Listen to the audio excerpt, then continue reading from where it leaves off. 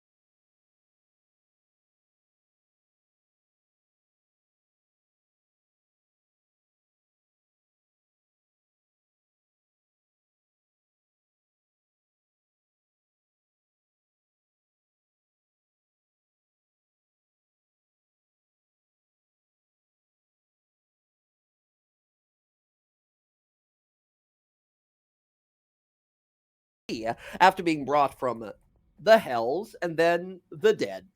The party returned to Fort Daxio, where we sort of snuck through the enemy lines and saw some dragon drama there. Some of the dragons sort of bickering amongst each other about Archon, about who should lead them. Before we realized that there's some real big scary dragons amongst the army. We found and killed the Forge mistress.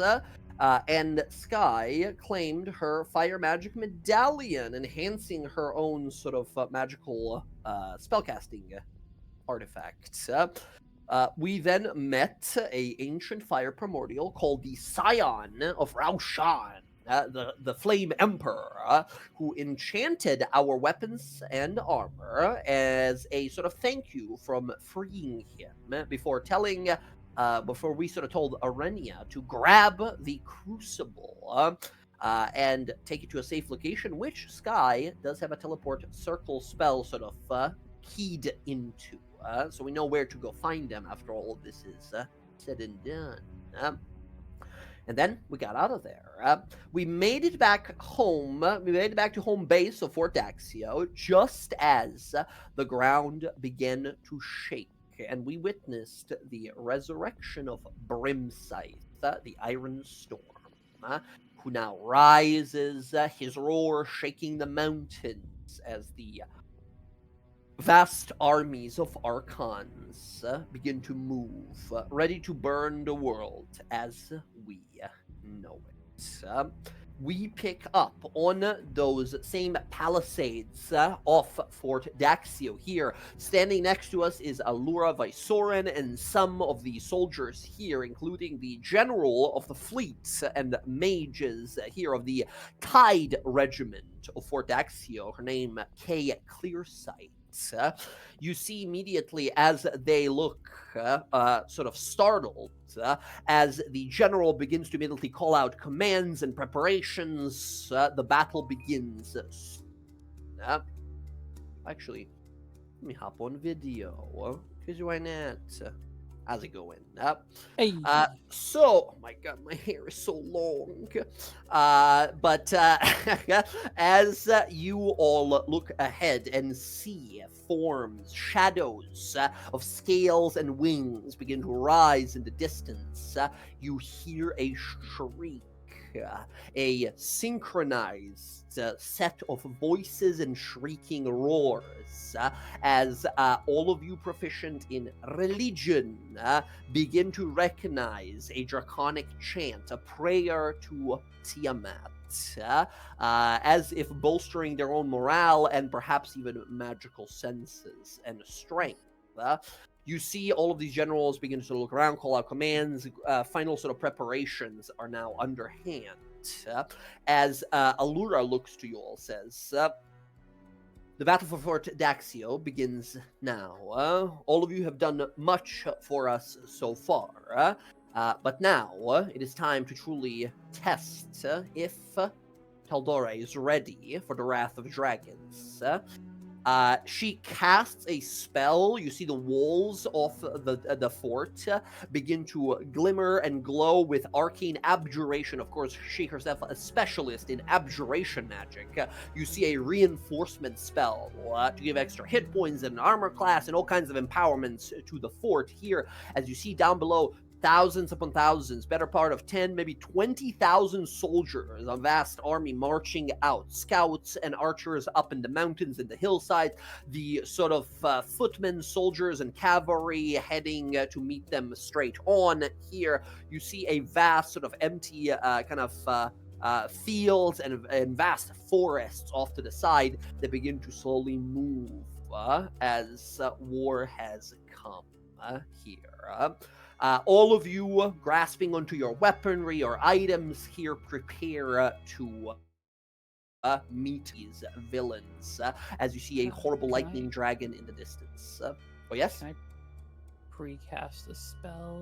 It doesn't say. So here's the thing.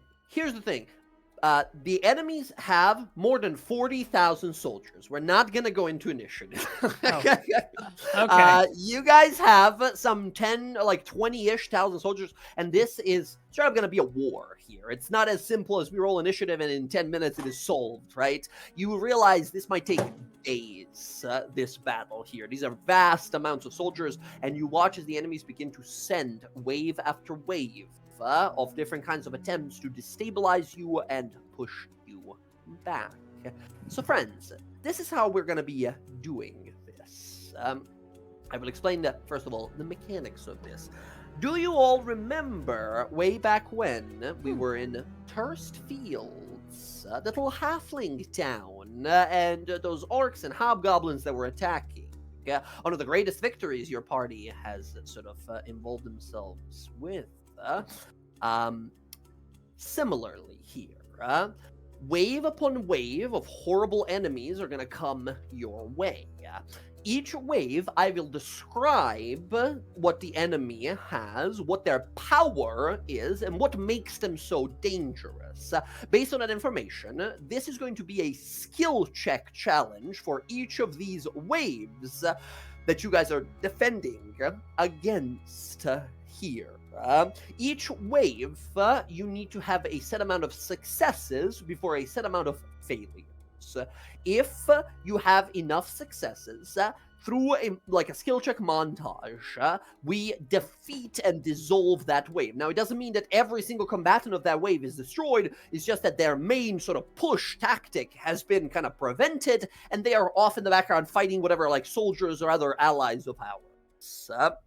If we fail enough times before succeeding, that means that the army of the enemy pushes us forth here. Every following wave might be more dangerous and more difficult and might have larger consequences. At some point, if we fail enough of these waves, if we are defeated too many times, it means we'll have to make some rolls when it comes to it. I got you all covered with that. But it could range from we lose the fort and we have to retreat to possibly we are defeated. Most 90% of the people on our side are killed, executed, or captured, and ourselves, depending on the rolls we make, might be killed or captured. So, that said, how about we slowly jump into it here to sort of show you how it's done? One last thing to mention. You guys are heroes. You have traveled together for a better part of now, or 2 and something odd years here in across Exandria and across Tal'dorei here. You have made many friends. You have saved countless lives. People from your past heard of your fall, your death to Archon here, and many of them are here today to aid and assist us. That said, some of these roles, some of these challenges, you guys will notice, are nearly impossible. As harder things go, there are going to be some things where you personally, individually have to fight off 3 dragons. That sounds pretty dope. Not something you can easily do. That's why we have these allies. Each of you guys here, during this entire sort of wave after wave montage skill check, will have the right to 2 call ally actions. What that mechanically means is if you ever fail a roll, you can decide to call in an ally. I will describe what ally shows up and how that goes, but mechanically that means you get to re-roll that check with that skill roll with advantage. Of course, you get to add whatever bonuses you choose to add to that. All of you will have 2 call ally sort of actions here, except for Sky. Sky, you only get 1. Unfortunately, due to some recent notoriety that you have gathered, not as many see you as a hero as they possibly see you as a anti-hero / anti-villain type of person. Which I will leave it to you guys to determine how correct that is. But No, yes. this guy's a piece of shit. I didn't say that. That's what it says on the wanted poster. All right. But yes, as you guys see these forces coming our way here, let us begin this montage, this battle of scale and sword, as history will remember it. So, as we begin here, you see off in the distance, the forest begins to shimmer and move. Fire begins to burn. Dark smoke begins to rise as this first hour of the war is the most horrifying one. You see, from about a few miles away at this point, emerging from the forests and charging with vicious intent, are thousands upon tens of thousands, both living, branded with marks of Tiamat and colors of the five-headed dragon queen, undead placed within them, staked through the massive tabards and flags, lizard men and dragonborn who are rushing out. You see some of them flinging spells out already, some of them wielding massive, sort of enlarged, grotesque claws, some of them wielding weaponry here. This first wave here, once again, every wave I would present what the wave is and tell you like what the biggest advantage they have is, and perhaps disadvantage if you guys have a specific solution for that type of a problem. The lizard folk and dragonborn army sort of footmen swarms here. Their advantages, there are many of them. So sheer numbers are looking to overwhelm us as they are rushing up. For this first wave defense here, we need 3 successes before occurring 3 failures. However, we automatically get 1 success here. You guys watch as rushing towards us, all of these horrible hordes of Tiamat, as they are rushing, they are waving above their heads flails, blades, swords, hammers, armors upon that they wear, emblazoned with protective magic, the brands of elemental fire. You see their fiery weapons burning on them and going.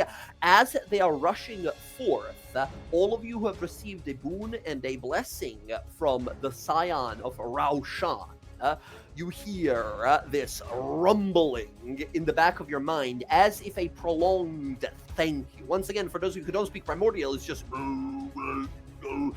but for Bryn here, for someone who speaks Primordial, you hear a final gratitude.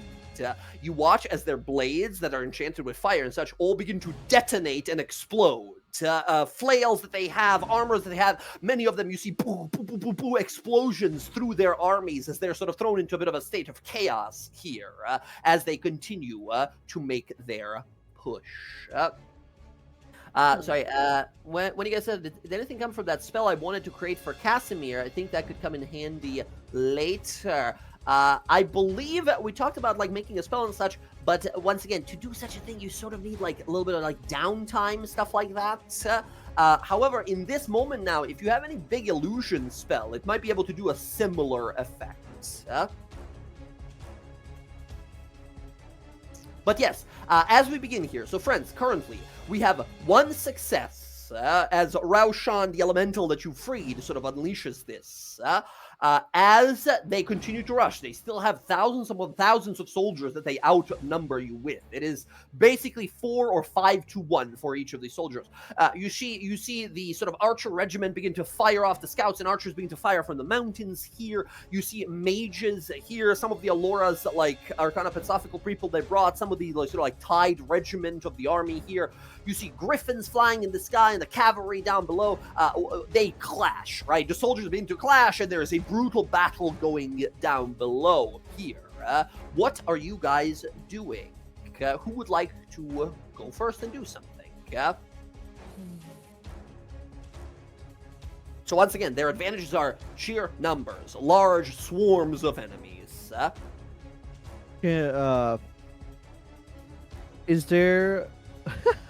I remember last time I was able to work with the mages to make a big snake or a big something, and I got to use my land vehicle proficiency Yeah, absolutely. As you sort of rush on through here, as we see you sort of running around like, okay, let me find something, let me find, you see all the mages, you approach a mage like, could you conjure? And then an arrow hits him to the sides of the neck, and he like falls down. You run to people, a bunch of these lizard men jump onto the wall and start attacking you here as you dispatch some of them, and I think you hear this like, of a horse, and you see behind you Cedric jump off of his mount and gesture like, take mine, right? As your paladin friend who saved you from hell, you leap onto his mount here, as unfortunately it's the best you're gonna get. They don't have magical giant monsters, just horses here.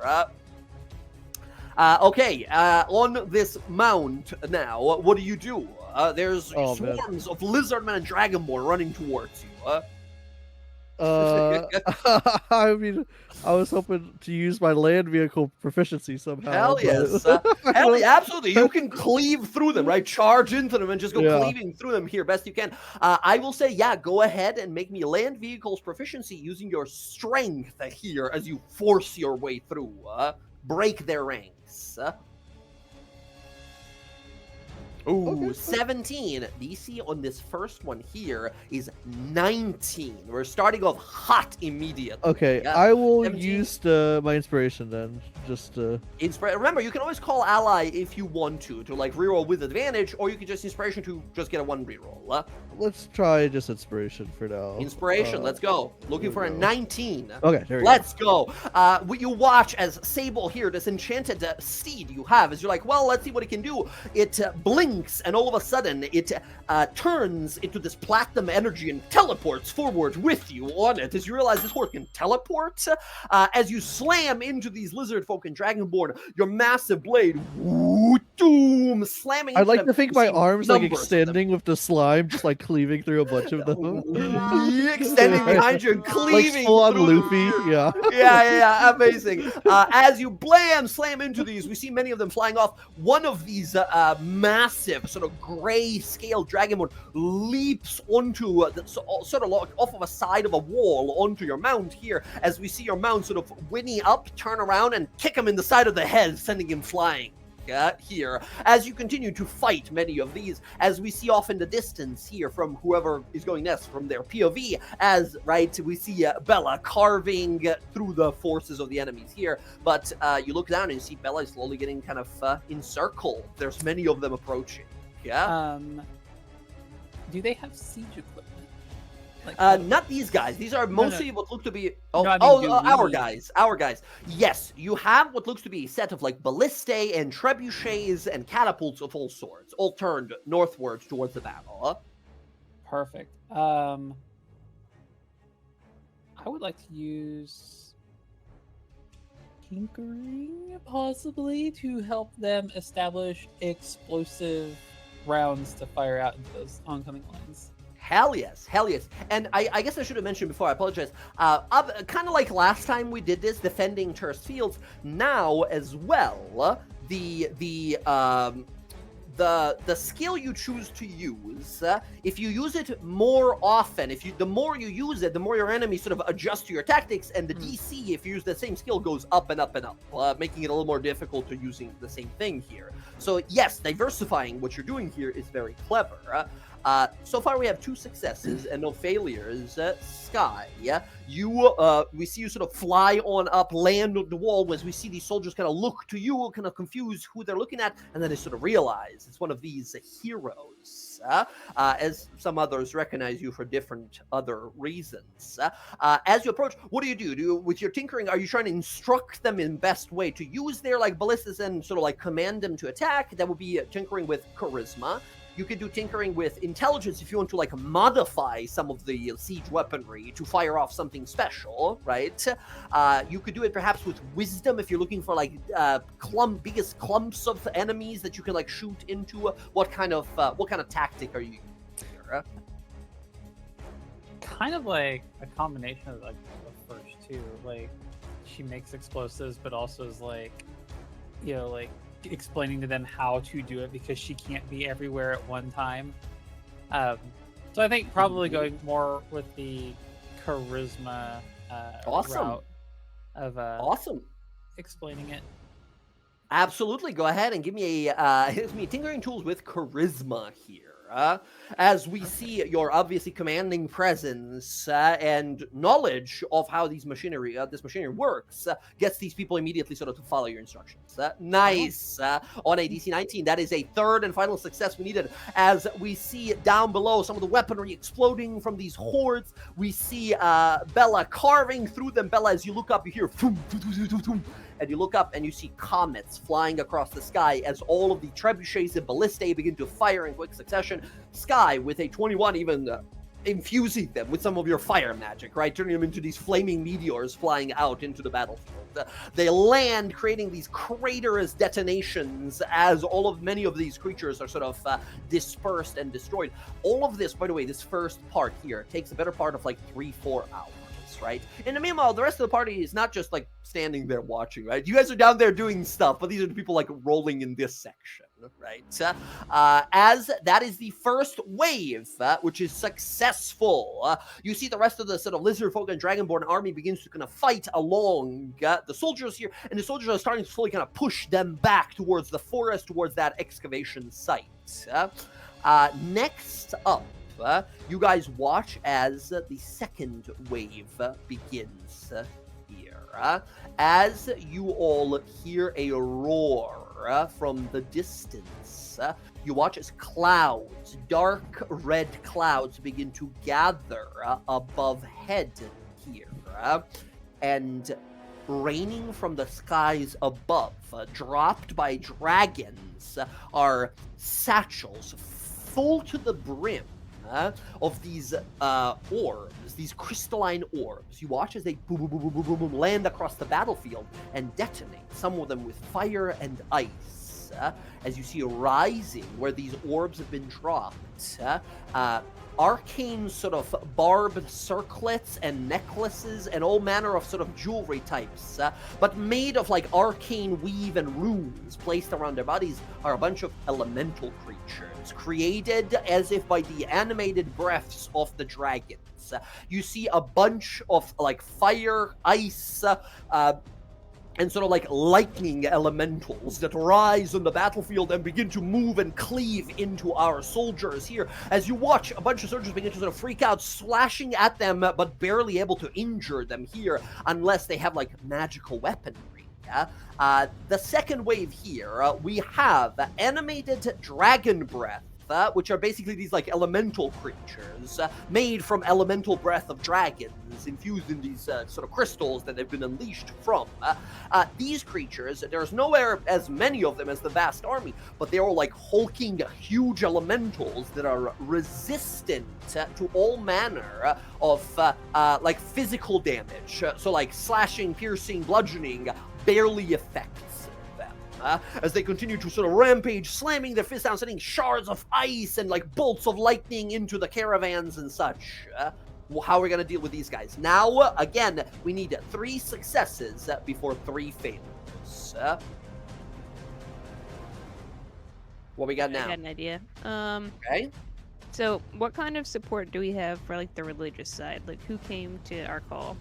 I mean, not necessarily like for you guys, someone who specifically like religious came, but many of the temples have sent their like champions. So we have clerics of all the prime deities here that have been sent from like across Tal'dorei. And once again, not everyone here is here for you guys. There's a special set of those like call allies that are here for you guys.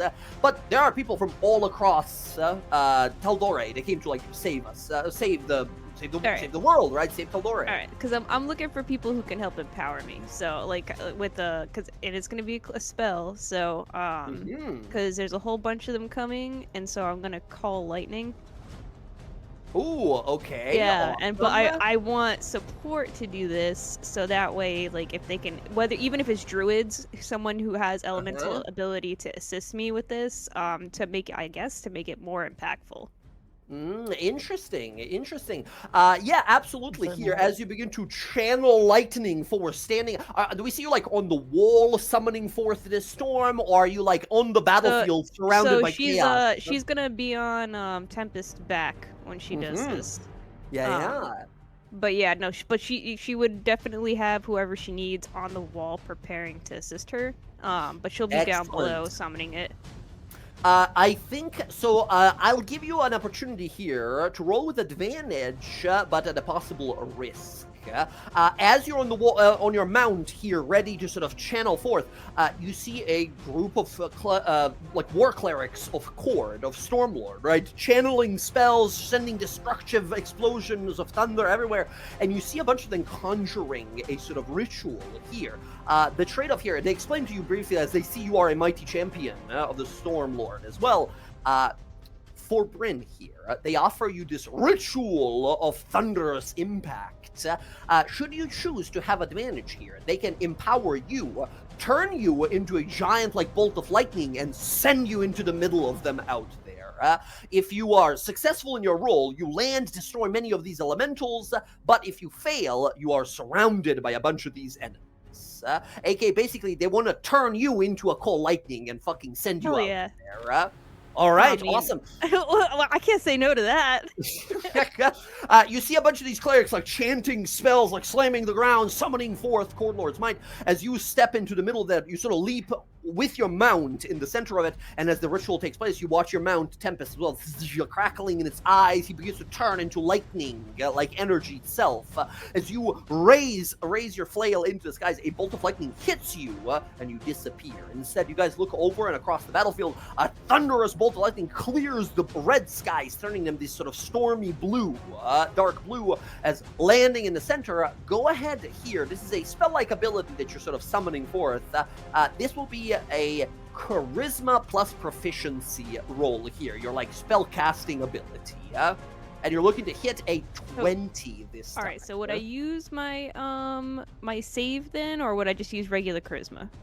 I'll say your paladin aura can aid here. So yes, go ahead and make a charisma saving throw. 21, good enough.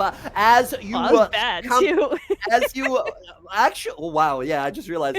You come down like the storm, sort of eye of the storm itself, blasting a massive crater. We see as you sort of blast down and appear, stepping forth, embellished, empowered by lightning. As you begin to sort of spin your flail around, we watch as a tornado begins to sort of gather around you, dragging in many of these soldiers, flinging them across the battlefield, extinguishing some of the like fire and lightning elementals. As you sort of finish this move, the energy, the divine energy you were sort of blessed with, kind of fades for a moment as you start laying into them, right? You continue to battle here as you make this massive crater in the middle of the battlefield here. Nicely done. That is one of the 3 successes dealt with. Nicely done. Very good, very good. Next up, who would like to go? You see Bryn is sort of like far off in the distance, blasting into these creatures. You see still riding around is Bella, right? On the mount here, Sky is commanding these like trebuchets and sort of range artillery. Would anyone else like to go? Yeah, so how screwed is Bryn over there? Well, at this point, it is one of the 3 successes we have, right? So we see Bryn with her flail, like, destroying some of these creatures, easily dealing with, like, the infantry, like the lizardmen and the fucking dragonborn and such, but some of the elementals are giving her a little bit of trouble here after the, like, divine blessing of these clerics of Cord kind of fades from her. She's holding her ground. We haven't failed any rolls yet, but yeah, she's slowly being surrounded by a large number of sort of, like, infantry and elementals. I'd like to imagine Casimir has been watching over the battlefield and working with a group of mages, perchance. Yeah, absolutely. So once again, for this, feel free to have some amount of like creative freedom of what you guys are doing. If you want to say like, I got 5 mages to help me with this, and that's fine, right? You guys are big heroes. They are more than willing. Sorry, I had a bug. More than willing to help you with what you're trying to do. Casimir would like to work with a group of mages, Weber size, capable of mobility spells. Like Vortex Warp, Scatter, Dimension Door. So as he's watching over the battlefield, he can see where the weak points are or where people need help. But he sees Bryn out there, maybe not so well. So have everyone take elite soldiers or other battle mages and send them to Bryn. Ah, okay. Very cool, very cool.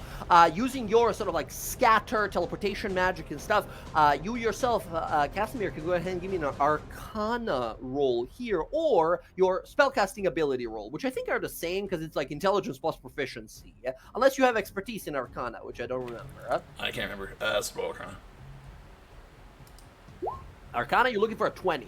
Let's go. Very nicely done. You begin to conjure teleportation magic, and a bunch of these mages around you help you, and a bunch of arcane gates spell portals. These like tall, wide doorways of magic that open, and it is it's Avengers, right? Where Sweet. What's his name goes like on your left, right? And Captain America looks back. Bryn, you see a bunch of portals open around you, and a bunch of soldiers off Fort Daxio begin to rush out of them here, as on the wall we see Casimir holding these gates open himself, like 5 different magical gates you're keeping open with your raw arcane magic, as a bunch of soldiers are filing and rushing and swarming through, as now that area of the battlefield where Bryn is getting sort of expanded by your guys' soldiers. Nicely done, Casimir. Bryn just goes, about time you showed up. Wow. You see a bunch of them. You see through the gate, Casimir saying, wow, as he's holding these gates open. Excellent. As that is second of the 3 successes we need. Next one, who would like to. And once again, so you guys can only do 1 thing per wave, but to wave, all of you can like always want to act, right? So right now, we can't have Bryn or Casimir do something, but like Bella or Sky can again do something. Yeah. Unless Roxy, would you like to try to do something here?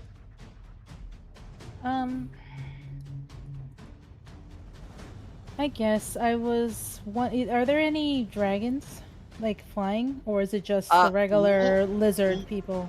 Just the lizard people right now. You do not see any like dragons that have joined the fray yet.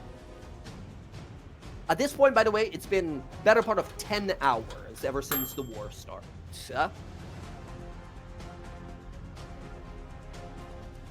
Does it look like? Because you said 10 hours. Yeah, and we haven't something seen like the that. dragons yet.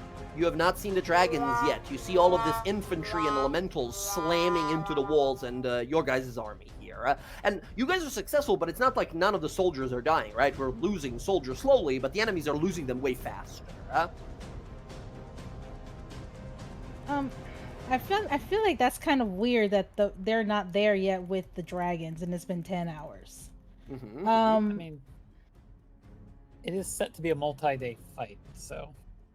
I think Roxy is a intellectual when it comes to combat. I think you realize like Archon doesn't give a fuck. He's sending these guys, hordes and armies after armies, for us to exhaust ourselves, right? Big guns are still cocked and loaded. They're not coming in yet. He's waiting for us to like start sweating, start being exhausted. So without a way to quickly dispatch of this stuff, we're gonna spend a lot of energy. Yeah, on these things that are not even dragons, not even the problems coming up. Yeah. Now the problem currently with this wave is like these elementals are warded against attacks, right? So you realize like my just shooting them with like arrows won't do anything unless I put some like special magic arrows into it. Like enchant the arrows with some special stuff that would be good against these elemental kinds.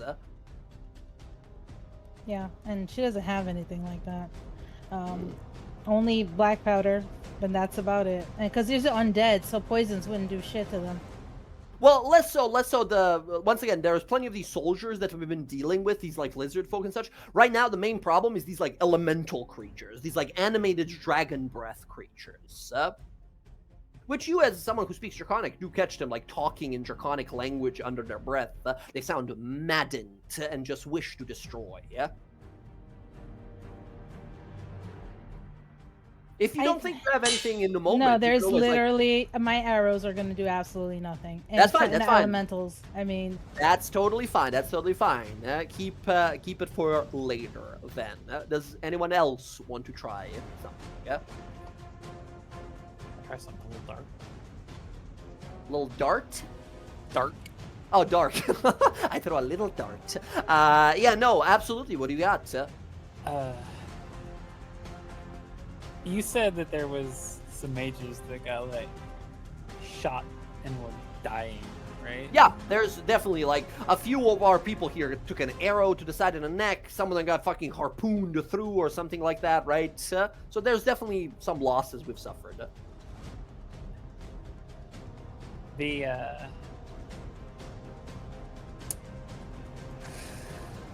that ritual page that Sky had been like learning and understanding. Yeah. Could I utilize the knowledge of it to suck the magic out of the dead mages to give to the archers like Roxy and them to enchant their weapons so they can be effective? So here's the thing. You could, but that's not what that scroll is about.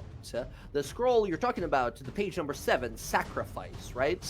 Yeah. You gotta be a living person for that to work. There are plenty of enemies here. You know what? The elementals, do they count as a living entity? Yeah, they're creatures. They're living creatures. Okay.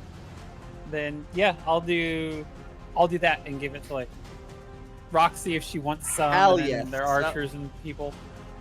As you fly down to the battlefield here, we see a bunch of these like soldiers charging at you. You blast some of them with your spell, slash some with your sword, blast some with your gun here. As you move forward, we see that all of these soldiers that you kind of attackers that you've slashed at but not killed.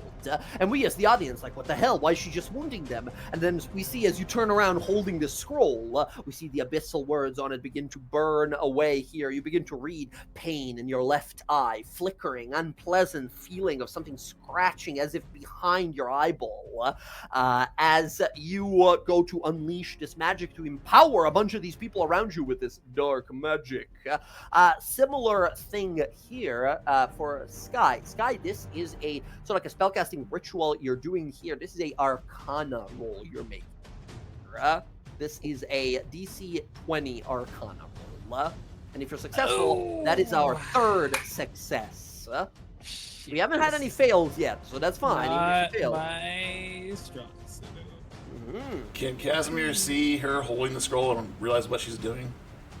I think so. Casimir, you see her, because both of you were like on the walls, you were teleporting mages away while she was commanding catapults and stuff like that, and you see her fly down. As you glance down, we see you kind of focus, your third eye lets you kind of focus in, and you see her draw that page.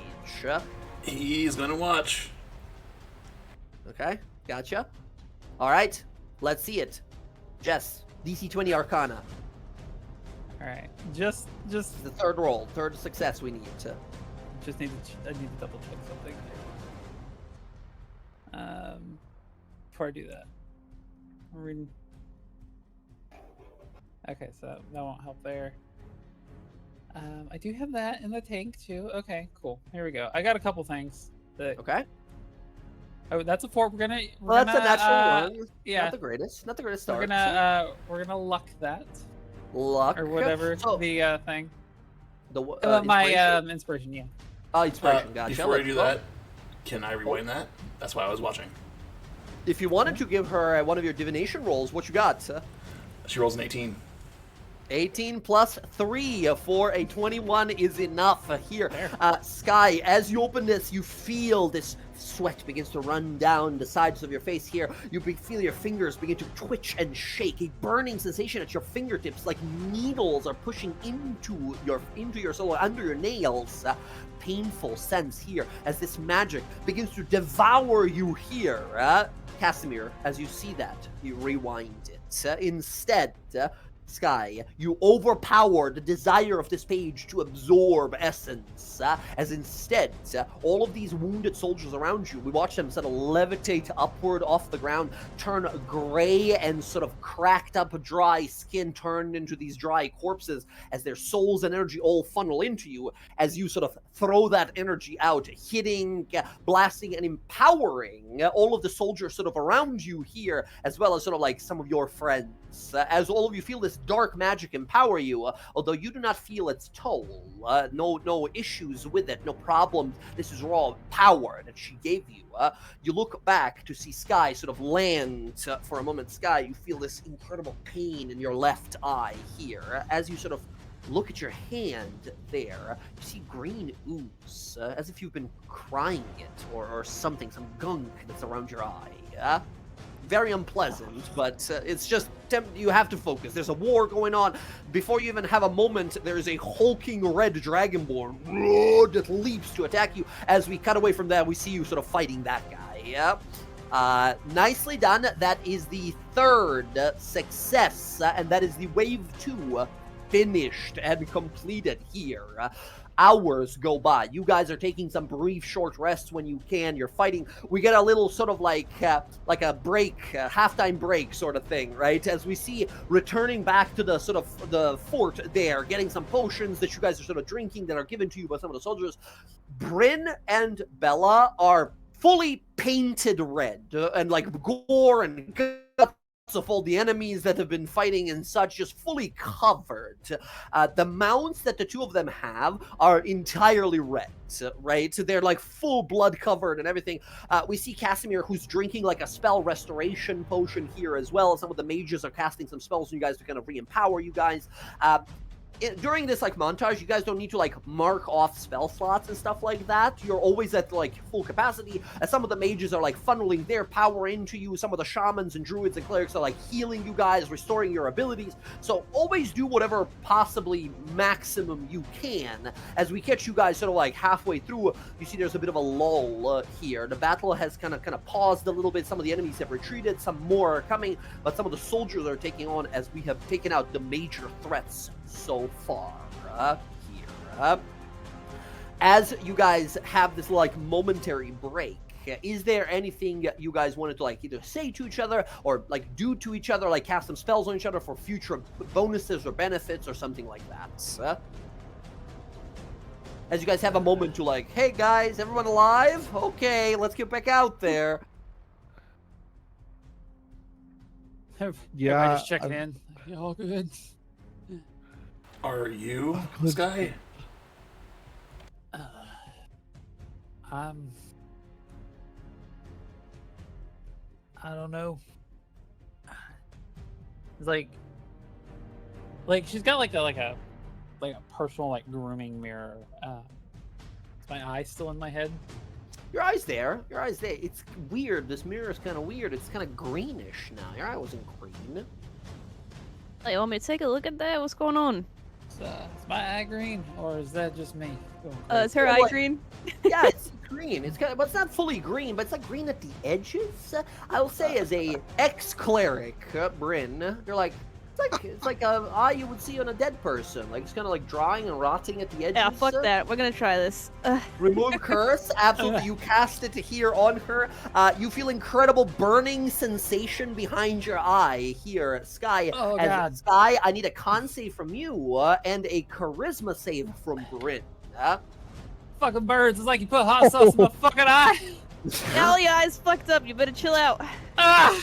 Amazing. So also the image of this like cord paladin casting remove curse is you defibrillating her eyeball, like blasting her with lightning here. And Sky, you feel this horrible pain in your eye here as she pours lightning power into you here. You guys watch a dark smoke alleviate from her eye here as it feels very sore. You're having a hard time blinking with that eye, but you don't feel that itchiness to it anymore. Hey, you're welcome. As Casimir, with your third eye here, perceiving the transmundane, you see a little shadowy wisp and a little skull-like appearance of golden teeth. You see Vecna's sort of appearance in this place. Beyond the realm, just he disappears, banished from Sky here. It seems that yes, every time you use those pages, a little bit of that desire for power is slowly trickled and pulled into you. But she's fine. You remove curse.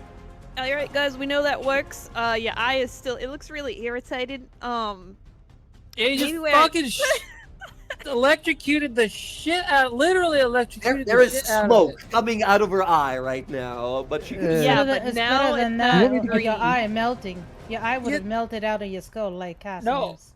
I'm saying I completely agree. It's better that I have it rather than it rotting out or something. But it was like a fucking daze. Oh my god! Look, it's a god of destruction, not healing. All right. Yeah, no. Do what I do. Get it, but damn. Oh. Well, at least there is a you guys are standing in front of like the little like resupply area. You see one of the guys who's standing there looking at you doing this, just sort of gives you a healing potion, like try to put it on the. Oh my god! And he goes back to work. Just dump the healing potion in my eye, like. Yeah, it feels a little better. Heal takes a few minutes to heal here. Just as you guys are like, okay, so sore, so tired, about to sit, a soldier runs in. Heroes, we need you. Another wave is coming. As you guys are like, fuck, let's go. You're being standing up and moving out again. You see, by the way, you're not the only like hero group here. There are some other people. Remember that guy who gave you guys that like piece of like the scroll basically of Pass Without Trace, that like sneaky rogue guy that was there? You see him and his group here. They're here as well. They're like fighting against some people here as well. There's another group that you've not seen before. There's a little gnome lady who's like conjuring like big sand magic attacks at a bunch of people here as well. There's like few adventuring groups who are here. As you guys begin to head on out again, you begin to hear screeches, screams, and roars of monsters this time. As you look on out this time, you see the skies, the clouds darken. You think immediately, shit, dragons, here we go. But no, those of you proficient in nature here and history, those were not dragon roars, that was something else. What the hell? And then you see hundreds upon hundreds of manticores and chimeras flying through the skies. The manticores unleashing barbed nails that they fire across the ground in a barrage here, moving quickly, swooping people down, carrying them off, laughing as they go, frightening the people here as the chimeras, massive, bulky, powerful creatures, 3 heads, the stubborn goat, the mighty lion, and the deadly dragon. A minute version of true dragon power, but still, you see these flying hordes of enemies set on the battlefield. The manticores and the chimeras focus, however, on the walls. These creatures fly over most of the battlefield as the battle is still going on down there. Brief rests that have been happening such now it's back on. The manticores and chimeras are destroying our fortified sort of like locations, the hills that we have placed some like siege weaponry on, stuff like that. The walls are being damaged and attacked, so they have brought the fight to us, right? As the soldiers are like arrows and crossbows firing at them, but they're having a hard time pinning down these fast-moving flying creatures that have the ability to do siege damage as they send down like the dragon heads of the chimera, send down fireballs, destroying pieces of the wall, injuring our people around them and such. And manticores are like sending out these like barbed attacks and quickly attacking. Yeah? So we have this. The problem now is fast-moving, flying enemies, and as an extra, they are focusing on destroying our siege weaponry. Yeah? As these creatures are coming on in, this time we need 3 successes before 2 failures. The DC is now 23 as these creatures come in. What are we doing now? Who's going first? 3 successes. Casimir would like to grab the defensive mages, and as they're coming in for destroying the walls, any wall spells, area spells that have barriers, put them in front of the walls and up in the sky to prevent the missiles coming through and from the walls breaking. Very clever. Very clever, very clever. Do you have any such wall spells to help with this? I do. Repulsing? Well, actually, a perfect one here. It's a perfect one here. You conjure forth wall. We see that, like, gnome woman we saw before. She summons, like, a wall of sand. A bunch of the mages here conjure, like, barriers of arcane energy, stone walls, walls of thorns that some of the druids gonna summon here as all of these walls begin to be summoned here. Now, Casimir, you could try Arcana again.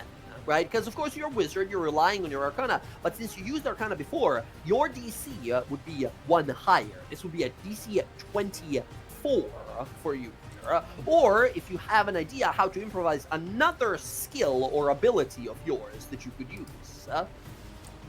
It's not much of an increase in a DC, but who knows? It might matter. Right. So DC 23 normal, or 24 if you use Arcana again. Would advantage to intelligence checks give me an ability to increase my DC? Sorry, what? Would advantage to intelligence checks or wisdom? No, yeah, just intelligence checks. I'm looking at intelligence check. Yeah. I'm looking at doing this before I cast the spells. Yeah. This once again, we looked over this before, right? This gives you advantage on intelligence is that attack rolls with advantage. So it's not an attack roll, but if you want to instead, knowing that this could be a powerful thing, right? You could make a spell attack. Of course, you would have to change your tactics a little bit. You can have the mage is still producing these walls, but you can try to ping these guys out of the sky with some attack rolls, which this ability would give you advantage. Yeah, I'll do that. He'll start glowing white and hovering a little bit, and the spectral crown glowing, sparking white. Hell yes. All right, as Allura commands a bunch of these mages to conjure big empowerments for the walls here and conjure actual magical walls, you start firing bolts of energy. Go ahead and give me a spell attack roll. So you can just kick your firebolt here or any other spell attack you have, and you have advantage here. 21. I still have my call ally, right? You do have call allies still, yes. You have two uses of it for the whole battle. Okay, let's do that. Would you like to use one? Mm-hmm. Okay. As you begin to conjure forth energy here, begin to lift off the ground, as your eye begins to third eye begins to manifest here, you watch the rest of you around him. You watch that white energy of his has a bluish hue to it this time. Casimir, you look to your side and you see a hand. Like a transmundane, ghostly energy hand. You see a kind old woman with a third eye there. Maybe your senses are lying to you, but you feel for a moment as if a temporary blessing, a boon, the very presence of the goddess Ayun, the goddess of diviners, is here with you. You remember your brief encounter before, as she helps guide your strike. Go ahead and reroll with advantage, as your first ally here is the goddess Ayun herself. 27 is good enough here, as you blast beams, beams of energy that shoot across. We see taking out some of the manticores and injuring badly some of the chimeras here, as the other mages produce these walls to protect us. Casimir, you'll continue to blast these one after another. Some of them get a little too close, but then the walls repels them back. Casimir, that is one success. Nicely done. Thank you, Ayun. All right. Yeah. Excellent. Do I see any people who were poisons? On your side or their side? Yeah, on my side. You look around. There is some of the scouts and rangers and archers have little vials of poisons they're using to do some more damage to enemies. Do you see any with dazzling bombs? Like the ones Dazzling I can make? bombs? Like the ones I can make? I don't. I think that's a special thing that you can do. Most people cannot make that poison, right? As you start looking around, you do not see anyone with dazzling bumps. But you've been waiting for this battle for some time. If you want to, you totally could have made a few for this battle. Once again, this has been going on for better part of 14, 15 hours at this point. It's almost the next day. So if you wanted to make some, you could have had some, huh? I just want to shoot him with drugs. I know I have some drugs. I don't know. You know what? Fuck you. We're gonna shoot him with some drugs. I got some left. Wait. What drugs? From where? Because you have some drugs that turn people into the stuff. Yeah, fuck it. It's better than a chimera. The exploding werewolf drug. Yeah, they can turn into a werewolf, lose their wings, and just fall down. Oh no. Okay, We're gonna great, roll the excellent. dice. Amazing. You lace some of these sood-laced drugs onto your arrows and begin to fire attack after attack. Here, are you looking to... so you actually, as an archer, have a few options. You could just make an attack roll. You could instead make a perception roll to look for a weak part of the body or an opening or something. Investigation could work for that as well. You could also make a nature roll to see what part, knowing what part of a chimera or a manticore to go for here. What do you think she would use to land these? It could be as simple as I attack, but then you won't be able. It'll be a little harder to use the attack again later. It would be investigation. What's the best place for me to attack them? Hell yes. The softest part of their body, I guess. Hell yes. Go ahead and give me investigation. DC is 23.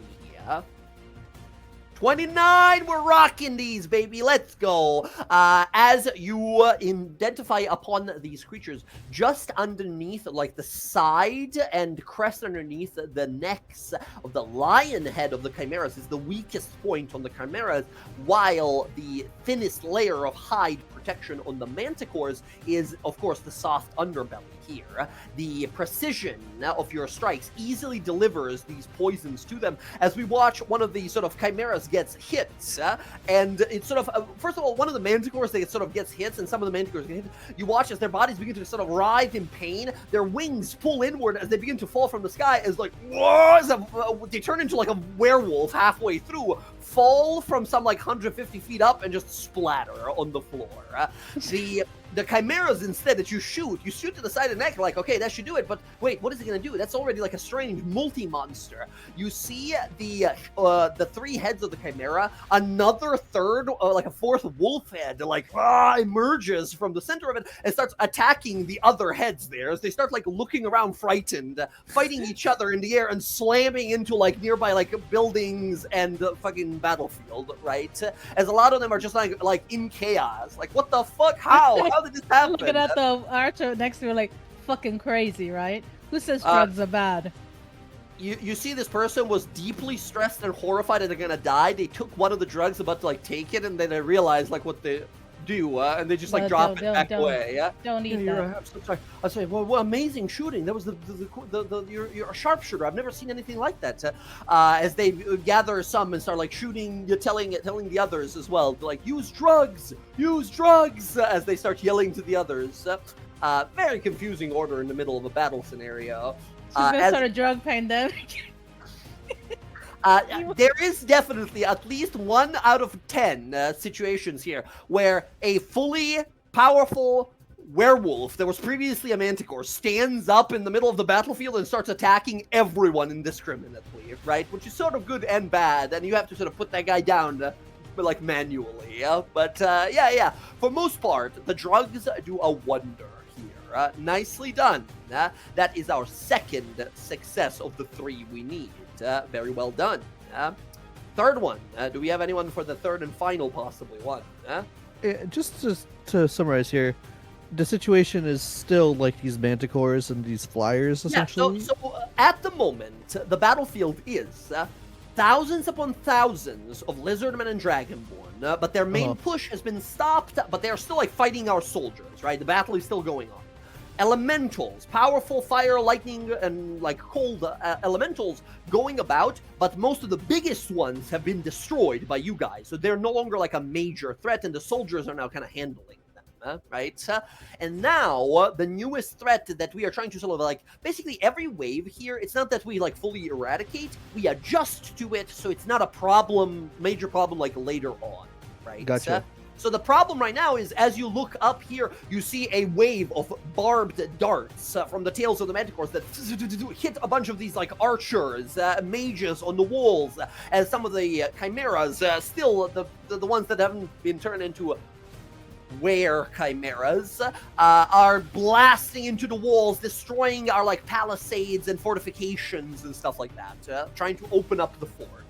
Is there, out of curiosity, because I feel like this was mentioned, but I might be mistaken, isn't there like a large body of fresh water somewhere nearby-ish? Yeah, there's a massive like ocean. The Osmond Sea is off to our left. Oh, so it's the sea, not... I thought there was a lake nearby. So. There is some like minor like rivers and lakes and ponds. Gotcha. Like that is a massive battlefield. It's a battlefield of like few like dozen miles. All of this battle. Oh, is going gotcha. on. Okay. And by us winning these waves, we're like pushing, and then they're pushing back a little, and then we're pushing further, right? So it's like back and forth. This is like almost like second day of war.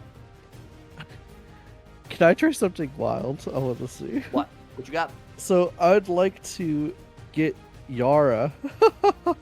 Okay. And be like, let's go.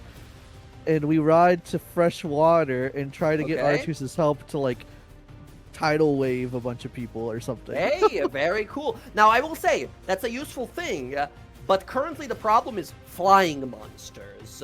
Right. If you can describe to me how your water fae friend can help you against some like flying things, you could totally try that. Otherwise, it would, because otherwise I have to give you disadvantage because they are flying creatures trying to use water, right? They need a lot of reach, right?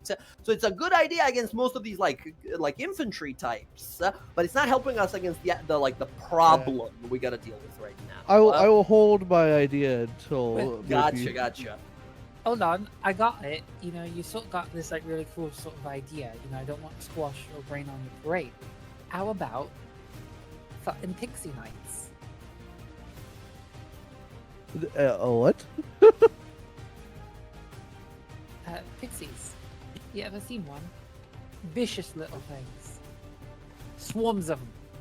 Like little bees from L, right? You know, not sort of like not like a wasp or a hornet really, but you know, think 10 times worse, right? Because they actually have swords and magic and stuff. Oh, that sounds amazing. Let's say, do you think they'll help us? Well, I mean, possibly. It is just as likely as it is not. That's a great idea. Yeah, from Yara, who knows a little more about Fae. Yeah, there is a flying Fae that's going to help us here. As you guys rush to, we see like a long river that is running on by here, stained with blood at this point. But still, the two of you conjure forth a summoning. You sort of reach out to the Moon Mistress, to Arathusa. And as you do so, this is going to be for you here, Bella. You can either here, I will say this is probably going to be either persuasion roll for you. It could be intimidation, trying to, if they like show up, these pixies like command them type of thing.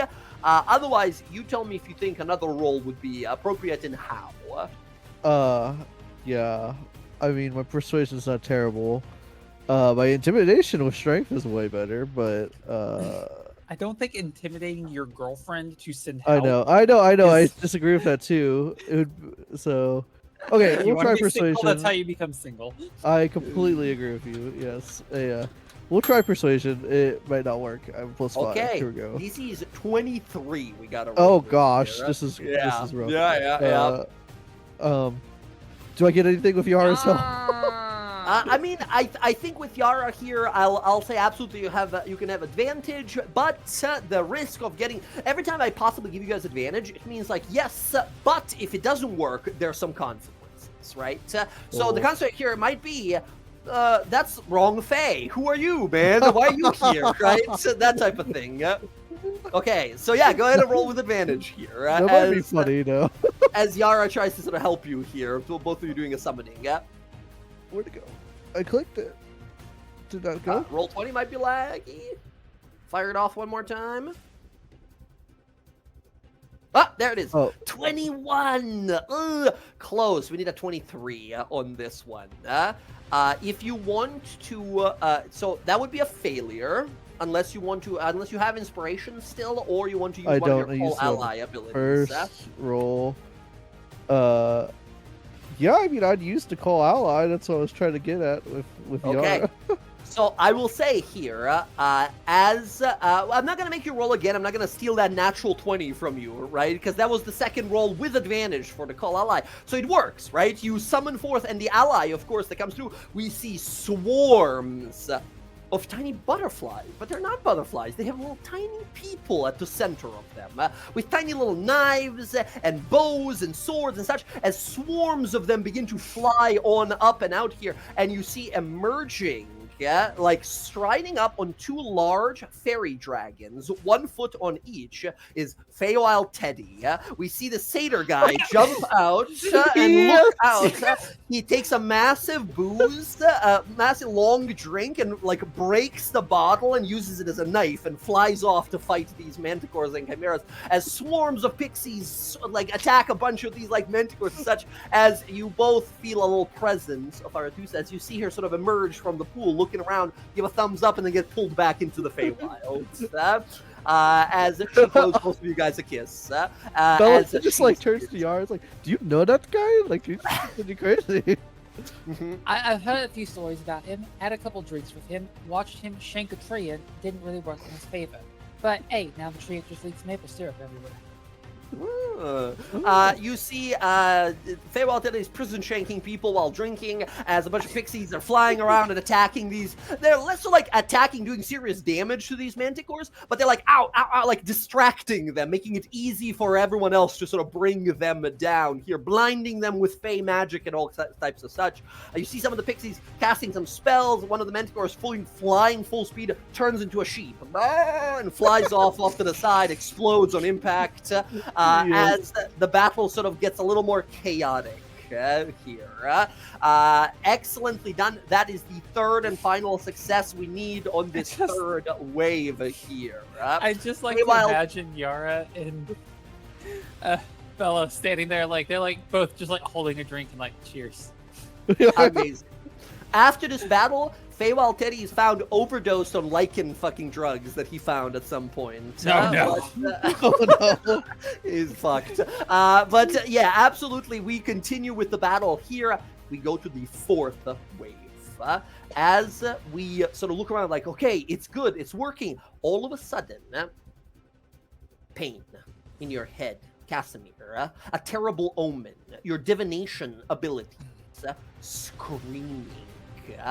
Something horrible is happening. You look around, sense of vertigo begins to take you here as you stand on top of the wall. What is it? Where is it coming from? This is your like divination spidey sense basically telling us like something horrible is happening. As you're looking around, you see off in the distance, maybe like a mile and a half away, some sparkling of energy. Something's going on. You cast a minor divination spell and look out. Casimir, you see up on a hill, no more than like 2 miles away, a group of tall, imposing demonic dragonborn, those Abishai creatures we fought on a few occasions, are casting a spell. There is 30, maybe 100 of them, conjuring forth a horrible spell, and standing in front of them is a high priest of some sort. You see a dragonborn, but he has 5 heads, like humanoid creature that is grotesque and like large in size, with 5 different draconic heads. And he's at the center of it, casting this spell. You look up, Casimir, and you see the clouds above the battlefield begin to part as a meteor, maybe 400 feet in diameter, flaming, burning rock, rocketing towards the fort. As you watch all of these dragonborn casting, these demonic dragonborn casting spells to keep it aloft, to keep it on its sort of trajectory, to keep it moving. As the battle is going on, Casimir, realize Archon and these like the demonic Abishai mages are about to sacrifice every single unit on the battlefield here, sort of destroying them and all of us in the process. Friends, this is the fourth wave. While the battle is still raging and going on here, we need to somehow get 2 miles away in the next like hour and a half or so before this meteor hits the battleground, obliterating everything and everyone here. This is basically what you're looking at is 10 meteor spells, the equivalent of 10 9th level meteor swarm spells coming down towards the battlefield. As you realize, like, oh my god, they're gonna kill everyone, their own and us, as this meteor is coming down. What do we do now? How do we, first of all, get there, and then how do we destroying these are mages, they're not gonna be that hard to kill, but we gotta get there and deal with their, like, magical defenses and powers as well. Cool. Now we need 3 successes before, now we need 3 successes before 2 failures again, but the DC now is 25. What do we do? First of all, Casimir's immediately going to relay that using the telepathic bond. Excellent. All of you hear meteors coming, super meteors coming. You all look up and you see breaking through the clouds. I guess for Sky here. Sky, you feel impressed, maybe. This is the largest fire spell you've ever seen in your life. You see a size of a building meteor coming slowly through the clouds. I would alarm that. Wait, can it be counterspelled at all?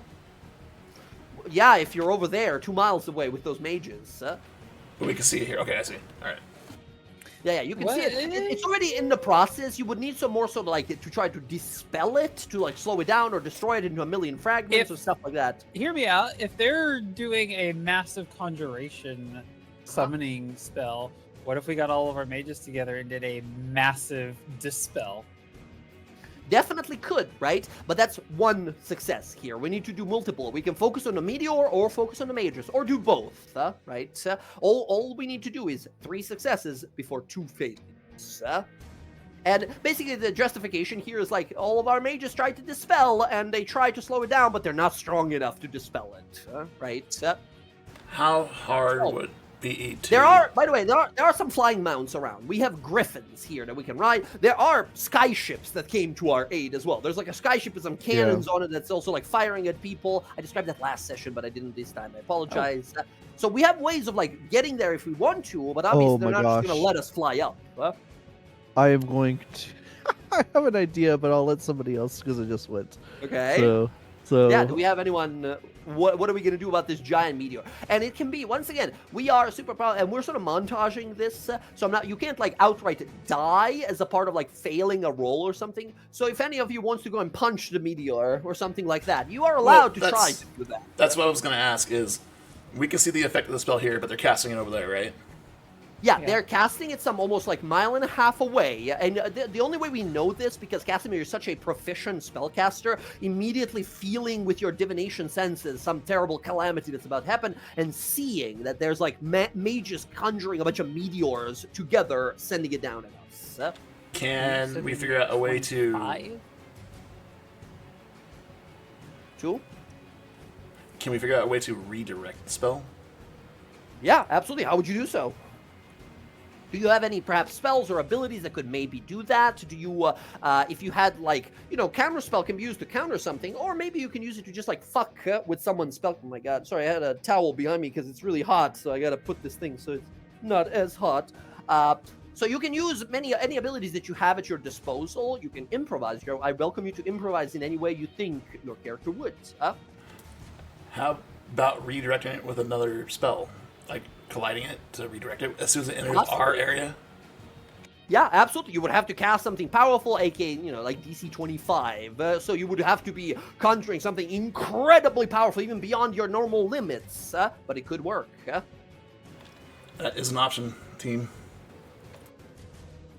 That's I'll explain what I want.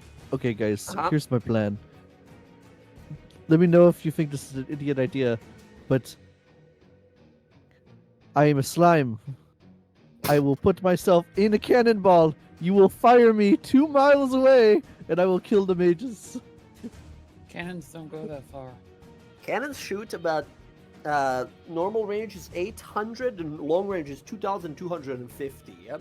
So you're close-ish, but that is the most insane thing that I've ever heard in my life. So cannonball from Skyship.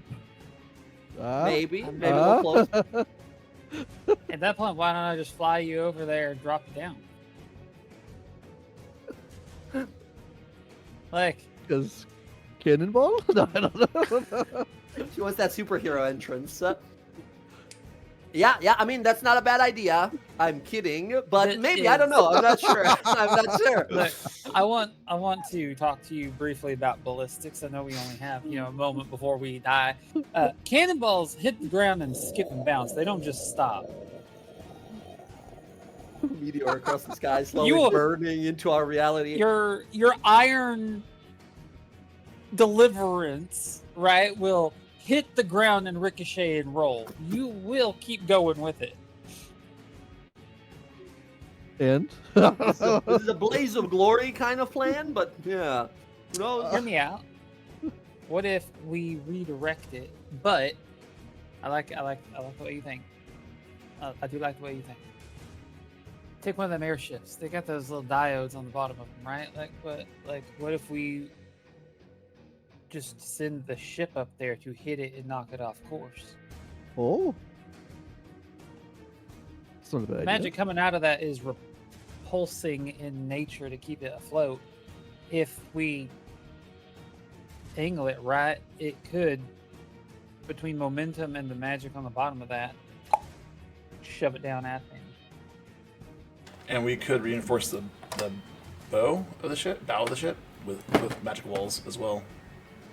Yeah. You guys want to try and go commandeer one of these sky ships? Are we gonna put black powder on the ship too? Anything that can detonate at the on the bottom, because like my idea is like if we can fly up there full force, we can pull back, bring the crystal diodes on the bottom to bear against its repulsing force and whatever other explosions, walls of force, whatever. Basically, a big magic fuck you to. I know someone who could drive the plane. All right, Quip, it's your time to shine. You ready to drive this plane into a fucking dragon meteor? It's a one-way trip, and he goes flying up to commandeer a ship. The captain of this ship you guys tried to grab explains, wait, no, this is a work of magnificence and wonder. It costs 100,000 gold each. You can't just use it to... And then you guys throw him off the ship and commandeer the ship here. That's so easy. We could have stole one of these earlier like we wanted to. As you guys begin to sort of fly out, you have some... So there's some soldiers here that are on the ship. Do you tell them, like, leave, don't come with us? Or are they here to help us on the ship, knowing that Give them the option. might Tell not them end it's well? everybody or this. They can choose to go down there or stay here. Okay. Might not come back from it. Some people who Most are likely already... not. Some of these soldiers here that have already, like, lost friends here, they stay. They're like, whatever, I'm here to win this however it takes. I'll be remembered dying in vain or dying for something. Let's find out, right? Some people are like, fuck that, I don't want to explode, and, like, leave, go to, like, shoot people on the walls and stuff like that. As you guys take off with this sky ship, you see these blue crystals, strange sort of crystals that animate the ship into flight as you fly across here. The sails pushing you forward. You see, and during this montage of you guys flying on this skyship, we see you firing off spells, and a bunch of these like manticores and chimeras are landing on the ship, attacking you guys here, scratching up the sides of the ship as you're blasting them with some of the big cannons on the sides there. As you guys finally get about like 150 feet above this massive mountainous plateau, atop of which a group of maybe 50 or so draconic demonic mages are casting spells. You see a vague sort of faint barrier around them as a bunch of them are like moving around and casting spells, as you see their leader as they proclaim his name here, the chief cleric of Tiamat, his name Pentalius, as this 5-headed dragonborn is casting this meteor spell, empowering it more and more and more. You guys are just above them. How are we gonna do this now? So we got there. Now it's time to disrupt the ritual, or, you know, run into the meteor that's next to us. Redirecting it back at them sounds pretty great, actually.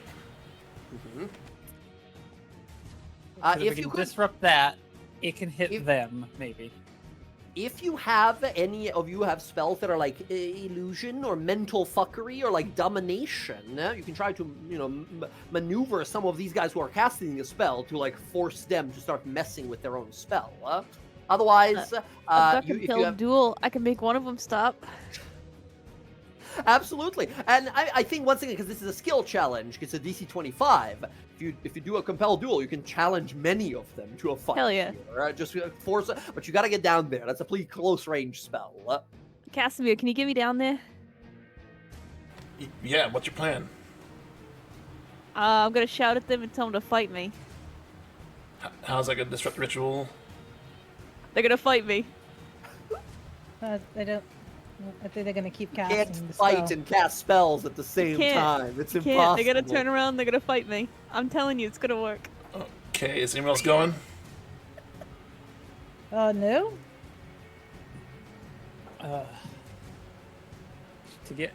I mean, I'm good at fighting. If you don't want to do the cannonball idea, I mean, I could go with and fight Oh, too. we're already here. so- Bella's been like conveniently hanging out near a cannon this whole time. Just like happens to be there most of the time. You know, this idea, guys. Like, just if it comes to it, you know, naturally if it shows up. But yeah, Casimir, conjuring some conjuration symbols here. You shunt forward, Bryn, you appear at the bottom as we hear the music sort of intensify. The battle music starts playing here. You look over and you see all of these warriors here, all of these battle mages and powerful magi that are surrounding you at the moment, they all start kind of looking at you as the massive cleric, 5-headed high priest of Tiamat stands in front of you.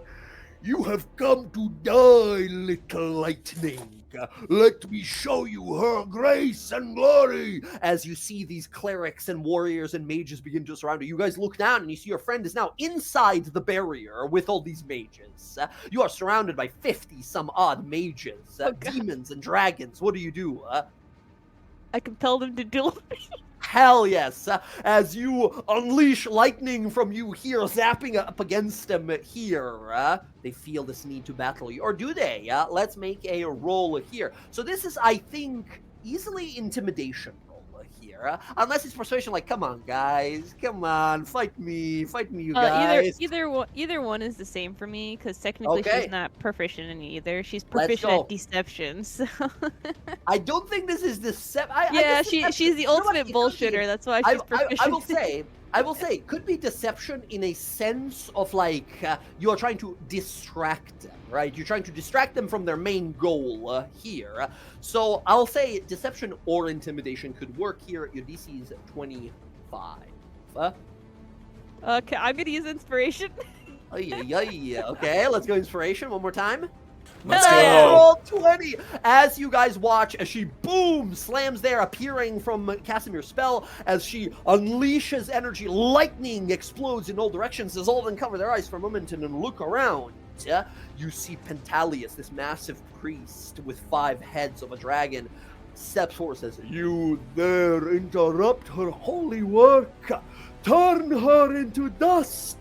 Rip her to shreds!" All of these warriors and mages here begin to turn to you, hiss and blast spells at you, which we see you like blocking, fighting. You start fighting all of these mages here. Some of them like will be like injuring you. Some of them you'll be killing here, as large part of them are now distracted, trying to get rid of this person in the middle, trying to disrupt their holy ritual of destruction.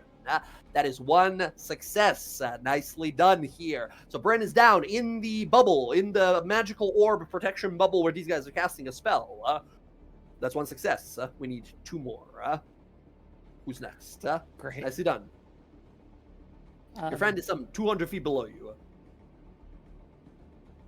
We're barreling towards the comet now, or is the meteor stopped? Your guys is sure, but the meteor is still going. So, like, not everyone stopped, right? Large number of them are now fighting against your Thunder Paladin, but many of them are still casting, right? You see the meteor is starting to slow down. Chunks of it begin to fall off and kind of disappear into arcane dust, but it's not fully stopped. Has Casimir read anything about this group of mages? Like, what they might be afraid of, or... You looking at them here, you know that these creatures are deeply devoted to Tiamat, and I think you can give me a roll if you wanted to be one of the rolls here. You could give me a religion or history roll as one of the like skill checks as a part of this. That's what I was getting at. That you can try to like use against them. Yeah, I think I'll go with religion. Absolutely. Let's go. Religion. Your DC is 25. 12's not gonna do it. And I can't call it out here, right? You can. You have 1 more. Each of you gets 2, except Sky, who gets 1. You have used the once. You can use 1 more. Okay. I'll use 1 more. Okay. Your second one here, as you begin to think to yourself, like, wait, what can we do? What can we do? You hear a mental message arrive here. You hear voices of multiple members of the Arcana Pensophical, the elite group of mages that Allura is a part of. You hear one individual called Urek Windseeker, the head of the Arcane Pensophical, saying, "Greetings, young Casimir. Your potential has been made obvious to us for some time now. We shall not allow a future candidate to become a member of the Arcana Pensophical die so easily."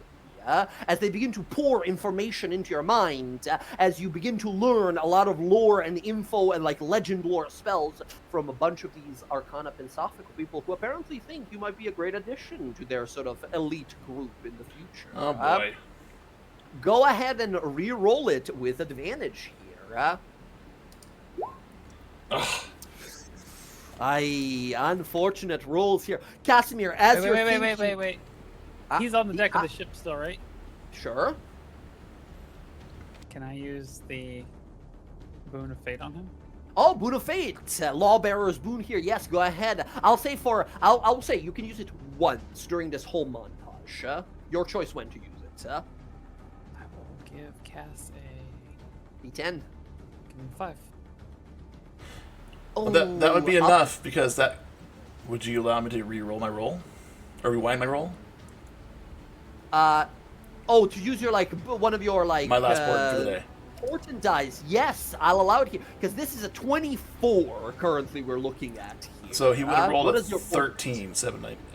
He would have rolled 13 plus plus 9. for a 22 plus 5. Yeah. That is more than enough here. Okay, Sky using her boon and blessing here. You using your last bits of energy as a divination wizard. You cast forth this knowledge you have, and you conjure with a magical illusion here a vast projection of a platinum dragon Bahamut.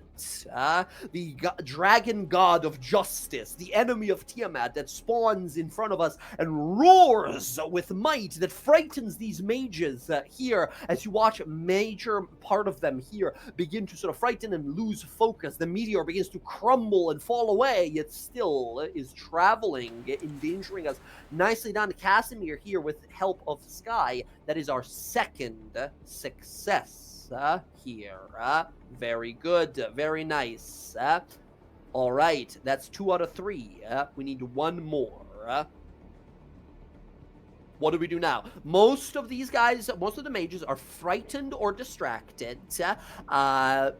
The meteor is weakened, very weakened at this point, but is still traveling.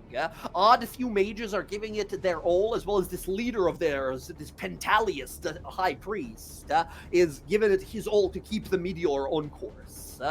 Even though it's like chunks of it are like falling off at this point. Well,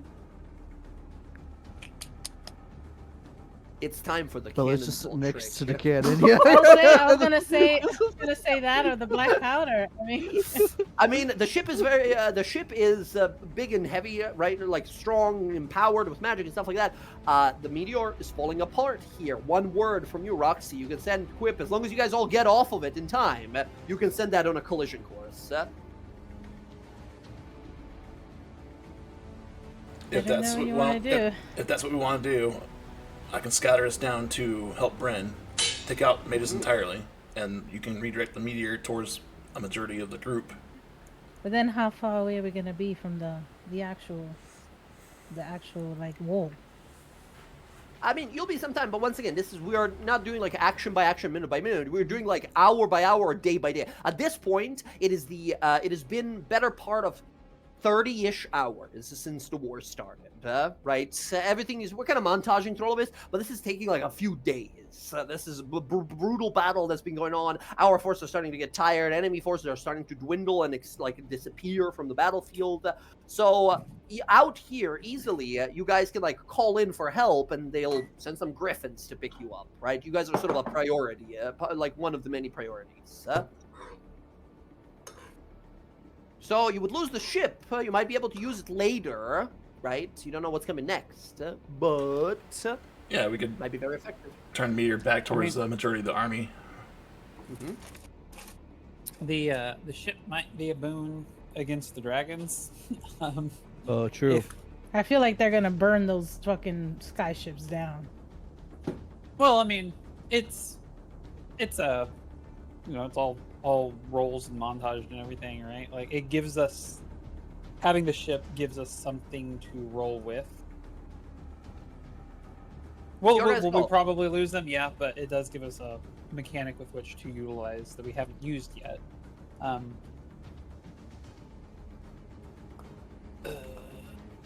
What do we do? We need 1 more success. We can either go for the ship, like ship exploding the meteor, or try to finish off this like high priest. All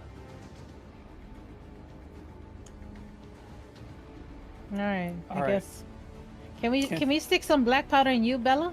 Can we shove some of it in you? Oh. Would that blow you Bomb. up though?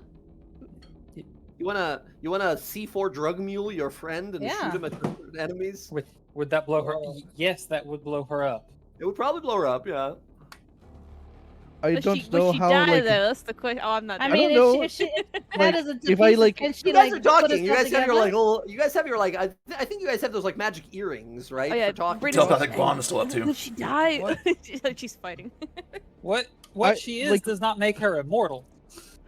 Yeah, Bryn, if I go to Bryn, a billion by the pieces way- or like reconstitute, I don't know. Bryn is in a bubble of magic with a bunch of these mages fighting her. She's fighting 30 people at the same time, while this big like Pentalius, the voice of Tiamat, is blasting like a fucking chromatic colors, like array of spells after her that she's Where- like dodging. Can you No, guys where- decide if you're gonna shoot Bella or not? It's kind of Where- a little where tense in is- here. So, how separate is that guy from everyone else? He is the guy chasing down Bryn, right? He's in her face, like slamming down his like mallet and weapon, and also like one of the heads is like focusing on the meteor, and he switches to fighting, and the other head switches to focusing, like concentrating on the meteor and stuff like that. I got it. Okay. Okay.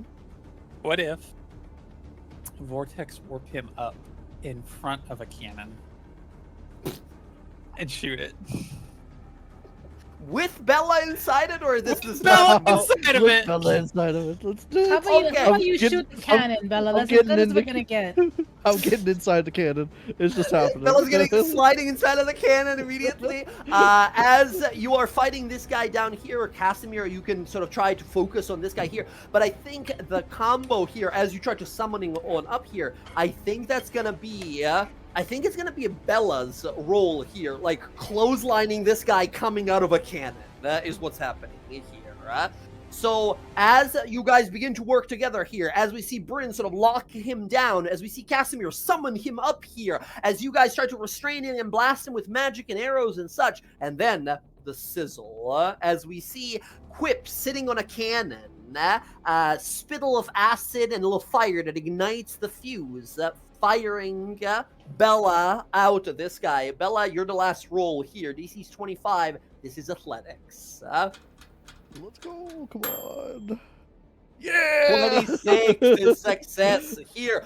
As you guys manage to whisk this guy up and summon him with Vortex Warp onto the ship, blast him with poisonous arrows, blast him with fiery spells, as flying out of this cannon, living the dream. We see Bella. Her body extends like a net of slime and grabs and slams into this guy. Both of them fall from the ship, hit the side of the mountain, and fucking like roll. The guy explodes on impact. Like his limbs are everywhere. He's dead. We see Bella emerging, thumbs up, covered in bruises, like fucked up from falling from like 150 feet up in the air. Well, I guess you just miscolored slime, but then it like blah, blah, blah, fixes itself. As you watch, Bryn decapitating, destroying, thundering, like destroying a lot of these skies, sending fire down Roxy, destroying these mages. The barrier flickers and disappears as you guys finish off these mages, and you see the meteor begin to break into a million pieces and then turn into arcane dust and fully disappear from the skies. Victory. That is fourth wave successfully dealt with. All right. As we now return to the battlefield, as we see a bunch of like griffins come to pick us up, some of the riders like let you hop on the back. You guys travel your way back to the fort where the battle is going. You see that some of the generals here, the general of the Aegis regiment, which are like the foot soldiers, this older woman with sort of like shaved sides of the head and kind of braided sort of half bun in the back. This lady's name you guys vaguely heard. Her name is Ellie Gorgaphon, who is the sort of leader of the majority of soldiers. You hear her striding along the battlefield. She raises her sword and proclaims, "The enemy is on the back foot! Charge now! Let us finish this! For goodness, for glory, for Tal'dorei!" And All of them begin to charge. We see you guys with them begin to charge, dismantling, destroying these elementals, chimeras falling from the skies, manticores, these foot soldier lizardmen as we're pushing. As we hear in the distance, a thunderous blast. It pauses everyone. It pauses the charge. As you see all of these zombified and sort of living lizardmen and dragonborn, all the chimeras begin to look back. The elementals turn back to look. As you guys see, lightning blast that darkens the sky. The final battle, the final conflict here. You see wings, wide enough to cover the skies. 1, 2, 5, 10, 15, 20, 30 or more dragons take flight. As they begin to coast, you see red, black, blue, white, gray, brown, all manner of dragons that are flying in our direction here. You guys see at least 6 young, 3 adult, and 2 truly massive ancient dragons on the backs of the 2 ancient dragons, one of which is that massive red one that we saw that stomped on that other rebellious dragon during our mission to retrieve our gear.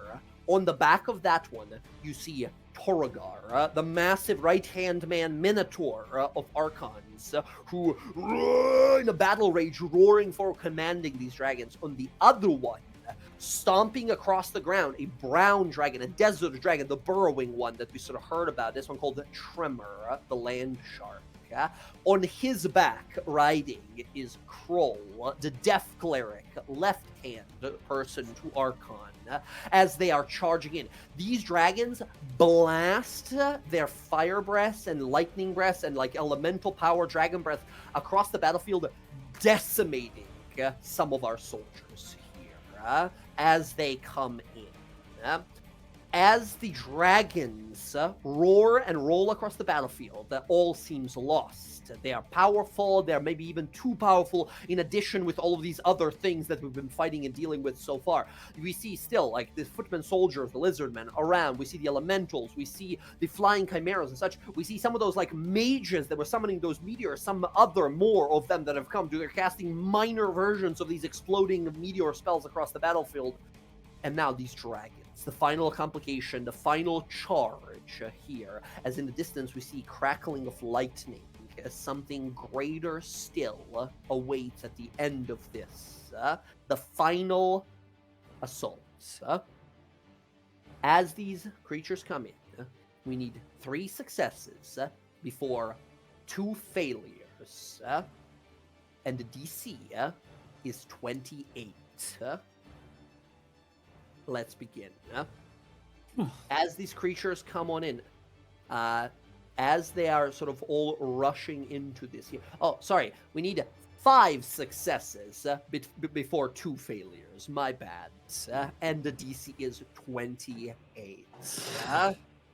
It seems all lost. It all seems lost. There are too many. There's too many dragons. You guys have fought dragons before, but never more than one at a time. This is a apocalyptic level event.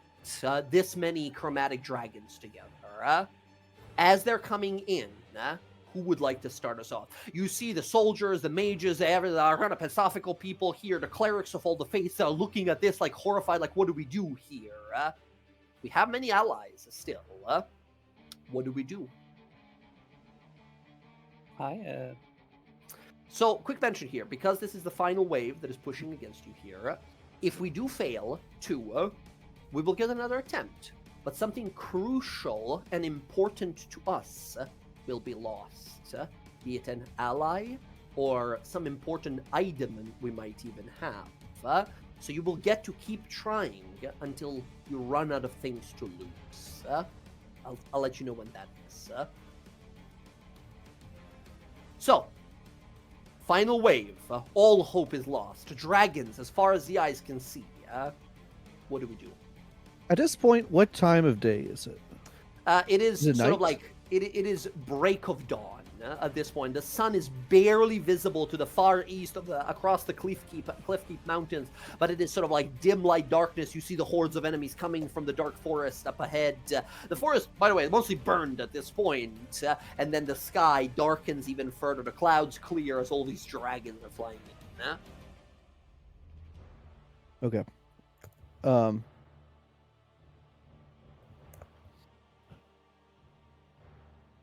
I have Who would like to something, go but first?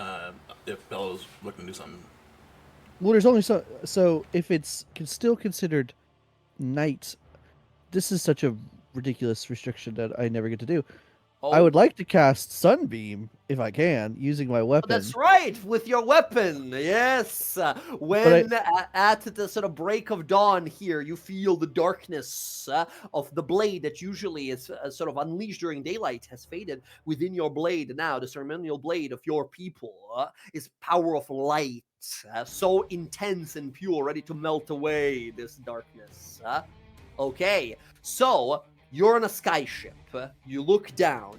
You see one of the dragons flying beneath you, one of these adult massive dragons. Bella, if you want to, you can leap off the skyship, make that the biggest lightsaber the world has ever seen, and drive it to this guy. Sounds amazing. Let's do it. Hell fucking yes. Bella leaps off the skyship, summons forms the sunbeams roaring, coming down at this guy. Go ahead. This is going to be an attack roll here. And I don't believe you've done an attack roll so far. I have not done an attack roll. This is a DC 28. Come on. Okay, here we go. 24. Very close, but that's not going to do it. You have one more, call ally, unless we have any other inspirations to pass on and such. Once again, very impossible to meet rolls here. If you guys, again, have spells or ways to help each other increase your rolls, I always roll. will you allow Casimir to cast Embrace Destiny? I will say no Embrace Destiny here Okay. because it lasts Okay. too little. It's only like a minute. Okay.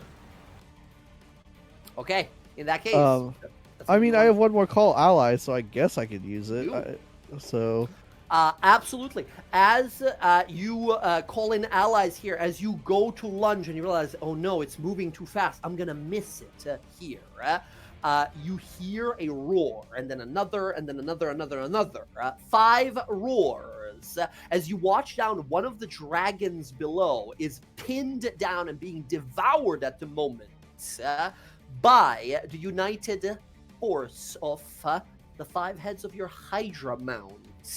You see rushing out of the water, appearing here, hearing that their queen has fallen and are coming here to help her. You see your people. You see Yuan-Ti warriors and soldiers rushing out, casting spells here as your Hydra mount, Vrask, and the others continues to attack these dragons, sending for bolts of acid into the skies.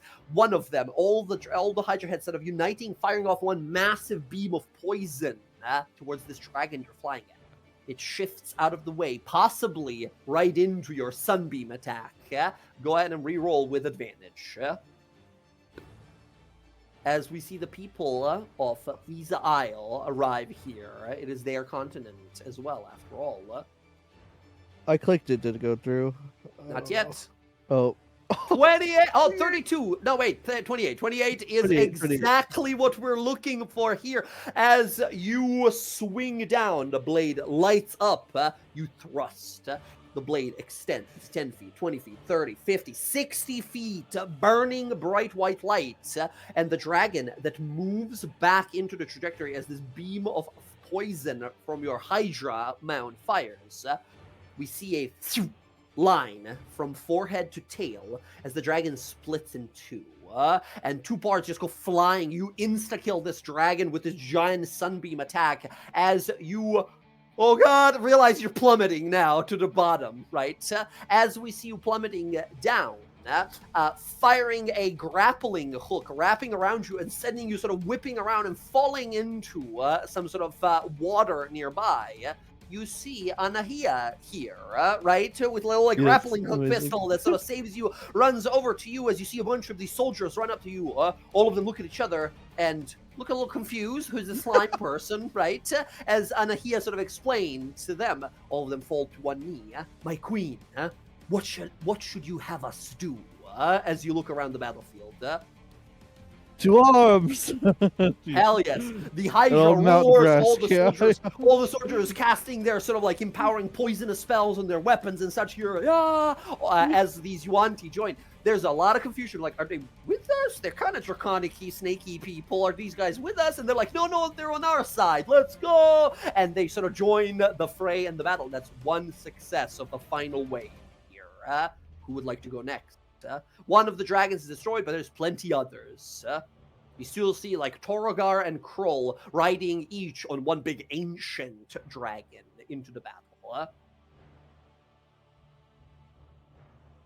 What now? These are pretty much as you guys wish to describe them. Just big, powerful dragons you're going to have to battle, duel, or kill, or fight one way or another. Or you can go for the leaders. You can go for Torogar or Kroll. I'm trying to remember. I have something in my inventory called Dragon's Egg, and I know it's from when we were in that den. I just don't remember what it does. The Dragon's Egg is a spellcasting catalyst, which I believe lets you cast one of your spells. I gotta take a look. Dragon Scale. I see a Dragon Heart. I don't see a Dragon Egg.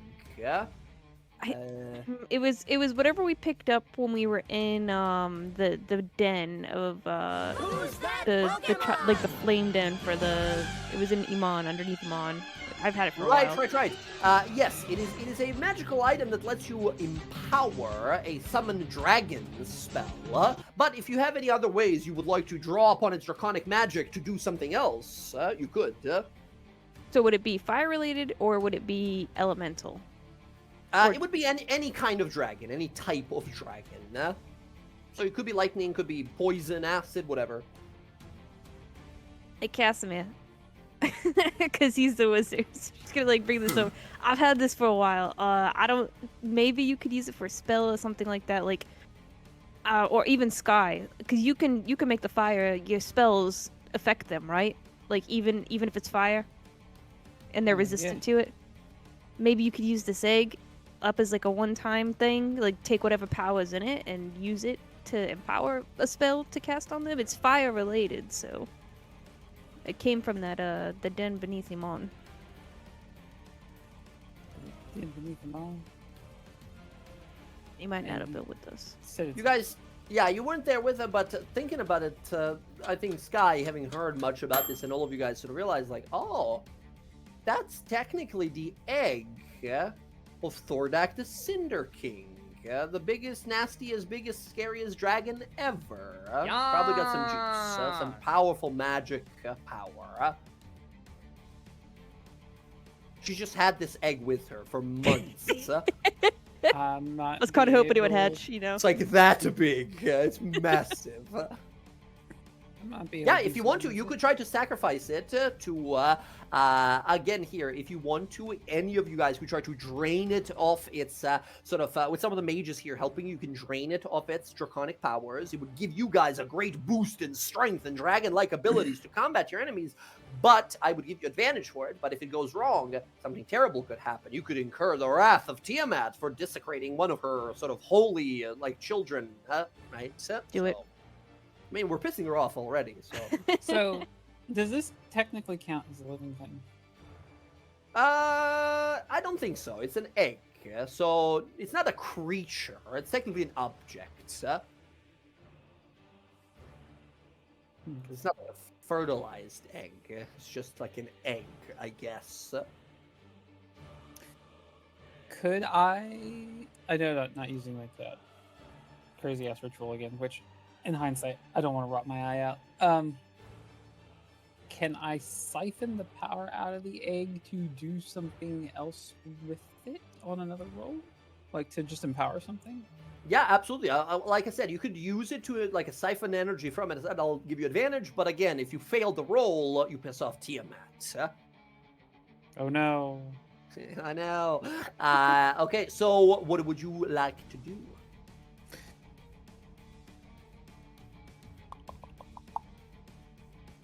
I really have anything big, crazy, godly power.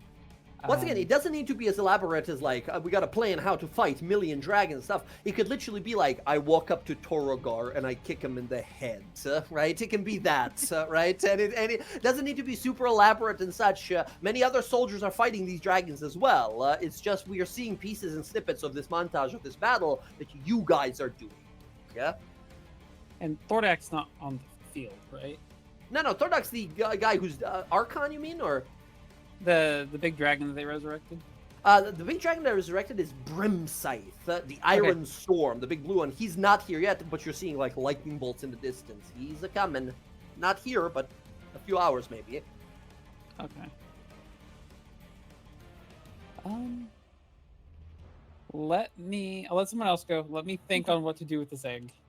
Are they? I know this is gonna be a little weird. Are there any dead people on this ship that got killed by anything that like were on the ship? Yeah. The sky ship that you're on. Yeah, some of the people that came with you guys absolutely died. There's maybe a dozen or so bodies that died to like chimeras and manticores.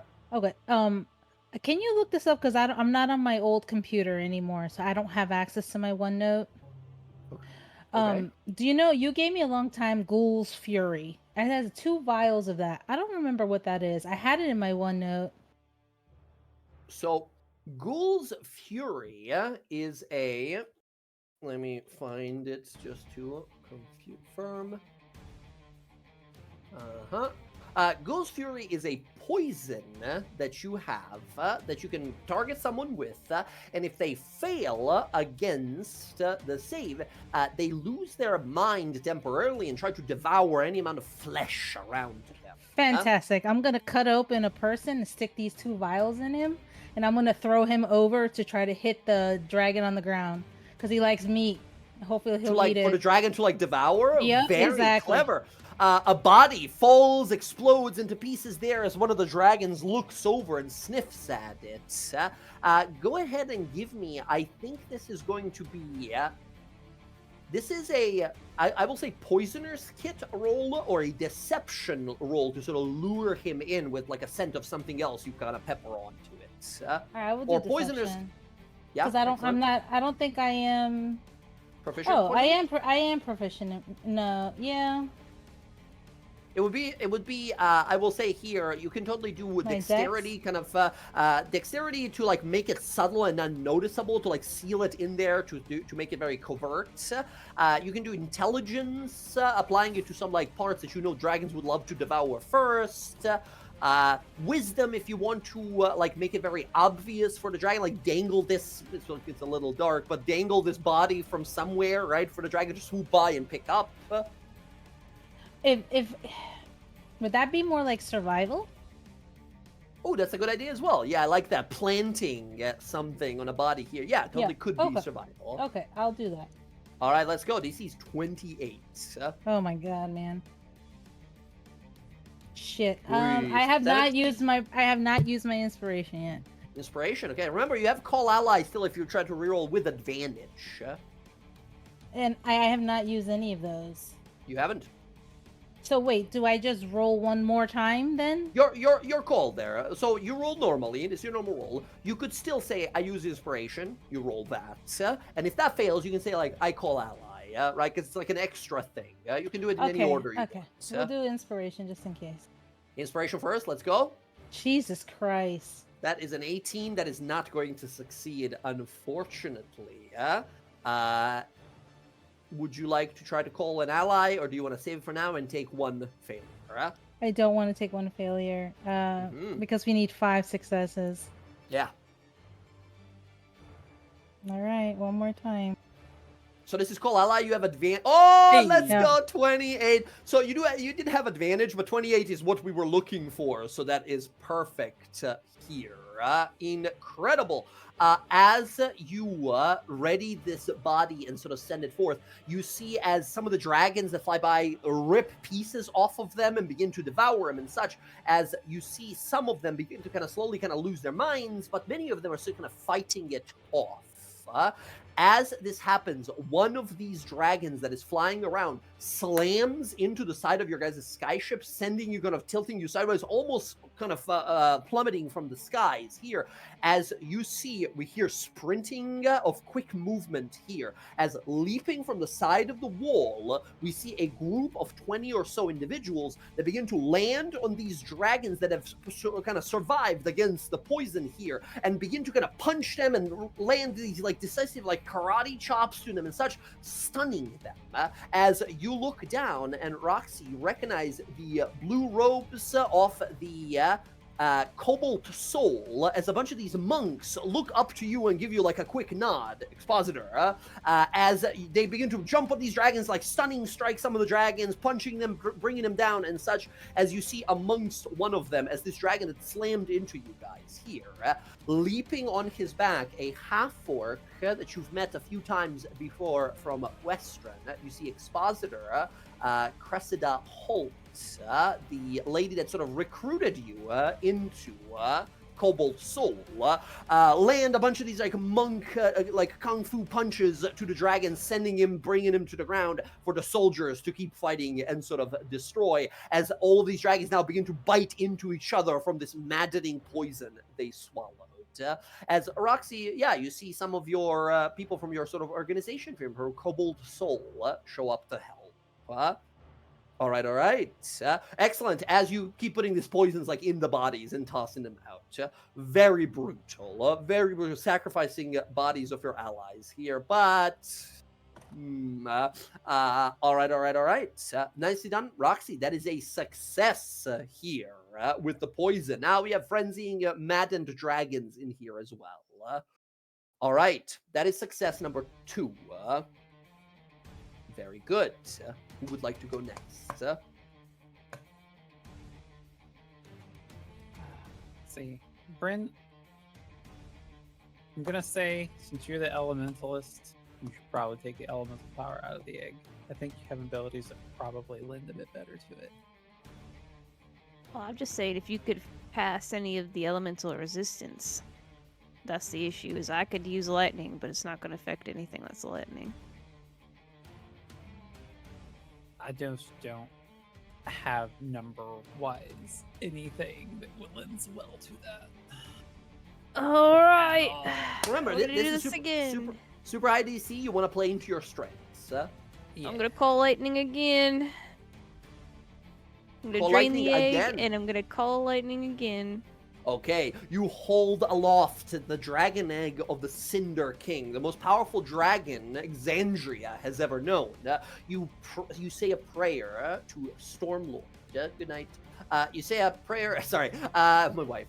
You say a prayer to Stormlord here as you offer up this boon. A bolt of lightning strikes you here as you offer up this boon. What would you want this to be? Do you want so it could be like again, intimidation roll to conjure forth so much power here, sacrificing this very boon, this gift of Tiamat to the world, frightening the other dragons in the area here as you fight them. It could be athletics, right? Giving you the physical might as you gain this incredible blessing of cord and powers of a dragon. Anything else that you might think of, it could be just an attack roll, right? You can like empower it and come down with a massive like thunder strike. Yeah. Could be a spell attack, right? Any of these could work. Yeah, I'll go with athletics. I'll have her empower herself. Okay, the DC is 28 here. Do I get anything for using the egg? Is it just normal, yes, or is it... yes, Okay. you get advantage, but if you fail, it incurs the wrath of the demon. Okay. So, I will say, I athletics. haven't called any out. Your athletics is 7 here. You need to beat a 28 DC. Oh, I wasn't gonna beat it at all. Right, because you need some sort of a guidance or a boon or something to add a bonus to your rolls. Otherwise, We have those potions of heroism. I do have a potion of heroism, actually. Oh, you can add a D4. It's not gonna do it here, Yeah. but in the for these future rolls. So you call allies. Yeah. Okay. Excellent. You watch as you begin to conjure forth this energy and pour it into yourself. You begin to grow in size like a giant, but the roars. You feel the 5 shrieking heads of Tiamat cursing you in every language you know for desecrating the egg of this dragon king, Thordak. As that is happening, the noise of this shrieking roars begins to deafen you and then begins to become drowned out. You hear, "You can do this! Fight on, my girl!" And you look down and you see Professor Jorland Vor and a bunch of Alabaster Lyceum mages who have shown up casting spells here as he has his little monocle and a little kind of duster and his little like archaeology gear as he's reading ancient tomes and casting some old spells to disable the dragons here. As you see that your adopted father is here as well, gives you a look of like, "You can do this! Come on!" As you see these other mages blasting spells, distracting and sending these dragons away, clearing the path for you to do this. Go ahead and give it a reroll here and add a d4. You can reroll with advantage, add a d4. All right. Oh, all right. Let's hell go. yeah. D4 is gonna do it. What do you exactly? As you have become after losing your friends, a deep wound that has been set in your very soul. This change that Bryn has experienced. This feeling of need for vengeance, that path of fury that she has taken upon, this vow that she has sworn. It takes you a moment to realize that you've almost forgotten about these people that have been there before it all, before the rage and the wrath and the storm.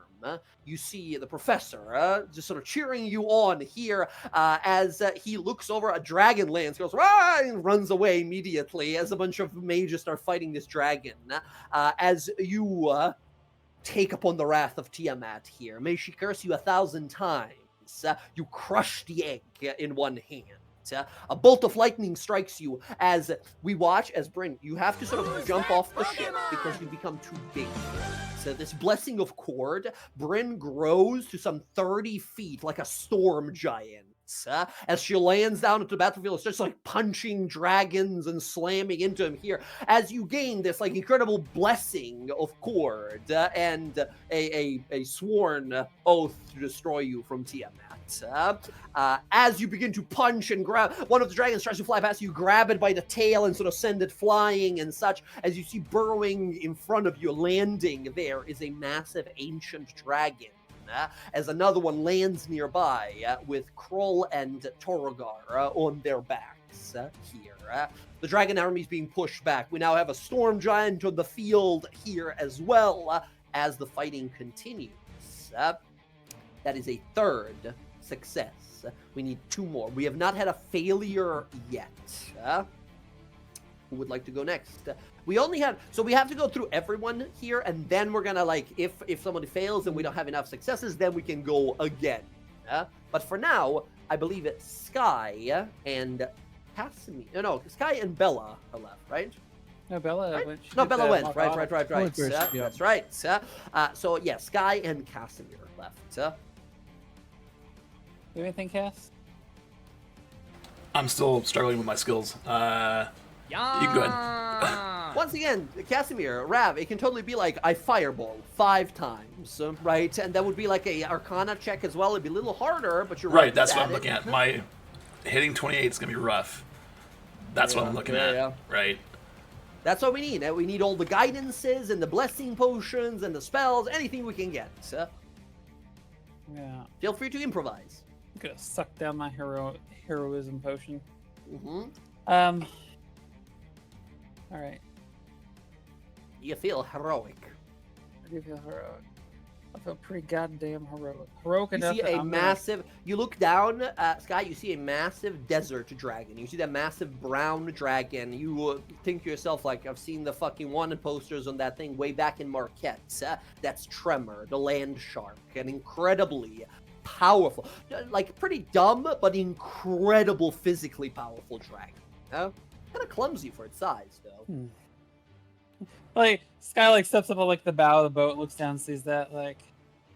Yeah, that's what I was trying to get with that Ghoul's Fury, was that idiot down there, because that's what I wanted to go crazy and he eats Curl. That's what I wanted him to do. We still have a bunch of dragons around, right? So all manner of dragons that are around. You can target whoever you want to here. We just need 5 successes. I'm targeting Tremor. Okay.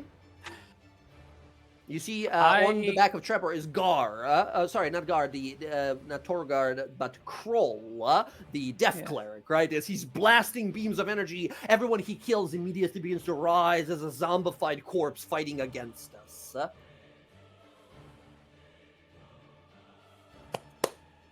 I'm not very much of a religious person, but Mom, if you're listening, I could really use your help right about now.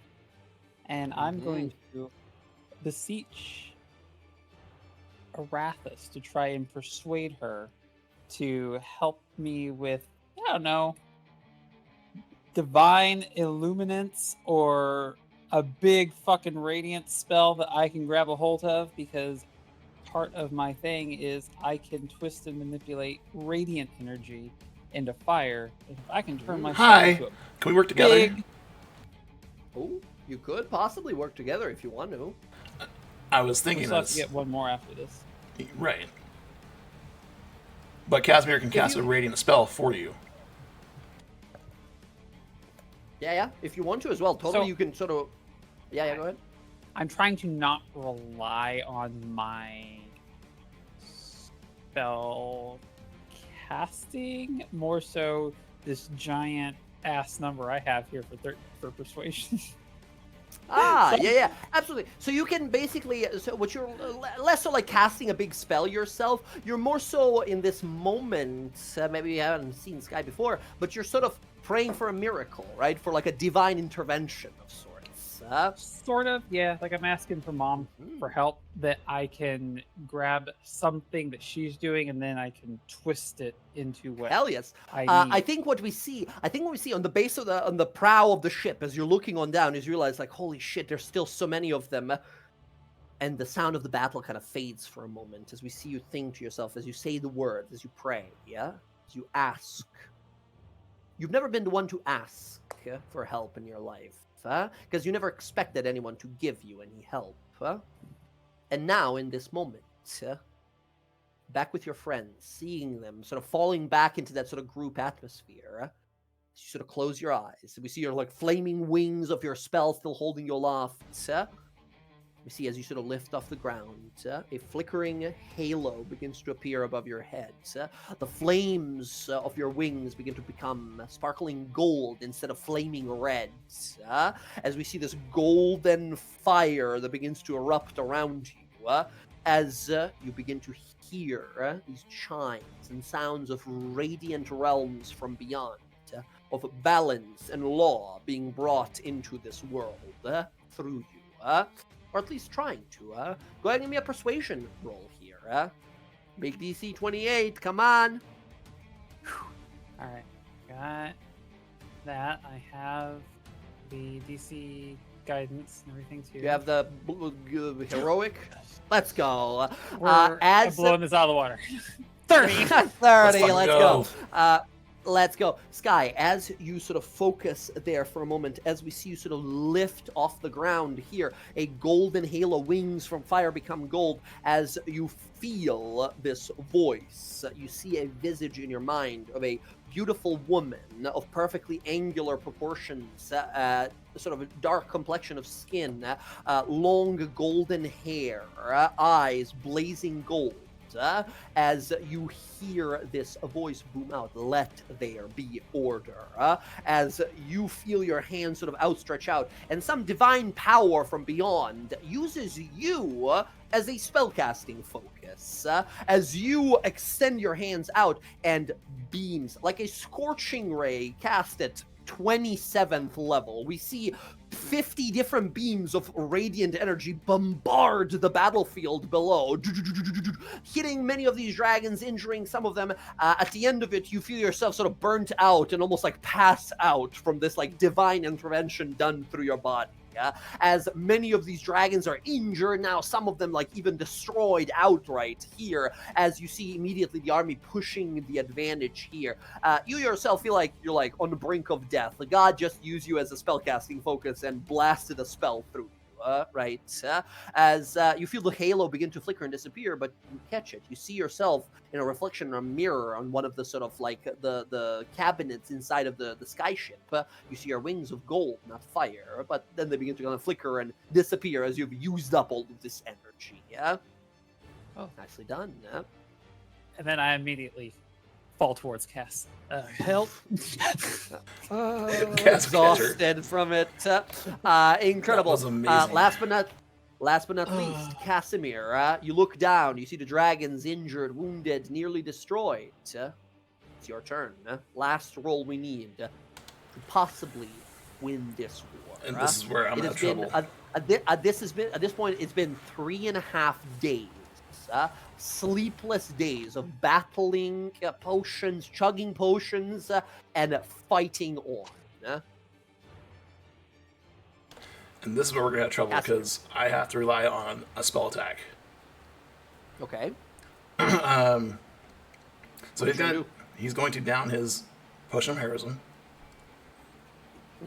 and then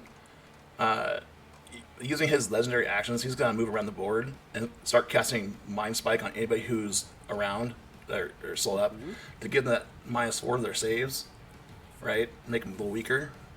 And then he's going to cast Dawn in the shape of a giant shield of the symbol of the DawnGuard and slam it down on the dragons. Hell yes. As he's blasting these psychic attacks, looking into their minds and seeing weaknesses and openings. As these dragons sort of hiss and move out of the way here, you rush forward as you stand upon the skyship there. You conjure forth your mightiest spell, a shield with the symbol of the Superior spellcasting. Hell yes. I will say this is either Arcana or Spell Attack here. But remember, use your Arcana once. So instead of 28, with Arcana, it would be a DC of 29. Yeah, I have to go with Spell Attack. Okay. Let's go. 28. You still have allies to call in if necessary, yeah? I don't. I use both of them. Oh, that's right. You did. I still have my inspiration. Okay. Come on. All right. Symbol of the DawnGuard blazes across the battlefield.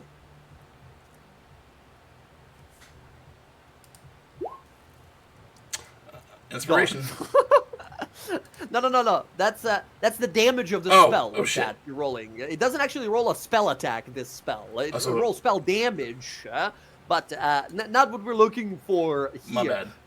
You can roll like a firebolt, which is your spell attack, right? You can manually roll a spell attack if you want to, or again, I'll smooth firebolt, it's fine. Okay. But I need to add one for the Grimoire. Okay, so now inspiration, yes? Now would be inspiration, yes. And this is the one that matters because you're out of allies here. This is your only attempt to do this. Natural 20.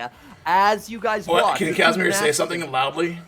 Yes, absolutely. It is booming out across the battlefield for the dragons and the army to hear. I, Casimir, Eye of the Weave, see a brighter future without Tiamat or Vecna. As you proclaim and send forth this energy, we see your eyes glowing, the third eye glowing, a massive shield about 150 feet across from one corner to the other in the sky appears as all the dragons look up, as all the army looks up. The soldiers, the allies we have here all cheer and roar, charging forward. The dragons begin to try and move out of the way as the shield begins to glow so brightly, coming down towards them there, exploding with arcane energy, shunting and pushing away, impaling these dragons with beams of light and energy here. The massive two dragons, the ancient two dragons, the only ones remaining as the soldiers push in on them, as the beams of light, as the all the arrows, you start the maddening poisons that have absorbed. Bryn slamming down and fighting hand-to-hand combat with these massive dragons, as we see Bella carving them in half with this light beam blade that she's wielding here. The symbol of the DawnGuard burns across the battlefield as the two last ancient dragons are slain and destroyed, as we see Bryn holding one of them, sort of breaking their neck, while Sky is blasting them with beams of energy, holy divine energy here. We see as Roxy delivers deadly blows to the eyes, to the side of the neck, the weak points and such. Bella cutting away. All of us here, Casimir sending these energy down as... the two ancient dragons are defeated. Kroll casts a spell, and him and Torogar disappear from the battlefield. As you guys see people cheering, victory, victory is ours, as you guys begin to return to your original states here, as you begin to drink potions, feeling exhausted, horribly tired. You see the battle is dying down. Victory is nearly ours. But then, as you look to the north, you see it. The massive blue dragon, wingspan of nearly 200 feet. Brimscythe rises, brought back to life at this point. All the time it took for this war, the dragon has been slowly regaining its power. And on its back, you see Archon. Allura runs up to you all. She unleashes her mightiest spell, a wish spell, as she restores life and power to everyone around her here. All of these heroes that have been fighting, basically like giving you guys a long rest here. Amazing. As you are all fully sort of refreshed, she waves her hand, and a bunch of you guys appearing back on this skyship that you have. She says, I've seen that thing before. Stories I've heard from the group that took it down. It won't come down to ground without need. That means you must meet it in the air. If you take down its rider, the one who animated it and the one who controls it, that thing will return to the past where it belongs. Go. You are our only hope. No pressure. As you guys leap onto the ship, your skyship, the captain who is there currently, which I guess is Quip at the moment, who's holding onto the giant wheel, begins to move you guys towards this dragon. You see another swarm of dragons flying around it still. This is still a hostile, deadly battlefield. As you guys fly, you see Allura on this ship with you, as your ship begins to crest right above the massive blue dragon.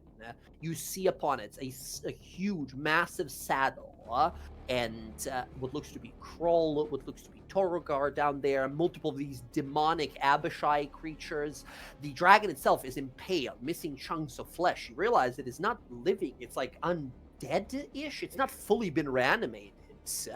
As you guys remember, they couldn't bring it back fully to life because you guys left a little blessing, like a holy blessed ground effect where it was dead. I believe that was Bryn when she was back. She was still a cleric. Oh, it's Yara. Yeah. Oh, it was Yara. You're right. As you guys look at this, you look down and realize as the skyships, more of the skyships start coming in, firing cannons at some of these other dragons that are here. Allura looks to you all. She casts Featherfall and looks down to the dragon that is about 100 feet below you, flying under. So your ship is going, the dragon is going the other way. She looks to you all, says, go, jump. We'll take care of the rest. You take care of Archon. Finish this war. As you see them continue to fight, some of the other soldiers begin to leap, jump off of the ship here, slow falling, landing on other dragons and beginning to fight their riders. Yeah? Can I cast something on myself on the way down? Yes, you absolutely can. As you guys... Oh, yeah, sorry? I have a question. She said that you have to either take out the person who conjured it. She said conjured, controls, or animated it, which could be a few different people, actually, yeah? Yeah, that's what I was thinking. Okay, friends, as you all leap off the dragon here, as we're going to do some preparation spells right before you land, you all land on a hide of a massive dragon. Its entire back like a runway, like an airport runway. You look and see all of these demonic dragon creatures look to you as you see Torogar draw his blades, his scimitars engulfing with fire immediately. You see Kroll, the cleric, begins to wave his hand, and deathly energy begins to spell. Aura of defiling begins to spread from him as Archon turns to you all. He raises the very same blade that took your lives before. His towering shield that he plants down in front of him. He calls out, "You come seeking death again, heroes. How many times will I have to kill you to teach you a lesson? Power is the only thing that matters, and my queen has granted me power beyond mortality." As you all land on the back of Brimscythe, the Iron Storm, for this final battle to begin. Friends, before we jump into this battle, you guys on the back of this massive dragon, skyships flying everywhere, firing cannons, demonic dragonborn creatures in front of you, and then Archon and his crew in the back there. Gosh. We're going to take a little 5-minute break. We're going to come back, decide what kind of spells or effects we were casting as we were falling down towards it, like free falling down towards the dragon with this slow fall spell. And then the final showdown begins. Be right back, everyone. Excellent work so far. I cannot believe we didn't get... I don't think we got a single failure, did we? No. I think we all succeeded entirely. We came close, but we got through it, yeah. Wow. I had at least 2 more possible battles and waves planned in case things go bad, which I was like, this is 28. This is where it's gonna break, right? This is gonna be the hard one. Nah, not even. My God, you guys are monsters. Excellent. Everyone, 5 minutes. Bathroom break, snacks, drinks, whatever you gotta do. We pick it up.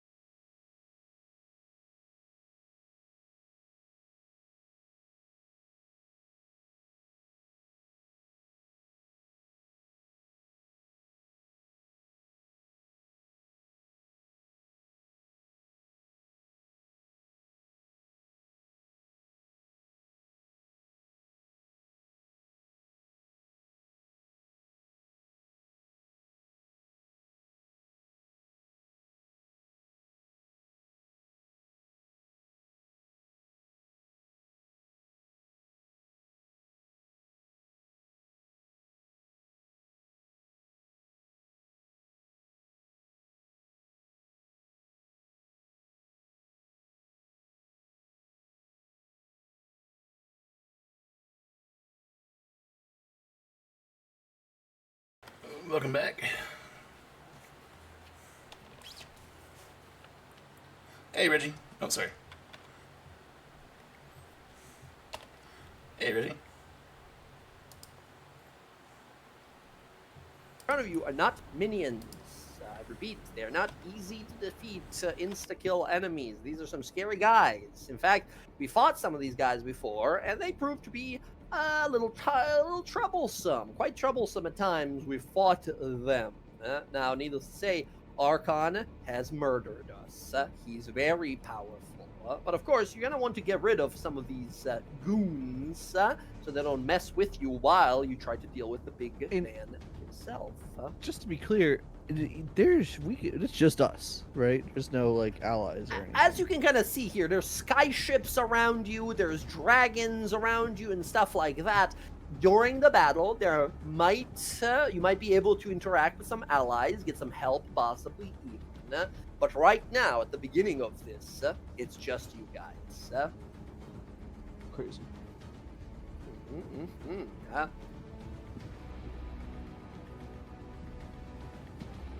Okay, let's see.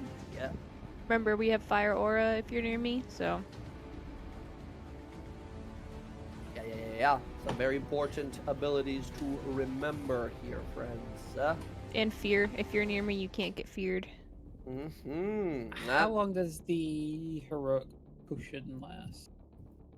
Heroic potion lasts for about an hour, but for the purposes of this, any potions that you guys had on you for that last wave of attacks, we will say that you have them on here as well. If there was any additional potions you guys wanted to drink, any spells that you wanted to cast before combat begins that do not do damage to the enemies here, you can cast those as well. Remember how we lost this fight last time? Archon has that special ability that makes it very fucking hard to hit him. I would ask someone to put like a dispel magic into my helm for me, or something useful. You can't use that. You gotta use daylight. That's what Yara told us. Remember? Daylight is a more secure way to do it, but we tried. I don't think we ever got to even try dispel magic. We talked about trying to dispel it. I died before it chance. Yeah, he because died it's an before aura. he had a chance. It's not a spell. It's an aura, right? It is a magical effect. It is a magical effect. So it I could thought be dispel magic was the possibly way that it dispelled. was. Yeah, you guys figured out it's two possible ways. One is daylight. Daylight destroys darkness, the daylight spell, right?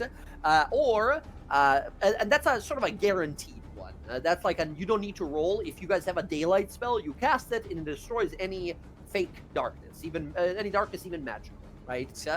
Dispel magic is more so you attempting to just sort of like destroy the magic of it. That would be a roll. So that one is like a contested thing, while the daylight spell straight up just says gone. Done. Well, I would like a spell in my helm. I would think Casimir would help you do that earlier. Excellent. At this point, this is after we got like a free long rest from Alora's wish spell here. So keep in mind, from now on, even during this like preparation round here, whatever spell slots you use, you use. I mean, after Bella used the last spell out of the helm, Kaz would have refilled it. So we would have to decide what we used. Drinking heroism and fire resistance. Okay, heroism gives you 10 temporary hit points and a bless spell on you for the rest of this battle, basically. I will also drink my heroism potion. Heroism, there you go. Same, good. Everybody, if you have them, drink them. So, Cass, what would you put into my helm? At the time before this, I probably would have put haste or fly, or it's gonna be 4th level or below. Oh, by the way, you guys, I got a fan on. If you hear something in the background, it's making too much noise, let me know. No, you can. Yeah, you're good. I would have either put haste, fly, or embrace destiny in there. So you can choose one of those 3. Oh gosh. Haste, fly, or embrace destiny. Haste is a good old always reliable, but keep in feel mind like- you are concentrating on it. And usually I'd be like, yeah, you have a con save of 1,000,000, but Archon hits for 1,000,000 as well, so concentration Yeah. might be something to think about. I still have 2 minor prayer beads. Were any That's of right. those for anything besides bless? They allow you to cast either Bless or a Lesser Restoration spell with them. But you can't stack Blesses, like from the Yeah. Heroism and the... I also have a minor prayer read. That's funny. That was a long time ago you guys got that. You Long got time that ago, for I know. helping a ghost girl in Western. What should I do? I mean, all 3 of those spells are concentration, which is fine. Fly is very reliable because you get to move unimpeded anywhere if you fall off of this. And obviously, Yeah. your enemies might try to throw you off of the dragon that you don't belong on, right? Haste is always so interesting because it's extra attacks, extra movement, extra I'm AC. risking it. I'm going for haste. Yeah. we'll just Haste, do okay, haste in the Oh. helm. Very good. Question. Let's go down the line. Let's go down the line here. Everyone do whatever preparations. Last time we tried to ambush this fellow and it turned bad for us. We got to do better this time. So let's go down the line here. Jess, for Sky, I see Deep Focus, which lets you next spell you cast that requires certain dimension will be cast for full duration without requiring concentration. Okay, Yeah. gotcha. So That- what is the spell you cast that won't require concentration? So that brings up my question is, you said we had some like feather fall time. How much feather fall time to the top of this do we have? Well, realistically, like 1 round of falling down before you land here. 1 round of falling down before we land here? Okay, Yeah. then I'm casting haste through deep focus, Okay. and I'm going to use my bonus action to activate my mantle of flame. Mantle of Flame and Haste on you that you do not need to concentrate on. Very good. Excellent. Burning some spell slots, but very good choices of spells here for this fight. Upping your AC, movement, all that stuff. Very good. There we go. Any potions you're drinking, other than the heroism? Drinking my fire resistance. Fire resistance as well. Sounds good. All right. I think that's it. So Roxy next. Roxy, potion of heroism, fire resist as well. You said. Yeah. I have direct delay. Yeah. I have two of them. I guess those are 2 shots. Yes, basically for like it can be applied to a piece of ammunition or a weapon. Yeah. Then she will put it on an arrow. Gotcha. So you got 2 poisoned arrows ready to go. Okay, and This that's is a what very I'm. good poison. Yeah, that's what I'm preparing. Gotcha. No other like spells casts or anything. I mean, I can cast Zephyr Strike, but then I would have to if you want immediately to. use it, right? No. Remember, so Zephyr Strike you cast, it lasts for a minute. During that minute, you don't provoke opportunity attacks. And any point at that minute when you attack, you can say, I use it, and then you make an attack with advantage next time, and it does a little extra damage. So you Yeah, can have but- it on for the disengage thing. Yeah, but I already get advantage if I go first, so I'll Yeah, also save true. that. Also true. Yeah, I'll save that. Gotcha. Yeah. Okay, you're chilling then. Casimir doing prepare destiny, embrace destiny here. You're doing, you said fire resist potion, heroism potion. Anything else? As usual, as before, like even the day starts, the water breathing, the gift of alacrity on myself, and the telepathic bond. Gotcha. All right, very good. Next up, Bryn. Nope, I had the potion of heroism on if it still lasted, but other than Mhm. that, I don't have anything. Your friends have mostly taken fire resistance potions. If you wanted to change your aura to something else instead, you could. What else does it look like they would possibly use? Because I get full I mean- immunity with my plate on. That's also true. You looking at them here, I mean, Archon's like a big red dragonborn, but you haven't actually seen him using many like fire powers. Kroll, you guys have not fought him really. We haven't actually fought him much before. He's sort of like a necromancy guy, yeah?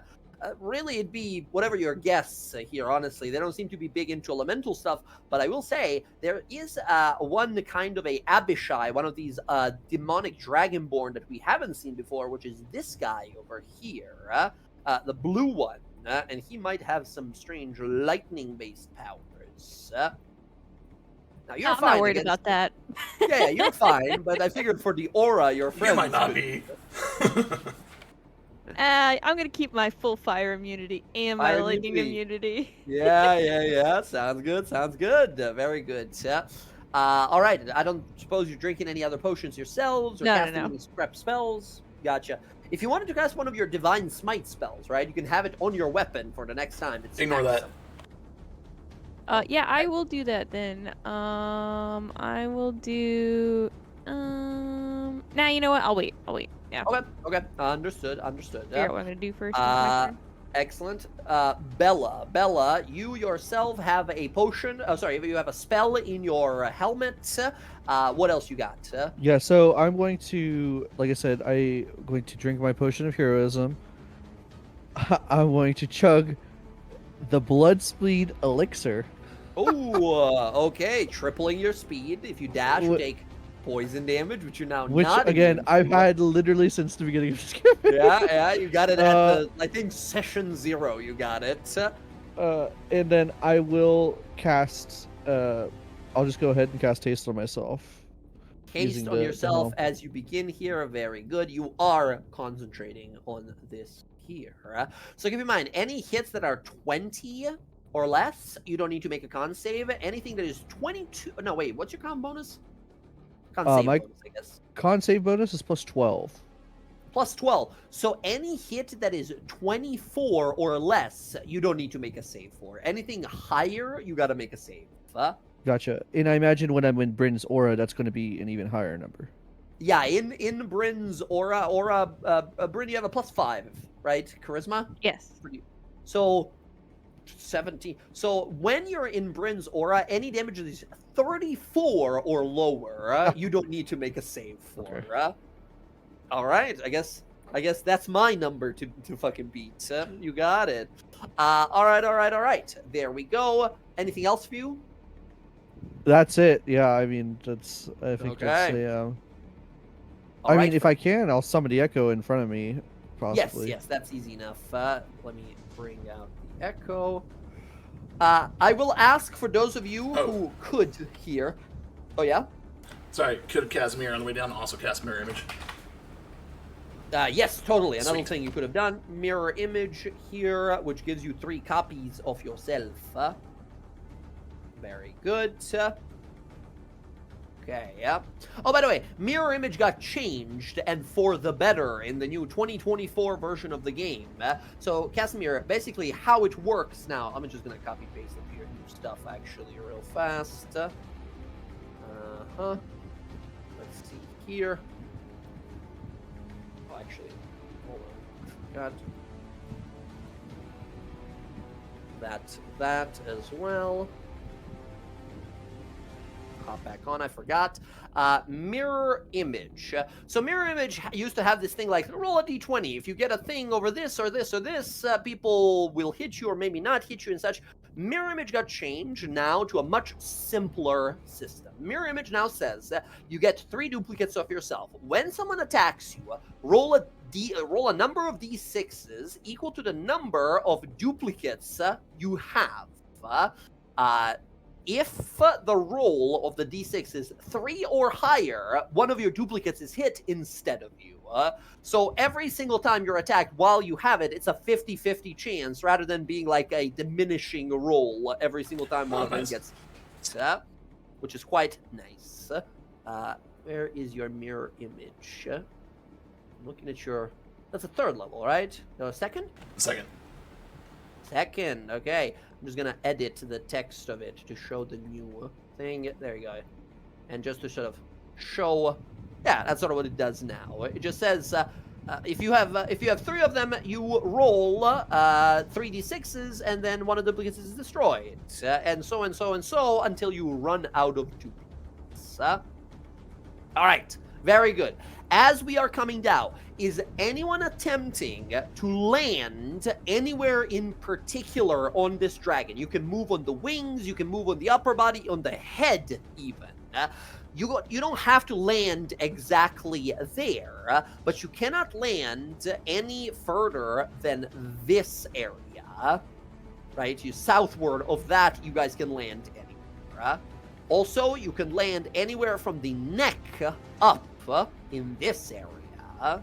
Now, keep in mind, depending on where you land, those are the kinds of enemies you're going to have to deal with. Ideally, you don't want to fight all of these guys at the same time, because Archon is right now, like, hand on the reins, commanding the dragon to move forward here, while he's, like, 2 allies, two sort of, like, best generals are next to him, and they're sort of relying on these dragons to kill you, or these, like, dragonborn guys, yeah? So if we land in the back, we have to deal with them first. But if we land in the front, we have to deal with Archon and Torogar and Kroll. So where should we land? We have to land as a group, correct? You don't have to. You can split up, but of course you know that has its own dangers.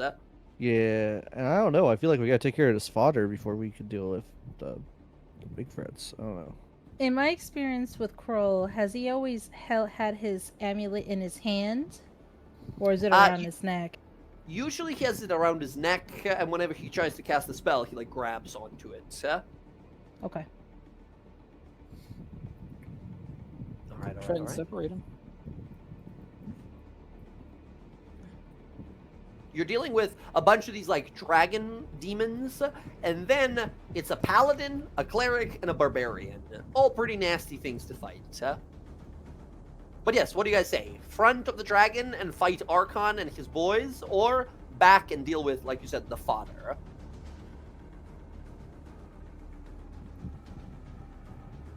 I kind of vote for the back end, but you guys can decide. You guys remember following. That's kind of my opinion too. Okay. Any particular opinions from Jen, Emily, or Jess here? I mean, I'm just gonna act as like a bulwark, so I'm going in. Well, no, I mean, like, I'm gonna try to be in between. Gotcha. Casimir and whatever else is coming. Yeah, I think working from the back end would go. I've got a spell I can actually drop on top of those guys if we just kind of hold a line and keep them kind of where they are. Mm-hmm. So I think between dropping a spell on top of them and just kind of like holding Bella and Bryn holding a line, I think we can take them out pretty fucking quick and get to the other guys. I'm thinking the same thing. Okay, Yeah. I think we are decided then. We're going from the back upwards. Well, this is the thing. I wanted to try to get Kroll to not be able to cast shit, because I have that amulet, Mm-hmm. and I wanted to switch it out so that way he can't cast spells. You won't be able to do it here before the combat begins. He's a little too close to his, like, big allies and such. But in the middle of combat, if you attempt for a sleight of hand roll, you have a perfect replacement. Okay. Now, you can't do it here as you're, like, falling down, right? As you're landing on the dragon. You gotta get in his range somehow. Okay. I think that's it, friends. It's time to roll initiative. Everybody, top of your game. This is a very deadly situation. This guy has killed us before by himself. He had a dragon there, but you guys killed the dragon in like a round. And then he took the next 4 rounds killing people. It's time to get some revenge. Alright. Okay. You know what, Jake? Can I change my gift of alacrity over? I forgot my pendant gives me initiative advantage. Yeah, if you wanted to give someone else gift of alacrity, you could, but Yeah, I would have given it to Bren. Bryn? Okay, Bryn, go ahead and add a D8 to your initiative. Nice. You got I that. tried. Yeah. Some things never change. It is always one way or the other. I roll low or I roll high. There's no in between. Or 11. Absolute extremes only. All right, here is representing the turn of these Abishai warriors. Nice. Roxy rocking it. Here's the Abishai. I double tapped it. That's a 11 for them, which is good. They go after all of us. And then we have the 3 big bads here. First of all, massive, dangerous, powerful Torgar. Torgar gets a 20, yeah? Next up, Kroll, the Deaf Cleric. It's a natural 20, yeah? And then finally, Archon the Cool. It's a 7 going last here. Oh my goodness. Incredible. Friends, that said, it is time to begin. Everybody, go ahead and move yourselves from the position I placed you anywhere up to your movement speed. However, keep in mind, without a flying speed, if you attempt to move through these guys, they are going to attack you. They're going to have like attacks of opportunity and stuff like that. So before combat, go ahead and move yourselves.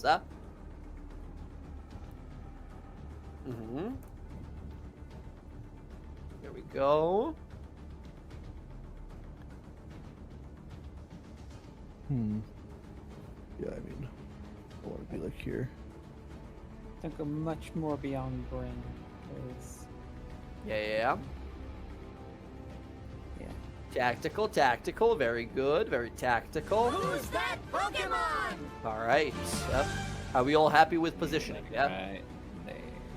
Maybe I'll have to go flank me. Flanking on the other side. Yeah, with your Sentinel, very good positioning. Yeah.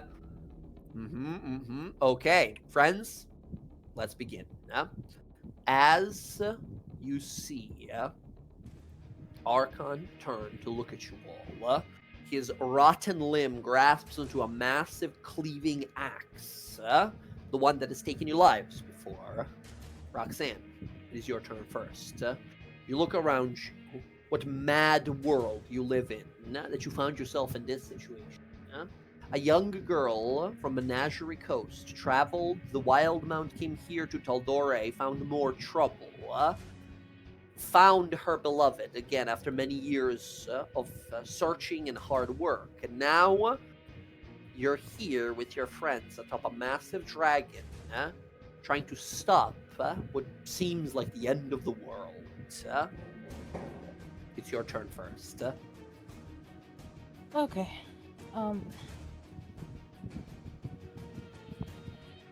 Let me read this real quick.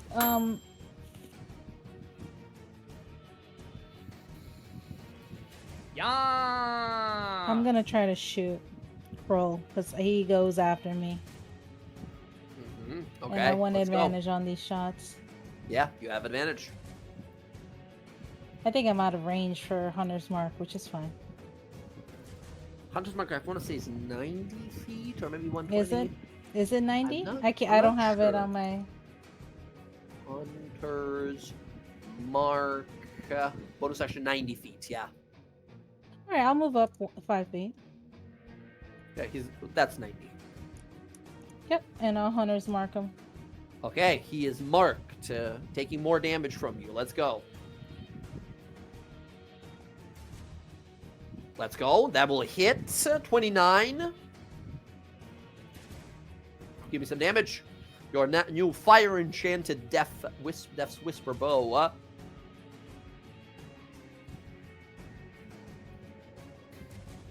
Oi, let's go. Nice. That is, oh god, so much math. Hold on, let me figure this out. And a sneak attack, let's go. So 8 and 21 and 1 and 3. You do 33 points of damage with your first hit here. A brutal blow immediately. Very nicely done. Okay, we got one more for him. Let's go again. 36. Yeah, that'll fucking hit. Okay, give me some more damage. I'm Oh gonna my re-roll that God, one. that's so much. Is that, on the 7, yeah? yeah, is that Yeah. is that a 8? The 8 I have to roll?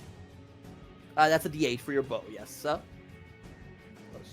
2 plus... Well, that's 1 more point of damage. It's going to be 8 points of damage instead. That is 17 damage on your second hit. 2 arrows coast across the battlefield here, catching the turtle cleric, death cleric, in the chest, both of them. He grimaces immediately and sort of narrows his eyes, staring at you. Okay, very nice damage to begin with. He's a tough turtle. He's not bloodied. He's working on it. You're working on him. Okay, Roxy, I believe that is your turn. That's my turn. Okay. Ooh, Casimir, I see that. Using that blessing you've just recently received, your legendary action, you can either move or cast 1 cantrip. What would you like to do? Yeah, figure I use it now. I get back at the start of my turn, right? That's correct, yes. Yeah. So this one right here, Mm-hmm. next to Bryn. Where is that? Bink. Ooh, Mind Sliver. Okay, here is an intelligence save.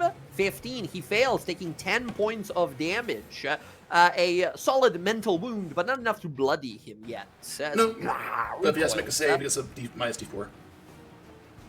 That's right. Minus D4 to his next saving throw. Very good. Okay, Roxy, that was your turn. We go to... Oh, I double-clicked it, but we go to Kroll next. Kroll is going to just chuckle to himself. He removes the arrows, and he's going to cast a 3rd level Cure Wounds on himself. You watch as a lot of the damage you've done, Roxy, is undone as he heals for 26 points of healing. Okay, here. Okay, yeah. Next up, we go to Torrogar. Torrogar is going to move his full movement of 50 over here, and then he's going to throw himself into a rage.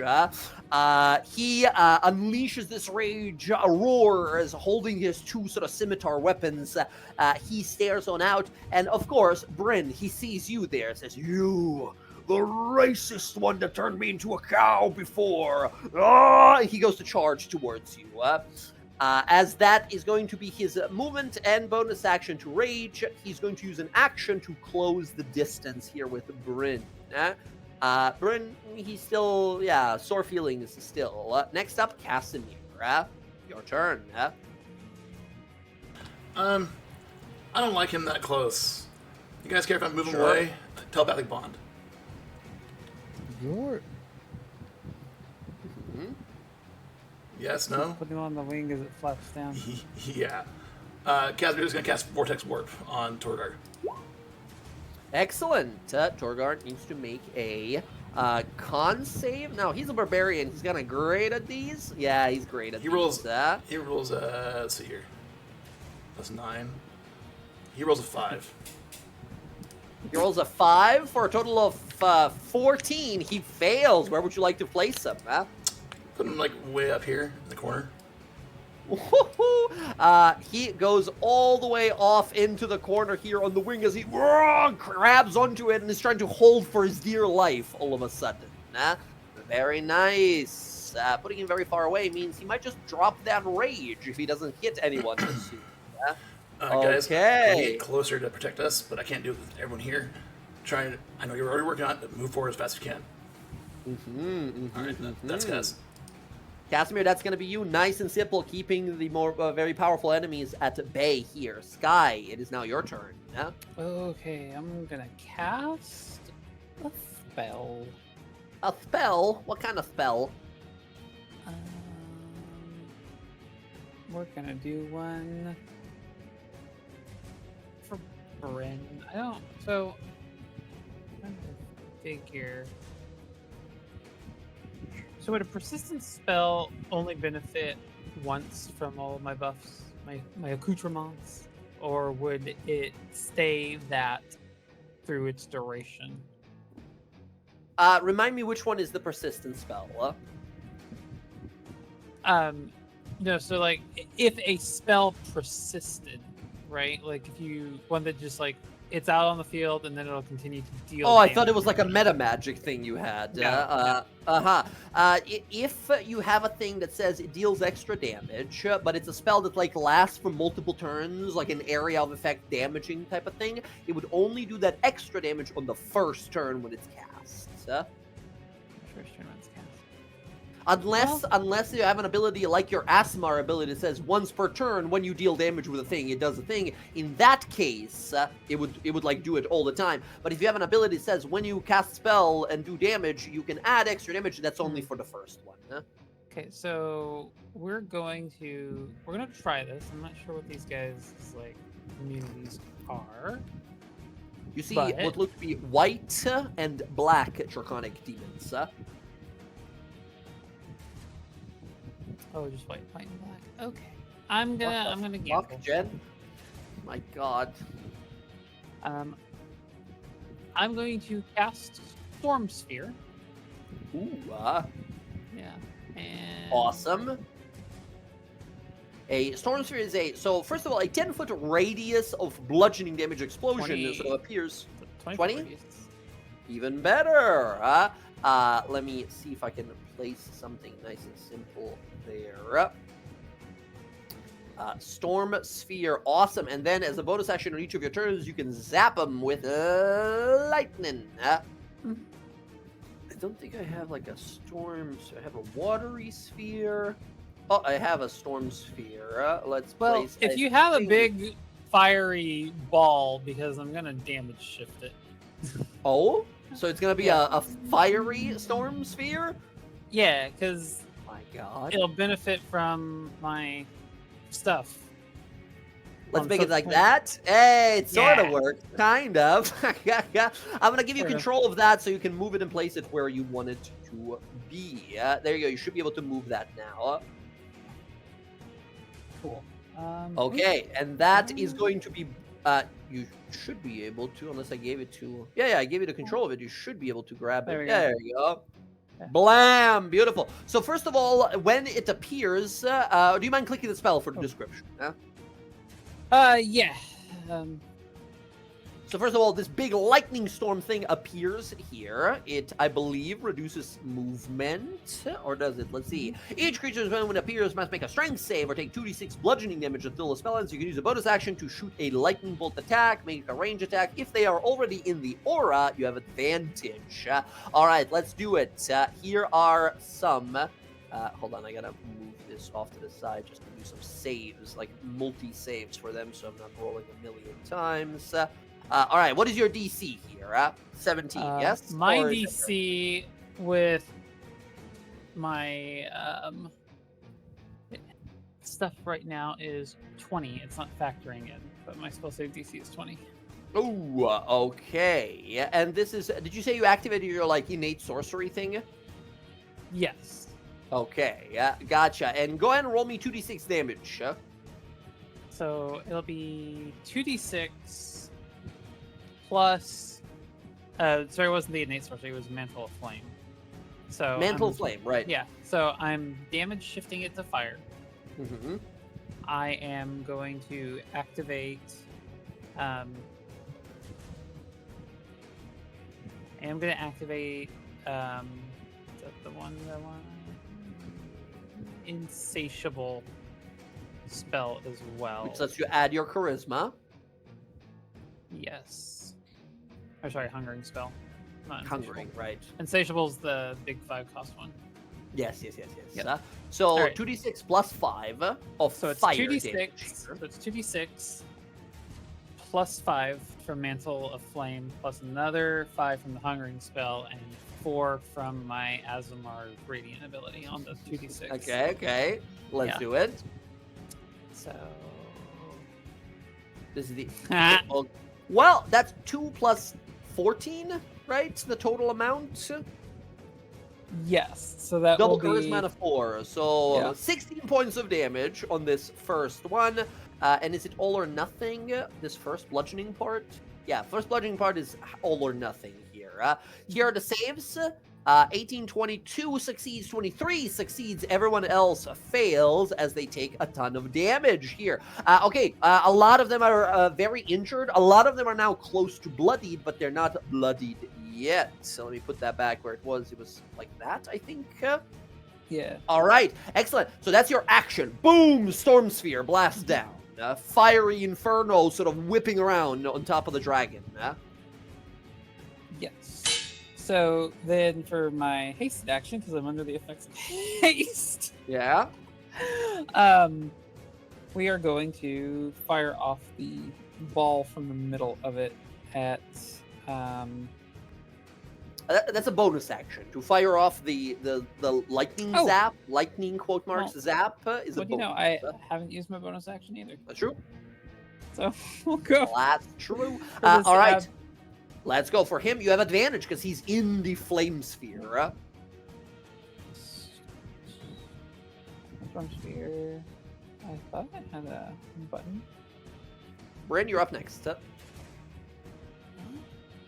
All right, I'm just gonna roll my fireball because. Yeah, and just roll 46 for damage. Fireball. Where the fuck is my firebolt button? What the fuck? All right, you know what? Fuck this. Scorching Ray also has the same. Attack roll. Same attack roll. All right. That hits. 29. Nice. That hits. Go ahead and roll 46 fire damage in this case. So 46 plus all the bullshit. No. Remember, it's only on the first one. On the bludgeoning that it did all the extra stuff. But this is a completely separate attack. Yeah. Yeah. Oh, you want to use more. You want to use more things. Okay, gotcha. So you used up your Aasimar thing, and I think your Flamental, is it once per turn, or Flamental just says every fire spell does extra? It's all those are every time you deal fire damage with an attack. Gotcha. Yeah. So the only Celestial Revelation and that's only once. Yeah, and the Hungering spell would be the only one. So it would be Gotcha. 17 plus 5. Let's go. 21 points of damage to this guy. He is now in bloody. And I'm gonna burn him. I'm gonna burn him with the Firestone. So at the start of his turn, he'll take 2d10 fire damage. Ooh, okay, and he's set ablaze as well. Yeah. Very cool, very cool. All right, there we go. You still have a hasted action. Yeah, hasted action. We're just gonna throw a cantrip. Well, remember, for a hasted action, you can do dodge, dash, disengage. You can do help action or a single weapon attack. You can't cast spells as a part of hasted action. Oh, you can't do a cantrip? It's not like Baldur's Gate, unfortunately. In D&D, it's only like attacks. Well, you can always dodge and just, you know hunker what? down. I got the range on it. Whoop. Yeah. Big aura. This guy right here, Mm-hmm. we're gonna take a gunshot at him. It's just gun clang. Let's go. Fire it off. Boom. It's a 14. Okay, 14 will miss this guy, unfortunately. It hits into him as he sort of recoils back, and then you will see a bruise, but not a wound there. Tough demonic hide. Yeah, quite literally. All right, nicely done. Unless you're going to move anywhere, and you can go ahead and do that if you wish. Yeah. We are going to go to Bryn. Bryn, it is now your turn. A flaming inferno in front of you here, and some enemies to be destroyed. Yeah, cool. I'm gonna start attacking. So this one to the right of me. Bryn, all of these creatures are fiends. Just letting you know. All right. The one to the right of you that's ablaze currently, that's set on fire. Yeah, hold on. I'm just looking at my abilities.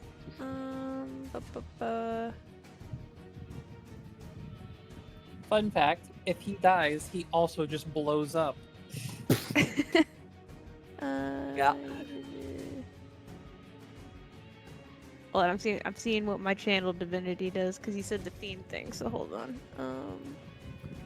Your channel divinity as a elemental paladin. Yeah. don't remember off the top of my head. Oh, I don't here, think we've seen it abjure the before. otherworldly. You can use your channel divinity to rebuke elementals and fiends. As an action, you present your holy symbol and recite ancient edicts from when the elements ruled the world. Each elemental or fiend that you can see or hear within 30 feet of you must make a wisdom saving throw. If the creature fails its saving throw, it is turned for 1 minute until it takes damage. Ooh, so it's like turn undead, but for extraplanar things? Yes. I love that. That's great. Cool, I'm gonna use that. Okay. Yeah, you have that, and you have Elemental Strike, which just says for 1 minute you gain bonus to damage rolls equal to Charisma. And they are like choose air, earth, fire, or water, and that element you deal. Now, keep in mind, you only get one channel divinity, so you can turn away these guys or empower your weapon. No, for the rest of the game. I'm turning them away. Let's go. Do they have disadvantage or something, or is it just a normal roll? No, it didn't say anything. It just said make a 10, wisdom saving 1 throw. minute or takes damage. Gotcha. Okay, let's. One of the right of her do has a minus D4. That. Okay, this is a wisdom save. Yes. Okay, let's make some saves. And what is your DC? Yeah. It is 17. 17. No damage on this. Nothing. Let's see. Oh, except, hold on, I gotta move this so I can multi-roll for these guys again. Wisdom, 17, nothing, half. Bam! Oh, okay, so we have the blue guy succeed, and one of the white guys succeeds here. Incredible. Let's see, 1, 2, 3, 4. Wow, the only guy who is not turned is the guy on fire that is immediately next to you. He had a minus okay. D4. Sorry? He had a minus D4 to his next save. He did. Okay, it's a so you need a 4 here. He got a 20. Yeah. So and the AC at the DC is 17. Need a 4? 2. Unfortunately, Try. he is not afraid. All right. I'm just gonna put a little. Presumably that's blue. I'm colorblind. Dot on them to show that they are turned. So for 1 minute, they just gotta dash. They're basically like turn undead. They're just turned and they need to run away. Is that what the ability says basically? Yeah, it said they are feared. Yeah, it is turned. Yes, For 1 yes, minute. yes. Must make a turn creature must spend its turn trying to move as far away as they can. It can willingly move to a space within 30 feet of you. For its action, it can only take dash. Wow, that's incredible. As Bryn, you realize as long as you guys don't touch these guys, they all have wings. They're all going to just fly away and leave this fight. Clutch move. That's amazing. So clutch here. Incredible. Now, the big, super powerful spellcaster, blue one, who has like a big, scary staff of evil, he's still standing there as he scowls and gets ready to cast this big spell on you next turn. That's your action. You unleash this. So what is this? Is this like a thunder strike that hits and all of their minds are filled with fear and have to run? Or is this you say something in a celestial, divine, primordial something and they're frightened? Like, what does this look like? Yeah, this is gonna be more like a mind inception because it's from the elementals, like when the elements reign supreme, I guess. So it's something she says in a language, but like no one else sees what's going on. But when she says it, the fiends hear it and understand it, and they just get the flashbacks of like what had happened before, and they're like, "Oh fucking no!" And they just Time of primordials. They frighten the gods, nevertheless the devils here, as they begin to flee, frightened here. The blue spellcaster one looks at you and scowls, says, "I feel no such fear." The guy next to you who's on fire goes, "Ah, ah, ah!" He's screaming. He doesn't hear you. All right, Bryn, let's fucking go. That's so clutch. That's your action. I don't have much for bonus actions, so that was my main move, and I'll stay where I am. Okay, gotcha. Next up, we go to Bella. Bella, it is your turn. Okay. Keep in mind, the firestorm area doesn't damage you. It only damages people when it like appears for the first time, and then from now on, Sky can like shoot beams from it as a bonus action, so you can totally walk through it, no problem. Okay, and It's still the difficult terrain doing crazy shit in there. yeah, but I'm like at I don't even know what the speed that I'm at. It's You crazy. have double movement right now. Well, So 60 presumably. well, in the blood speed elixir tripled. Oh my right? god! Oh my god! I didn't even realize. I So you do have wanna think triple about- speed, which is a 90, hasted to a 100. Your speed is 180 right now. Oh my Yeah, that's what I god! That's what I Moving thought. like a demon. So even half speed, yeah, it's no problem for you. Oh my Yeah. god! You've been saving that blood speed elixir for 50 plus sessions, I think. My god, let's fucking go. So okay, so what's the deal with this? Because this completely changed my plan. So They're all of the guys going with to little run dots on them away? are turned, which means they are frightened. On their turn, they can only dash away from Bryn. They have to leave this combat as long as they don't take damage. Okay, so the goal is to take out the remaining two, essentially. Yeah, there's 2 remaining. Yeah. Okay, well, the Echo will try to finish off this one here. Let's go.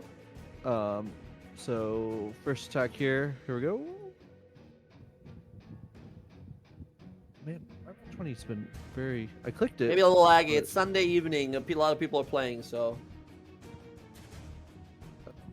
There. Okay. Oh, yeah, let's go. That hits. That's 20 points of damage with the ceremonial makuhito. How Excellent. hurt is now he? doing extra fire damage as well. Yeah. Half a hit like that last one, and he's down. Okay, so second attack then. Dead. He's dead with that. When he Great. dies, Sky, you grasp onto your symbol there. He explodes, I believe. Yeah, does Now- fire damage in a 5-foot radius. There's no one around him except for your friends, unfortunately, here. Which, knowing knowing that you're attacking Bella, your Echo could have been like 5 feet back. It has reach. Oh, no, it Okay. doesn't have reach anymore. I forget. does not have reach, I no. forget. Unfortunately, your Echo is destroyed, as I need you to roll a 2d10 damage roll. Bryn is immune to fire. So I guess the Echo is destroyed, is the only thing that happens there. The Echo is gone. You have a bonus action to resummon it immediately if you want. Yeah. So the good news is the explosive damage isn't that much. Well, no. Remember, Bryn is currently immune to fire damage, so she doesn't take any of this. And Bella the Echo is one just hit. Echo has 1 hit point, so it dies instantly. But she has a bonus action to summon it again. Boom. But yes, you watch as it grabs onto its chest, a primordial glow begins to fill its body, and then boom, explode in all directions. So Let's go. I'm just curious. Okay, so I'll just Hmm. put the Echo over here for now. Okay. I think I'm just going to run in You can move right through them. No one's going to attack 30 you. They're all feet. frightened. and just start going to town on this guy. I have Let's go. 2 more attacks, I believe, right? So because I have the last attack and then the hasted You attack. have, you have your 3 normal attacks and then a hasted attack. So I've taken 2 of them. So I'll Yes. Okay, 2 more on this guy. Here we go. Let's go. Preemptively, he casts Shield for 5 more AC. Okay. Jesus. Okay, well, the 22 misses him. Here, with his shield, he goes up Which- to a 23. I have +1 because of bless, so it's 23. That hits him exactly. Okay. All right, then. I'm going to shut up. And then a 36. What the? Let's go. That is going to hit as well here for... he takes 21 and then 26 damage. Okay, he's close to bloody, not bloodied yet. This is a very powerful demon. All right. And then, man, I kind of want to zoom. What's his turn? His turn's next. Okay. Goes next, yeah. Him and, he goes next. The rest of them are running, yeah? I kind of want to be next to Brimstone. Because I want that aura. So do I risk the attack of opportunity? But he's a spellcaster, so what's He going to doesn't have an attack Oh, opportunity. He just casts a he shield. just shield. Oh, great. I'm just going to go back Yep. to the aura then. I'm just going to Okay. stay right here. So, and then I'll resummon the Echo there. So, that'll be my Excellent. turn. Excellent. All right. Very good. You slime slither your way back here, summon the echo back, and that is going to be your turn. We go to these guys. All of them, hearing that horrible primordial name, all flee. For the purposes of these extra, very dangerous and very powerful enemies with ability to be reckless and serrated bites that can reduce your AC and such, all of them leave the combat. As Bryn, your ability here fully removes most of these enemies. They're just not coming back. I'm just going to fully remove them because they have 1 minute where they're just running away. Yeah. Amazing. Okay. Hell yeah. However, we do have this blue Abishai here who looks amongst us all and is going to cast a spell. Well, he's a spellcaster, and he has spent some conversation with Archon before. He knows that you guys have some special power.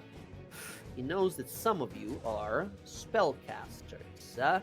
He's going to go exactly 65 feet away from Casimir, and then he's going to cast a spell. He conjures forth a powerful lightning and rockets it forward towards Bryn. As it hits Bryn, it is going to jump to 3 other people as he's going to cast Chain Lightning at you guys. He's going to upcast it to... he's going to upcast it to level 7. Here. Oh shit. As a lightning blast is sent forward here, I need, so 4 people total. I need 1, 2, 3, 4 here. Bryn, Bella, Casimir, and Sky to give me a dexterity saving throw. Your DC is 18. As this horribly powerful lightning, 7th level lightning spell hits you guys. So just to be clear, we have the heroism spell, which gives us +4. Yeah, the heroism, the blessed spell from the potion of heroism gives you a D4, and those of you who are standing around Bryn have a +5. Okay. So a lot of bonuses. I have +5 to that, but also if it's just lightning damage, it doesn't affect me. Sorry, yeah, you're fully immune. Did Bella enter herself in the storm? I believe so. I did. Okay. Is that a problem? Do you take damage if you end your turn in the storm? Oh, that wasn't made clear. Oh, is it? I forgot. Yeah. That might have been. No, I told you. When we were going over, I said if you end your turn there, you take damage. I just heard it was difficult terrain. Yeah. It doesn't say anything. I'm looking at the spell. It doesn't say anything about. Yeah.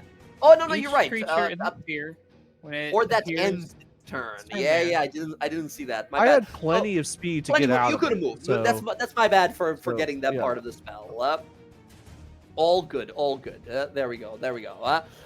Okay, so as this fires, because they cast it at 7th level, they get to add 1 more target to it. So instead, they're going to zap Casimir, and from Casimir, it's going to bounce to the rest of you guys. So everyone but Bryn needs to make a save because Bryn's immune to lightning. But the rest of you guys, it's a DC 18, or you guys take 20, very low roll, 28 points of lightning damage here.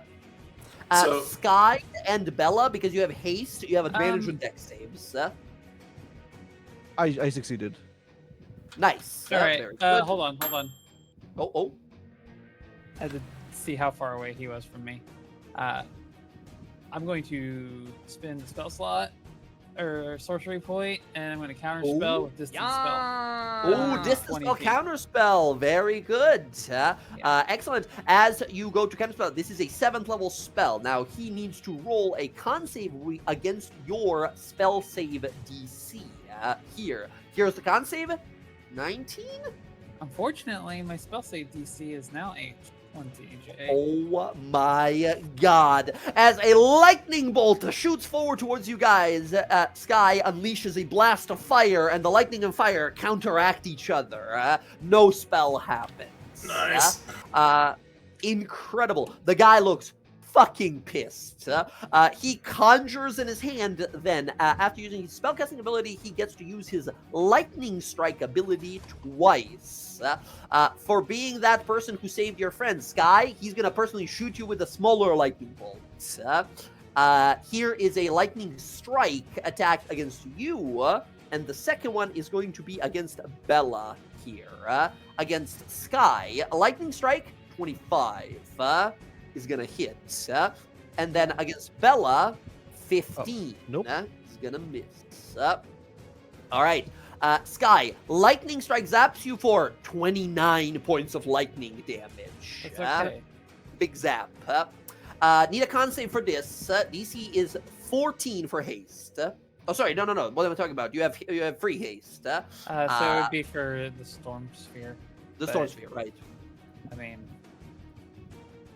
Yeah, I mean it's gone, but it's still Storm Sphere has like the area it's in. It still has a 60-foot range to zap people. So if you want it left, it's there. It's still there. Okay, that's his turn. All of the others are gone. He looks back to Archon and says, "Master, the others have fled. What do we do?" Archon turns and just points as if like, "Get back in there." As we now go to Archon's turn. Archon stares out across the field to you, says, "Some lessons are taught to us and are meant to stay with us. You all clearly have not learned yours." He points the hand effect at Casimir, casts Finger of Death. Oh, God. Casimir, make a Constitution saving throw. Your DC is 19.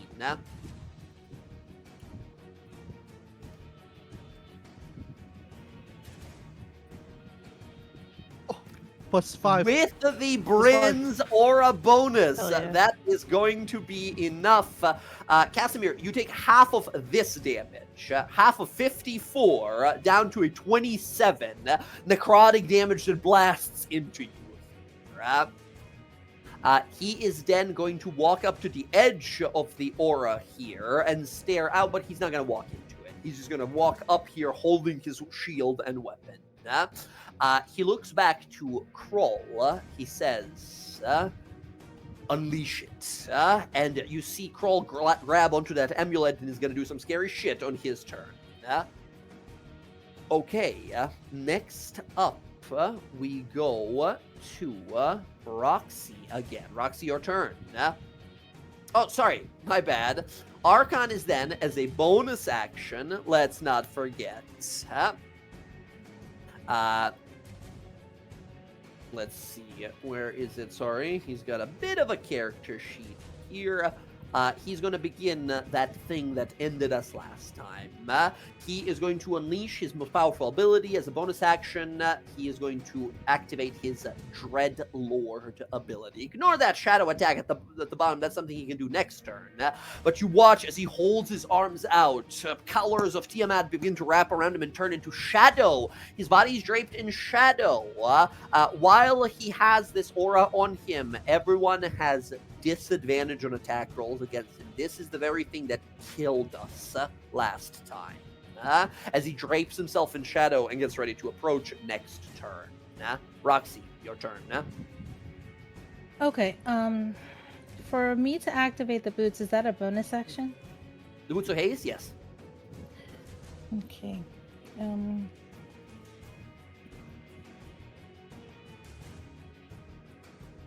Would you like to? It doesn't require concentration. You don't become like lethargic afterwards. Actually, sorry, my bad. The Boots of Haze do make it so you cast concentration. So you are concentrating on concentration. Just if it goes away, you're not like stunned. Oh, so I do have to concentrate with those boots. Oh, damn it. You do, but if it goes away, it just goes away. Nothing bad happens to you. Yeah, but I'm already concentrating on Hunter's Mark. Hey, Jay. What's true? Oh, yes? Sorry. When he hit me that finger of death, would hit him mirror.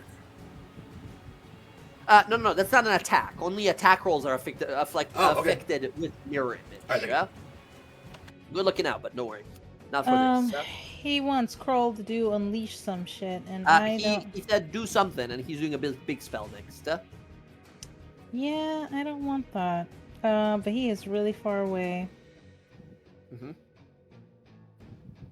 True. I don't want to get close. I'm gonna shoot Kroll with the delay arrow. Excellent. Go ahead, take a shot. He needs to make a wisdom save if you hit, or become slowed.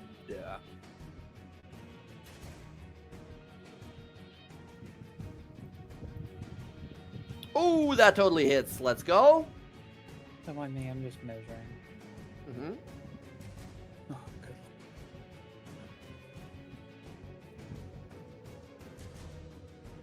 Okay.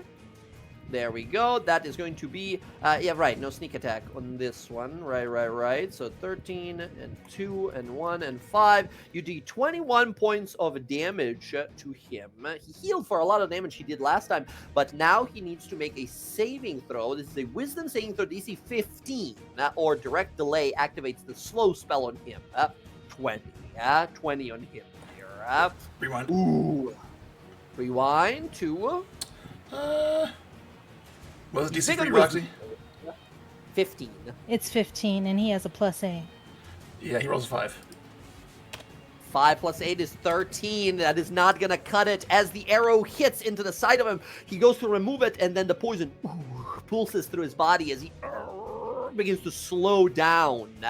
Excellent. He is affected by the slow spell here. At the end of each of his turns, he gets to try another wisdom saving throw. Amazing. For at least one turn, he will be slowed. Slow spell had a minor change to it. Let me see. Yeah, speed is halved, -2 to AC, and dex saves. Can take reactions. On its turns, it can take an either action or bonus action, not both. And it can only make one attack if it takes the attack action. If it casts a spell with somatic component, there's a 25% chance that the spell fails as a result of the target making the spell's gestures too slowly. Amazing. All right. That is your first. Yeah, I got one more for this big ass guy over here. Big dude over there. Okay, let's go. Yeah, direct delay. That way he takes a slow ass time to get here. Very clever. 21 will hit against him. Now, he is raging, so all physical types of damage are going to be reduced on him. Yeah, and because of an item he has, he's also resistant to fire. Okay, yeah, but I'm sure he's not very smart or wise. Barbarians don't tend to be. Let's see here. 13 points of damage total to him. Here is the wisdom save for him. 15. 11. Yeah. He fails. He's affected by the slow spell. Slowing both of the enemies here. Incredible tactics here from Roxy. Yeah, very good. Those poisons paid off. You kept them for so long, by the way. I have. I was gonna give one to Sky, but she don't use guns anymore. So I'm like, okay, I'll just keep them for me, I guess. Hell yes. Roxy, both of the sort of like right and left hand of this evil general are slowed. Half movement, half AC. Less AC. All of that. Incredible. Those are your 2 shots. Yeah, I'm gonna move back only because I don't know what the hell he's gonna do, and I want him to move closer. Like if he wants to hit me, he's got to move closer and get closer to Bryn. So yeah, that's why I'm gonna move. I can only move 30 feet. I'm gonna move right here. If he wants me, he's got to move forward more to get me. Understood. Okay, as you blast him with this, we go to his turn. You see that he sort of looks kind of confused at what's going on. He begins to trace the spell and realize something is wrong. As he turns to say something to Archon, realizes he's like affected by this strange magic. Instead, he's not gonna go with the big move here. Instead, he's gonna do also a very deadly move. He's gonna cast another spell. He's gonna cast a 6th level spell here. He's gonna cast instead a Circle of Death spell. Circle of Death spell is a 6th level spell. It's a Constitution save. It is a 60-foot radius, so 120 feet across with 150-foot range. He can target you guys. He can target the entire back of the dragon here and just blast it with necrosis. He's gonna do that. However, the spell is a verbal component spell, so there's a 25% chance he just fails the spell here. Jen, go ahead and roll me a d4 on a, you can choose, on a 1 or a 4, the spell fails. So, because it's 25% chance. A 1. A 1 on a 1.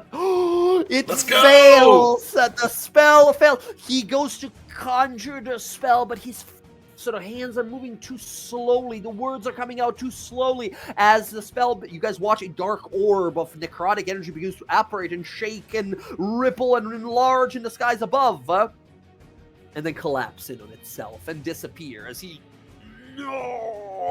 calls out very slowly here. That is going to be his whole turn here. Now, at the end of his turn, he does get to retry that wisdom save. DC's 15, 17. He manages to shake it unless... Yeah, unless... Again, you need a plus... He has a +8 to his roll here, so you need a 6 or lower. I gotta save the other ones for later. I can't do it. Okay. Okay, he manages to shake it off. Blast it, poisonous witch. I will make you a zombie servant first. As he begins to kind of slowly kind of waddle his turtly body towards you. Okay, he shook off the poison. As he starts walking on over, that's going to be his turn. Torogar,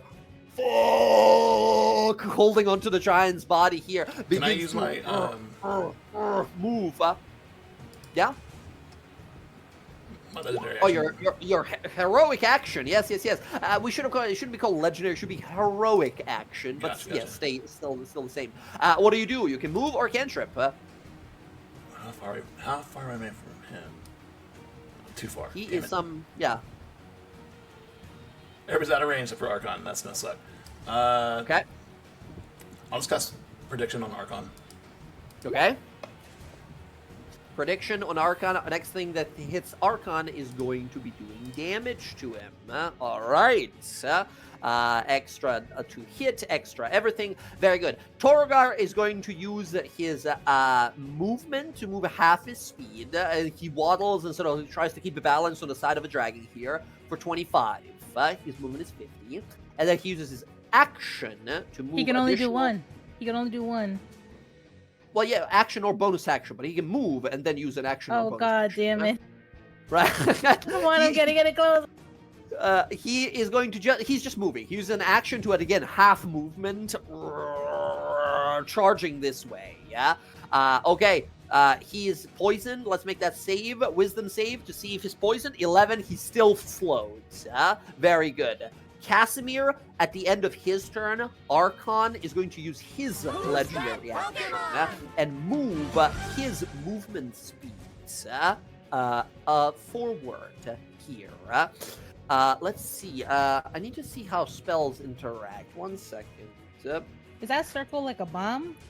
It's difficult terrain right now. It's difficult. Oh, that's terrain, great. That's great. For the duration, the target's movement is unaffected by difficult terrain. You see magical runes on his body, a spell that his friend Cruel casted before the fight here, before the war, a freedom of movement spell. He ignores difficult terrain. He runs right through the storm here.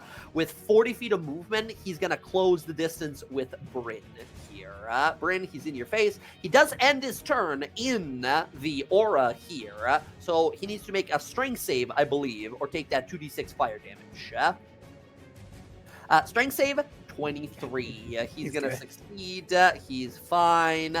Okay, next up, we go to Casimir. Casimir, now it's your actual turn. Archon approaching you. As he's going, images, flashes in your mind of the last time the axe coming for your neck. The beast this thing is, and is now closing in with your friends. He calls out, make sure to watch this time. Yeah. This time, I leave you for last. Okay. Shit. I'm too far away from the magic users. I can't do anything from here. Yeah, they back up, right? They back up and are casting big spells from the other side.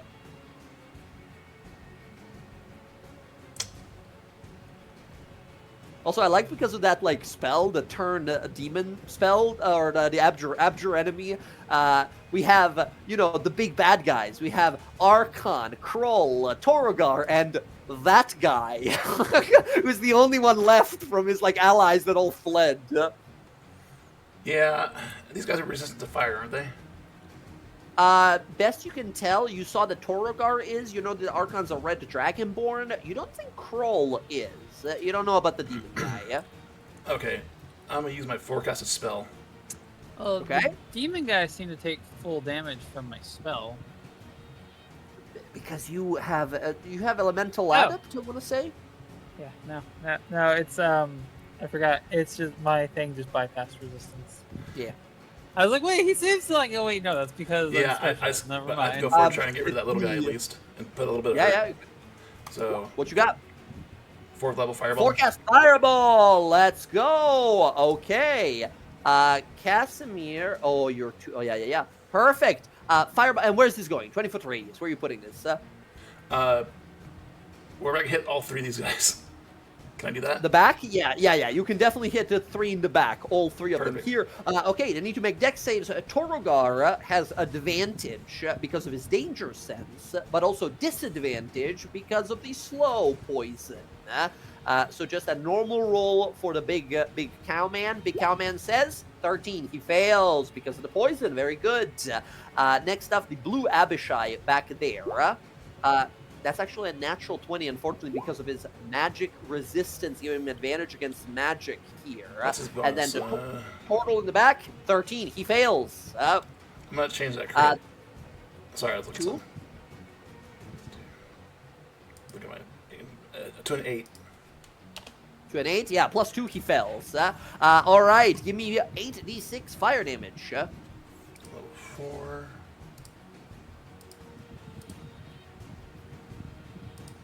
Okay, 37 points of damage. Torogar takes, he fails, but takes half damage because he seems resistant to fire, so 17 damage to him. Kroll fails and takes full damage, which is 37 points of damage. Kroll is close to bloodied already. The blue Abishai sorcerer in the back fails, but is resistant to fire damage. So he fails and takes 17 points.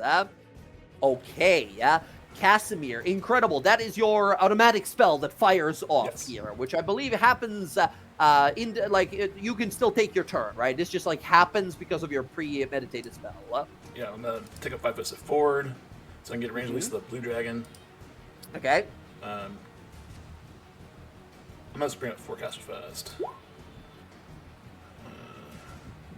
Sorry, what was that? I'm trying to see if it was an action. Choose a spell with has action and then expend. Once before the spell ends, you can cast the forecast without expending a spell slot, at which time you lose it as your forecast spell. You also lose the spell as your forecast action. Yeah, it doesn't specify. It's sort of weirdly vague enough where it doesn't specify if it loses your action, right, on that turn or whatever. So I think because this is a 6th level spell that prepares an earlier spell, kinda like contingency, I'll say no, it does not use your current action. This is just a thing that you take a step, and as a part of you just starting your turn, it fires off the spell that you sort of foresaw yourself casting. Yeah. But does that mean I can cast another spell? Yeah, you have a full turn. Yes. Oh wow. Okay. All right. It's a 6th level spell that lets you do this, but so it's hell yeah. Where's my line? Casimir, you see that after your turn here, Archon's gonna try and decapitate Bryn. He's gonna keep legendary actioning your friends until he kills all of them. Yeah, that's what I'm holding on my lower rolls for. Yeah. Can you see this line here? Yes. Okay, 10 feet on the other side of it, I guess. Okay. Tidal Wave, clever. Yes, it will totally hit all of these guys. Now, this is also a dex save here. Let's see. Again, Torgar has fine. normal roll. So Torgar nails it. Kroll, the cleric, 16, I believe, fails. My DC should be 18. I don't know why I said 18, 16. okay. And then the blue Abishai sorcerer, 17. 18. He has advantage, but fails as well here. Torgar is the only one who makes it. Torgar also will take half off the half, because he's raging, so he takes half bludgeoning. Yeah? All the other 2 take full damage and fall prone. Sweet. Okay, let's go. Give me 4d8.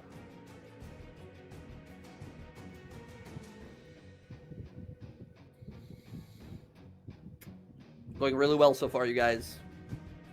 Okay, 14. Okay, Torogar takes 3 points of damage from that.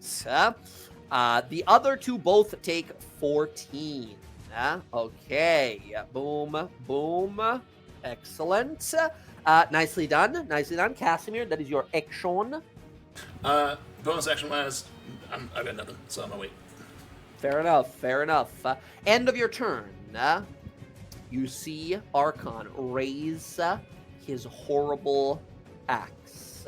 You see Fane Eater, a weapon that has taken much from you guys, come down with fury. Empowered further if it hits with a somewhat high-level divine smite. Bryn, here comes the pain. Fane Eater, Doesn't hit. 21. Does he only get one attack for this, or multiple? He gets one. This is not his turn. This is a legendary action he's doing. Okay. Bryn, you hasted, move out of the way, but you feel it. This massive cleave, woo, that moves past you. Cold necrotic wind that follows after it here, as you manage to jump sort of out of the way in time, as you realize, like, okay, he's here to play. Okay, Casimir, that happens at the end of your turn. Sky, we go to you. I'm going to end concentration on Stormcloud? Stormcloud. Stormfire Cloud? Uh-huh. Yep. Okay. I am instead going to put J. I need a big ball of fucking gold light. I'm gonna drop daylight. Oh, daylight. Very, very good. So I will say here, because his aura of hate ability, sorry, not aura of hate, his what is it called? His special, god damn it, what's His the dark name? cloud thing. His Dreadlord ability is only once per day. He won't be able to do it again. You conjure forth golden light, and the shadow is dispelled. We don't need to put like a big aura thing so it doesn't like overstuff the battlefield, but the light dissipates his powerful shadow protection here. What does this look like? Does he come from sort of like above, or do we see you fire a ball of fire that sort of sends a flaring, blazing light across the battle? Like, what does this look like as you dispel his shadowy protection? It's more like one of her like divine aspects, where she sits there and she just kind of like holds her hand out, and there is like this like lance that comes down, like shoots down from the sky right into the middle of it, kind of like not like damaging, but like plants at his feet, and then from like out, like you just see like the daylight like swirl outwards and around it, and she's sitting there like hand held out. Now we're gonna see you die today. He looks up into the blinding light, looks through it as we see these sort of giant spears of light embedded in the dragon's body here. He looks past it all and looks at himself, having lost this incredibly powerful ability he has. And he just grits his teeth. And you see, I think, Sky, you dispel this sort of magic, you realize, like, all right, not this time, buddy. We don't do it we don't do it this time. You see, and I think the reason Archon is so scary here, because he's a credible threat to us all at all times. Instead of like growling, groaning, you just see him sort of like narrow his eye. He locks in, right? He's like, okay, now I'm gonna fight for real. Right? As you realize, like, okay, we're doing it. We're doing it right because we're pissing him off. Yeah. All right. Straight across from him where she's at. Cowards fight in the darkness. No offense, Roxy. Dang, what the hell is that supposed to mean? An arrow hits you in the back of the head. Back here, trying to hide from the darkness. Dang. Incredible. Okay, Sky, that is going to... no, you have a hasted action. And bonus. I still have my bonus action, yeah. Yeah. So, that was haste. No, that was your action. Yeah, that was my action. Yeah. I'm going to spend it to Sorcerer Point. Okay. To do what exactly? What do you think you're doing? I'm going to quicken spell and keep in mind, because you cast a leveled spell, you can only do a cantrip. Yeah, I know. Yeah, that I got. I need to switch that to a line. You are. Oh yeah, you're. Okay, I don't know. Spin. Roxy I don't got know a if it's stray limited bullet to- there randomly. Yeah. God, that's so loud. So I just need to do quicken spell then. All right, cool. Okay. Um, Quick spell cantrip. What you got? quicken spell. Oh, yeah, no, that's why I'm doing it. Quicken spell, cantrip. I'm also doing hungering spells. That's what I'm spending too. Okay. And I'm going to take a. Keep in mind, unless hungering spell specifies, you can only do one meta magic on a spell. But where I'm at, sorcery level wise, I can do two. Mhm. Yeah, I think she can. How is that even possible? And now you Fuck, show make us. me Now you, again, now you, find now you click the ability and show.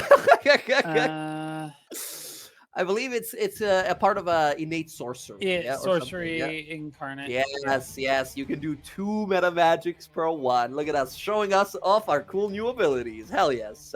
All Yeah. right, to do it up then. Quickened hungry spell. Quicken, hungering Still spell. gotta hit him. at He's a Torgar. giant. Yeah. A Torgar. Okay, yeah. Yeah. When I first started playing D&D, I was terrified of Sorcerer until I played it, and I was like, what was I so scared about? Maybe this Ooh. should be sort of okay. It's a lot of extra math you do as a sorcerer opposed to a Yeah, I didn't wizard. understand how sorcery points work. 27. 27 with his -2 AC will easily hit. Give me some damage, and he is resistant to fire, but not your fire. Shit. That's the. There's. Hey, nice, very nice. That is, And- yeah, damn. He is 24. set on fire from the stone as well. Hell And- yes. Yeah. He is on fire and takes 24 points of fire damage. Now, he hasn't taken too much damage. He's a big barbarian, but this is significant chunk. He's a barbarian. He relies on, resisting all damage. Not against you. Very good. That's your bonus. You still have a hasted one if you want to I do. blam with the gun. Yeah, so I need to turn off those and then just fire the gun at him. Hey! Who is this at? Is this Archon or also Torgar? This is also at. You know what? No, I'm gonna pivot it around and shoot over Bryn's shoulder at Torgar. Or I mean at Archon. At Kroll. Oh, our Archon. Kroll. Gotcha. Yeah, Archon. Yeah, that will hit Archon, and Archon will take damage. Let's see it. Nice. That is Who's that 12, an extra Pokemon? lightning, and prediction, adding extra 7 here. Let's go. 19, 21 points of damage to Archon. Once again, fearsome combatant. Bullet hits him in the side of the fucking chin and bounces off of it. You see him begin to bleed. You don't think he blinked from the pain of it. It's gonna take a lot more. You guys know. You fought it before. It's gonna take a lot more. All right. Okay. Let's fucking go. Nicely done, Sky. I think that's your turn. You can still move Yes. around if you wish, but No, how did Archon seem to take lightning damage? he took it full. Okay. Mhm. Good to know. Bryn, speaking of lightning, it's your turn. Oh, sorry, Okay. no. Before we go to Bryn's turn, he uses one okay. legendary action, tries to take your head off. Again? Uh, Oh, well, no? he's gonna keep trying it. don't Second want that. legendary action, Bryn, here is... Oh, yeah, that hits. That's a 27. Bryn, that is Yeah, 17 that one- That's a 2. slashing. That's a 2. Plus his 15 for 17 total. Yeah, that doesn't hit. That will miss. Let's go. Bryn, now it's your turn. Can I take my legendary If action? you- yeah, I believe you had your turn. Yeah, you had your turn. If you wanted to take your legendary, you can. I do. We're gonna do Cantrip. prediction again. Ooh, perfect. Prediction setting up Bryn here. Nice. There we go, Bryn. If you hit, it'll be more damage. It's your turn. Cool, I'm gonna divine smite. Well, if I hit, I'm gonna divine smite. Yes, yes. Alright, so let me just start swinging. I'm gonna use Cloud Strike, which is they take an extra 1d4 thunder damage, and they have to do a Wisdom saving throw, or I become invisible. Ooh, very cool. All right. Alright, Let's see. so- First, you get a hit. You'll get a +5 to this attack roll, I believe, from Casimir's prediction. Yep. From his spellcasting ability. Yeah. So +5 to attack roll, and then extra 2 25. damage. 25. just gets him. God. All right, that is a hit. Go ahead and add that damage. Prediction for 10, and then let's add everything else. All right, and I'm adding 13 Thunder bludgeoning, Smite. Or, I'm sorry, 13. Radiant Divine Smite. So how I'm gonna go all in. He's That's not gonna he's be- not a demon guy. He's a humanoid man guy. Yeah. Oh, I so don't care. I'm still using Divine Smite. what level is this? 3. So how many d8s? 4 d8s. 24. Let's go. You do a total of 53 points of damage in one hit. The flail, woo, woo, woo, woo, boom, up the chin here as we see his jaw sort of move violently to one side. That is a massive chunk of his hit. Yeah, and so he needs to do a Wisdom saving throw. Okay, I'm not gonna lie to you. He's good at these. Damn it! He's like you. He's He's good like at you. everything, He's bro. a He's good at paladin like everything. you. He's good at all saves, kind of. Okay, so let's see. He needs to make a. No, he's wisdom- severely busted. That's the reality. Paladins, level 20 paladin, man. Very, very powerful. 20? 20's gonna make it, I think. that makes Yep.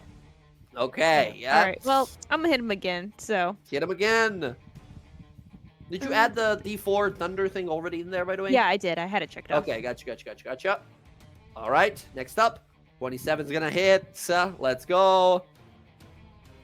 Nice. That is going to be improved divine smite. Oh my god, I forgot. You just do D8 damage all the time. Yep.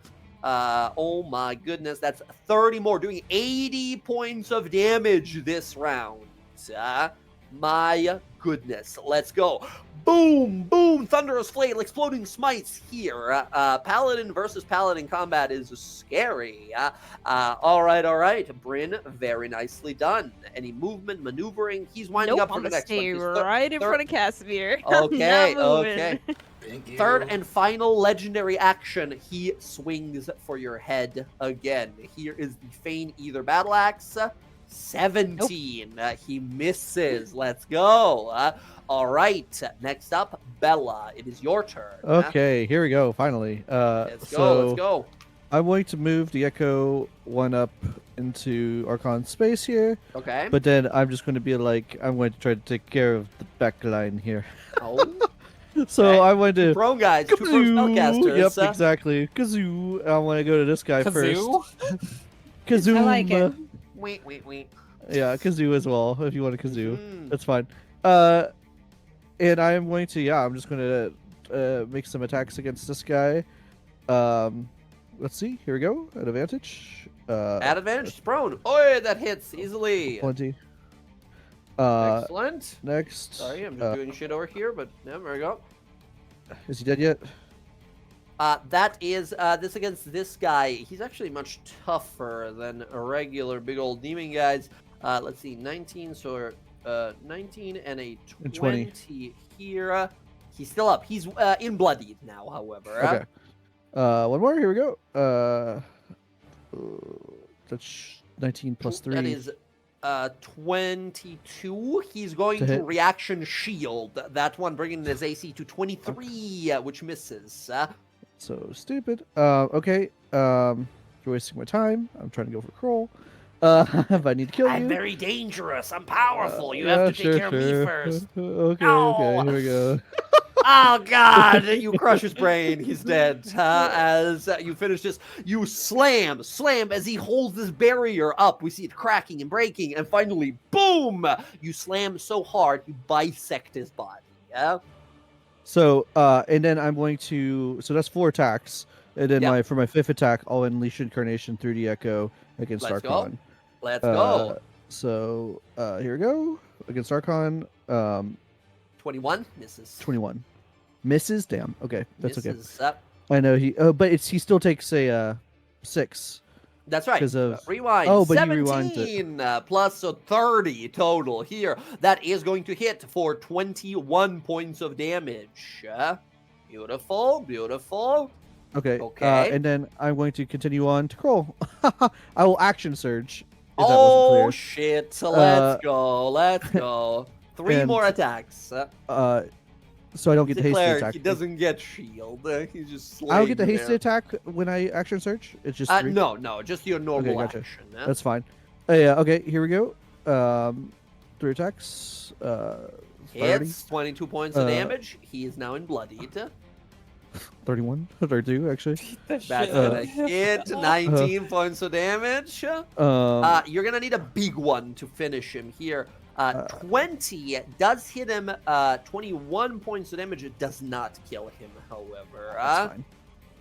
Oh my, he's in the dark red, as you can see there. He's badly... You guys watch as Bella rushes up, cleaves one of them in half. This last, like, minion demon that's here that disappears from the battlefield, as she leaps up, spins the blade, and breaks through his front shell there. The blade goes through the entire turtle here as he spits out blood. Let's go. Yeah, I will. Torgar turns towards you and starts trying to run towards you to help his friend. I'll use my last, since I took another attack action, I'll do the Unleash Incarnation against Archon. Here we go. Okay. Well, plenty, so that should hit. That is going to hit Archon. Let's go. That hits 20 more points of damage. He seems to be resistant to fire, actually, so 19. Oh, okay, that's fine. Red Dragon it's still damage. Yes. That's my turn. I'm staying put. I actually will just go up 1, so it takes maybe him a little longer to get to me, I guess, Torguard. So. Yeah. Excellent. Bullying the turtle, man. All right. Very good. That said, next up we go. Okay. At this point, we go to Archon's turn. He whistles at the start of his turn. Battle is chaotic right now, as it does. I need to roll a thing. He takes 2d10. Torgar? No, Archon. Why Archon? Or no, sorry, not Archon. I was thinking... Torgar's the guy that was set on fire. He's not his turn, unfortunately, yet. He's going to whistle. I need to roll a d6 here, the higher the worse. Wow. Okay. You guys watch as flying up from the side here, and this is a d3 for the section. 2. Okay, middle section here. You guys watch as 2 dragons emerge and join this fight here. Okay. Yep. Emerging from below, you see a young green dragon that flies up here, and a young white dragon that fly up here. 2 young dragons join the fray and call out in Draconic for the Dragon Queen as they rush into combat. This is the green dragon. You sort of see this lanky guy, and white dragon, big sort of muscly dragon. These guys get to roll initiative as well and join us in combat. If I can, Jay, I will actually move in my turn here so I can stay within 60 feet of the echo. And that's okay. Totally fine. Next up, we go to... This happens at the start of Archon's turns. Now that he is fully out of minions, he calls for more. Turns out when you lead an army, you're allowed to do that. Sucks for us, however. Archon is going to look around to you all. Now we go to his proper turn. Archon is bonus action going to cast a spell that is going to empower his next attack. Yeah. Yes. You watch as some sort of a smite spell. Oh, okay. Yep. Yeah. Never mind. Counterspell, you good? Counterspell, okay. Sorry, do you want to do that? No, you're good. Either of you can try, because he needs to make a con save against your spell save DC. Here is the counterspell con save. 14. He fails. His spell goes away. He went to cast a blinding smite, but that's not gonna work. Instead, no bonus action here. He just makes his attacks. Still scary as hell, because that is 3 attacks he's making. Bella, your echo can make... Oh, actually, no, he doesn't need to. He can just move here instead. Hello, Casimir. Hello, Bryn. Bryn, you're going to get 2 attacks. Casimir, you're going to get 1. Sentinel. That's when he attacks, right? When he makes his first attack. If you Okay, first attack on Bryn. Bryn, that's a 30. Yeah. Yeah, that hits. Bryn, that's 14 slashing, 17 cold and necrotic for a total of 31 points of damage to you. Bella, go ahead and make that reaction attack. Sentinel. Clicked it. Let's see. Just go through. Come on. There we go. That hits. That is going to be 18 and then 2 fire for 20 points of damage. Very good. And his movement speed is 0. Not that it matters, but. And the movement speed is 0, yes. Bryn here is going to use a first level smite on you. That's 5 extra radiant damage to you. That's rude. Very rude. And then he hits you second time. Oh. Second time is I double tapped it. That's a 24 for you. Maxed out damage. Bryn, that is 22 slashing and 29 cold and necrotic for a total of 51 points of damage. Oh my god. As he blasts you the second time, Casimir, that third one, the 19 is going to go to you. Casimir, you take 19 slashing and 19 cold and necrotic. Mirror image takes it. Oh, mirror image takes it. Let's go. Very good. Bryn is in a very bad way right now. All right. that is going to be his whole turn here as we go to Roxy. Roxy, it is now your turn. Okay, I'm gonna use Zephyr Strike, Zephyr Strike, okay. and I'm gonna shoot Kroll. Crawl, okay. Now, Crawl is prone, but you... It's gonna be a normal attack. Yes, exactly. You'll get sneak attack because Bella's right there. Kill him. Kill the healer. That's gonna hit. Come on, show me the damage. You said Bella is there, correct? Bella's there, so you get sneak attack. Yeah, yes. I'm right there. Yep. Do it. Do it. Yeah. 19 and 9 and I can 2 reroll points. one of those. You can. Is a you can. sneak? Is a Oof. sneak that is? Yes, one of the sneak dice was a 1. I will also mention you have your Gloomstalker bonus as well if you feel like. Yeah, you know what? Pump it into that guy. Okay. Fuck That's a him. 2d6 or 2d8. I don't remember. Let me read it. It's psychic damage as well, which It's is one. nasty. It's not considered cunning strike. That's not what I'm doing. No, that's not Cunning Strike. It's Gloomstalker, right? It's your Gloomstalker or Dreaded it Strike is- ability. 2d6. 2d6 psychic Yeah. damage. You can use a number of times equal to your Wisdom modifier. 5 more here, and then you wanted to reroll one of the sneak attacks. Yep. Oh, nice. So plus 5 to that original damage there. You do a total of 43 points of damage. How do you kill Kroll, the Death Krellig? The amulet taken from your loved one around his neck still.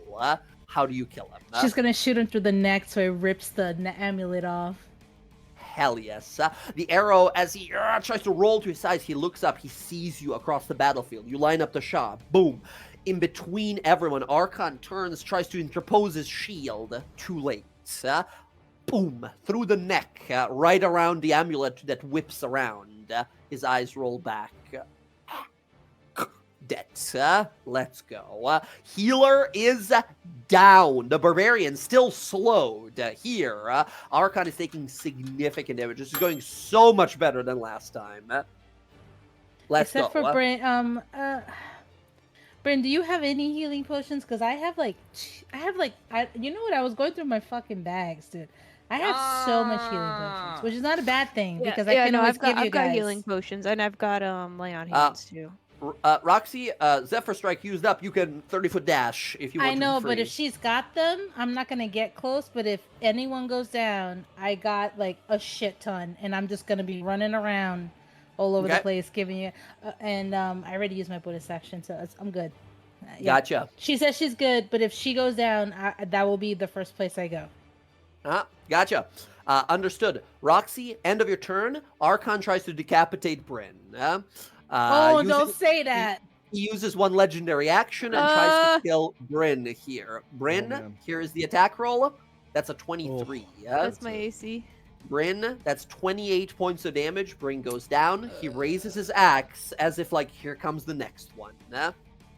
Okay. Next we go to Cruel. He's dead. He's no longer in initiative. God damn it, I removed Torogar from initiative as well. My mouse double-clicked.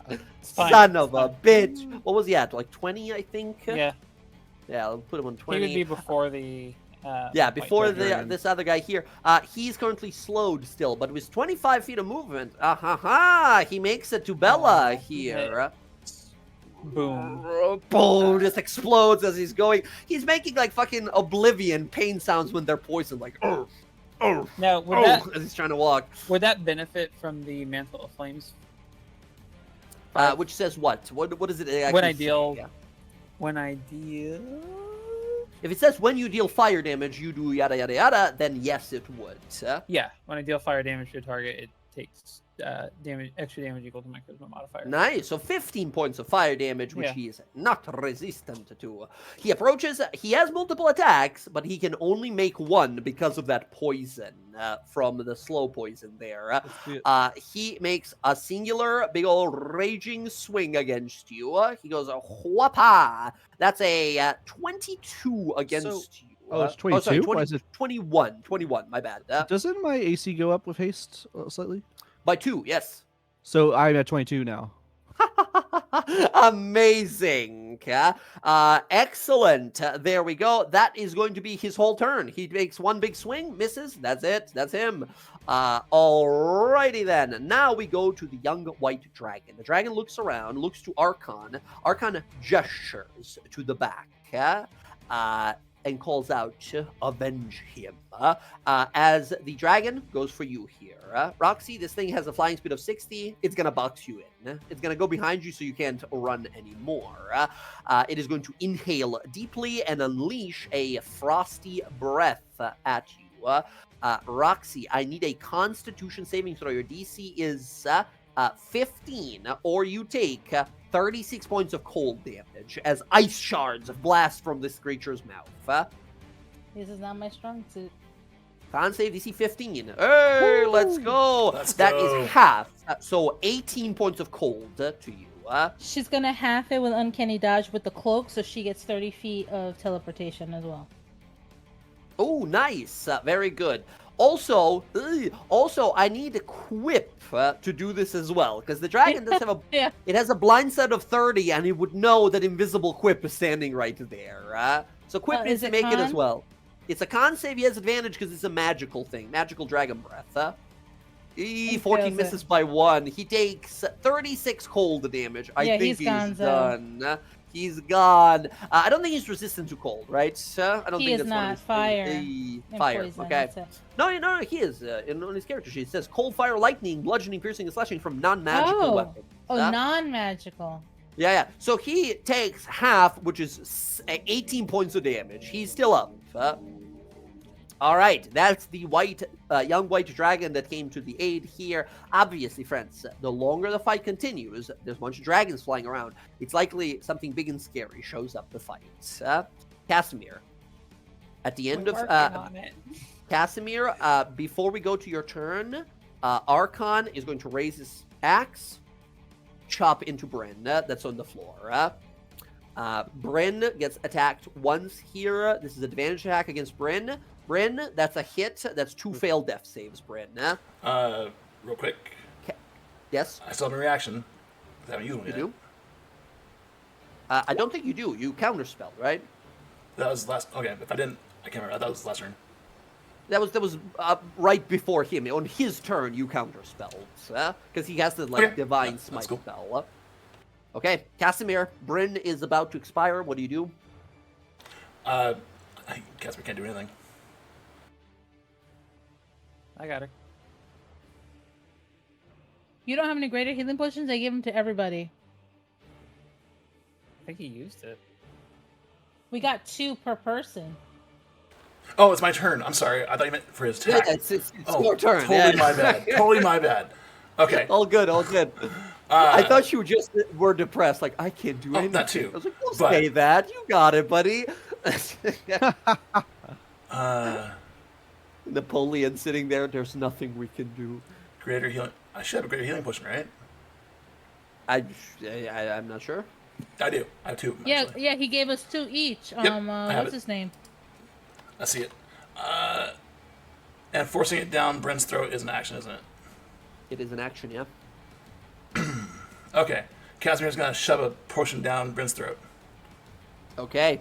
Go ahead and roll 44 plus 4. Bryn, you awaken. 44 plus 4. 44 plus 4. 17. 17 healing to you, Bryn. Very good roll. Very good roll there. We needed those. Okay. Okay. Casimir, bonus. Yeah. Casimir's pissed. He remembers what happened last time the axe hit him. He Yeah. can't move away. Doesn't want to leave Bryn here alone. He's hoping Bella can help. He is going to touch his Ascendant Dragon Focus. Mm-hmm. And use his final ability, his last ability listed there, and cast Embrace Destiny at 9th level. Okay. Oh my god. Embrace Destiny at 9th level. So go ahead and roll.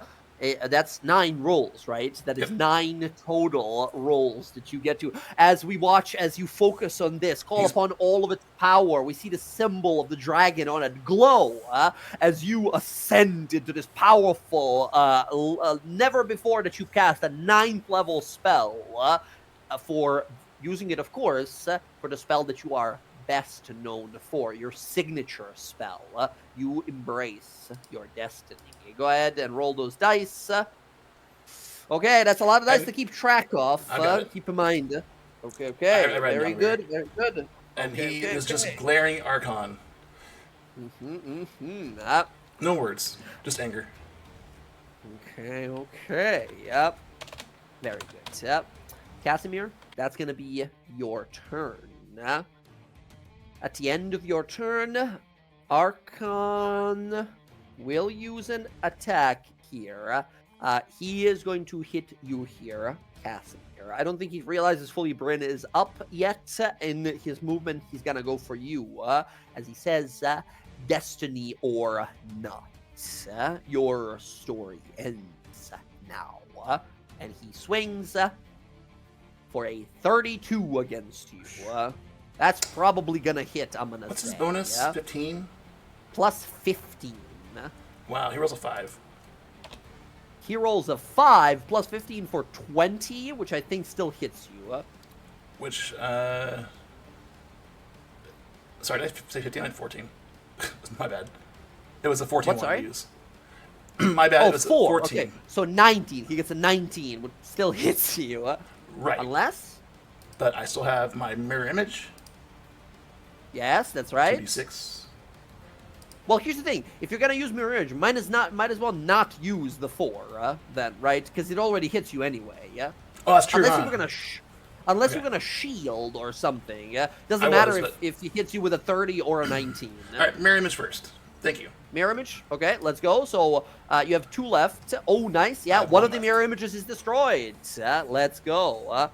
Okay, I'll put Casimir, that that four happens at back. the end of your turn. Sky, it is now your turn. Well, here we are. Hail. Hey, Friends, by the way, if it's getting late, Emily, especially, I know you got stuff going on tomorrow. I know you can't stay up too late here. If you guys want to, we could pause at the end of this round, right, and continue this fight next time. I don't know how No, I long wanna it'll kill go, him. depending. I know, but Well- what you guys got going tomorrow, I don't know. How tired are you? How Work. sleepy? Yeah, I know. If you want to, Emily, if you're like, hey, can we pause? Just say it. Say the word. Yeah, I mean, I can finish the round out. That's fine. Okay, let's finish this round at initiative 0 before we go to Roxy's next turn. We'll pause and continue. Unless, of course, somehow you kill him this turn. Sky, what you got?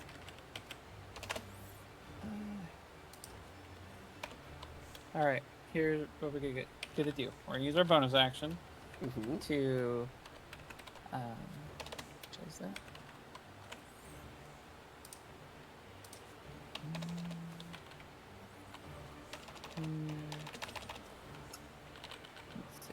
No, we're gonna save our bonus action.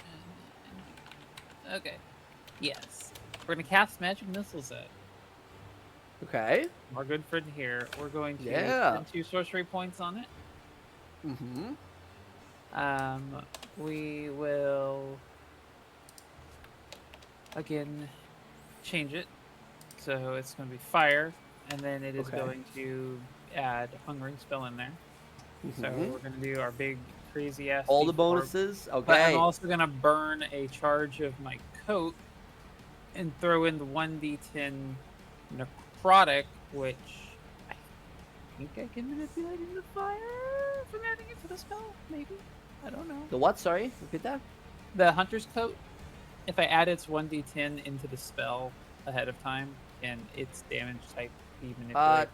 Does it say when you deal damage with a spell or attack? That's what depends. Let me see. Where did we put that item?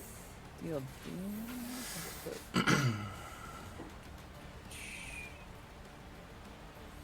Don't see. I don't hit think a we add. creature with an attack. That creature doesn't have It's not an attack. all the Yeah. hit points.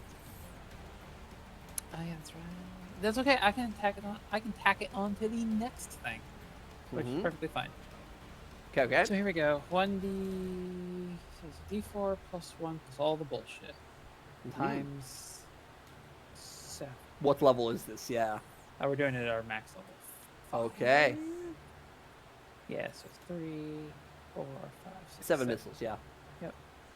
Okay. 7 missiles with hungering spell. Oh, and it's maxed out. 5. Yeah, it's complete fucking maxed. So it's hold on. So it's hungering spell, and then your like Phoenix sorcery extra charisma, and then the Aasimar, Yeah, so which is plus it's 14 again, right? Yeah, so it's an additional 14 damage. So it's 18 damage, 18 times 7 fire damage to him that he can't. 126 points of fire damage as you unleash all of these beams of energy here. 126 points of damage is incredible. He is at the cusp of bloody. What a difference from last time. A sneeze, a slight push will put him over bloodied at this point. Yeah. So let's what we're go. gonna do, we're going to that. So then we're going to spend another sorcery point on a completely different spell altogether to quickly cast Firebolt. Who's that Pokemon? Firebolt, okay. Let's go. Doesn't get hungering spell. No, you know what? Just for shits. You and could. giggles, I'm going to throw... As long as you got points to spend. I do have points. Also, because you used the sorcery, you could set him on fire if you wanted to. Yes, he is burning right now for 2d10 damage at the start of his turn. Quicken cast and adding on the other shit. And we are going to... This is attack roll. Yeah. I'll add the coat to this one. Add the code to this one, gotcha. So that'll be an additional d10 on it. Mhm.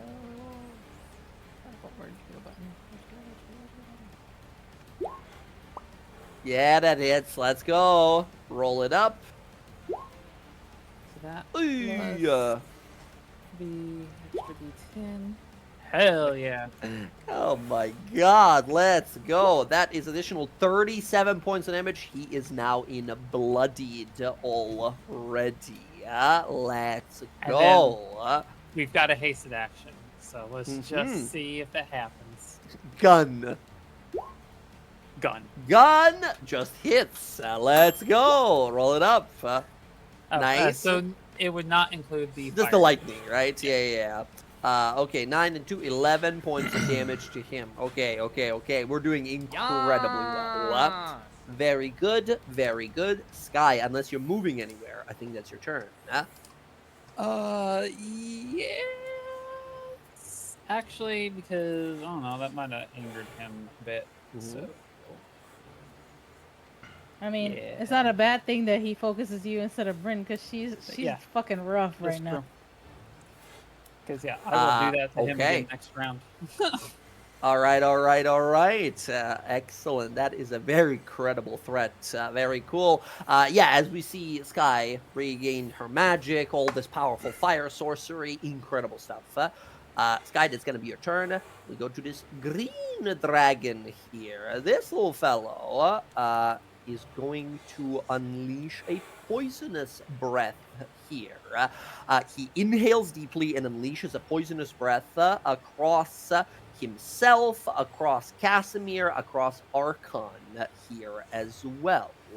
As I need all of you guys there to give me a con save or take this much poison damage. A poison breath for 48 points of poison. Archon seems to be fully immune to poison. He doesn't seem to take any poison damage at all. First of all, Bella, your echo is gone, unfortunately. I'm just going to put it off to the side here. Nice. Casimir, you succeed. Bryn, I don't think you're resistant to poison, right? No, I'm not. Which means, even if you succeed, that's 24 points of damage. I don't think you have any ways of reducing that damage any further. Never poison, so is it Constitution? Question. Yeah? Janasi, she has that, like, I don't have to, like, breathe thingy, like the air one. Oh, yeah, I don't. That's right.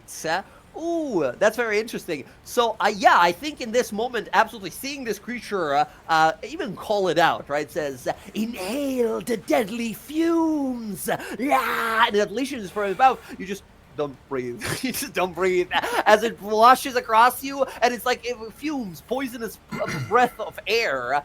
Casimir, you actually might be able to reach Sky? Maybe not, actually. It's a 30-foot radius. Ooh, just short here.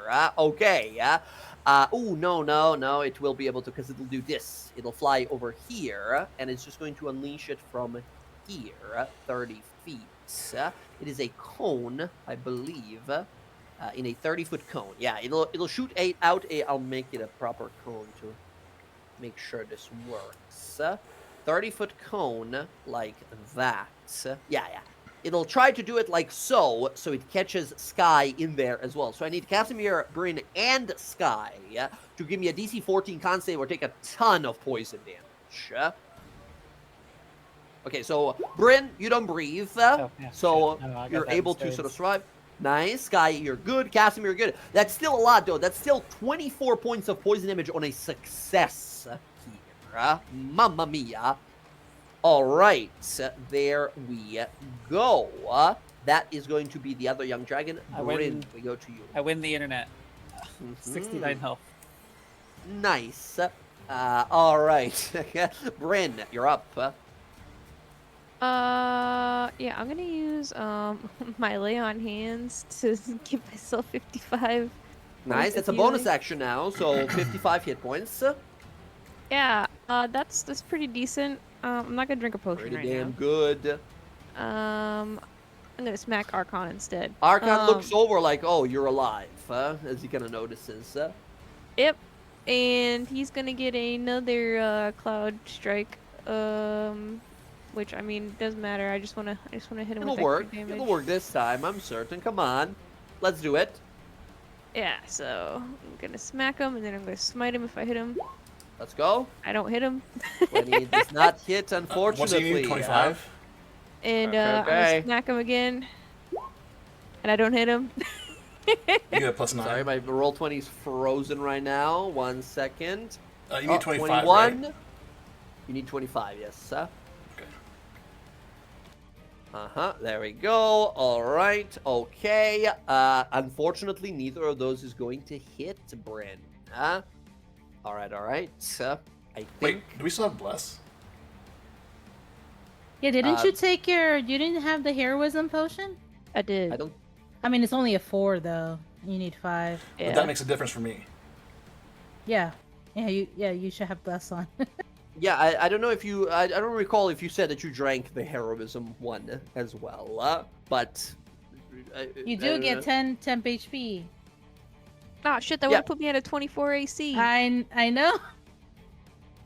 No, it doesn't give you AC. The bless. No, my shield does if I have temp HP. but I would have lost it anyways. So. Oh yeah. Well, yeah. We'll have to like we won't go that we won't go that like far back at this point. But you do have a bless spell here, which you can roll for the D4 2d4s here to see if you can turn any of those into hits.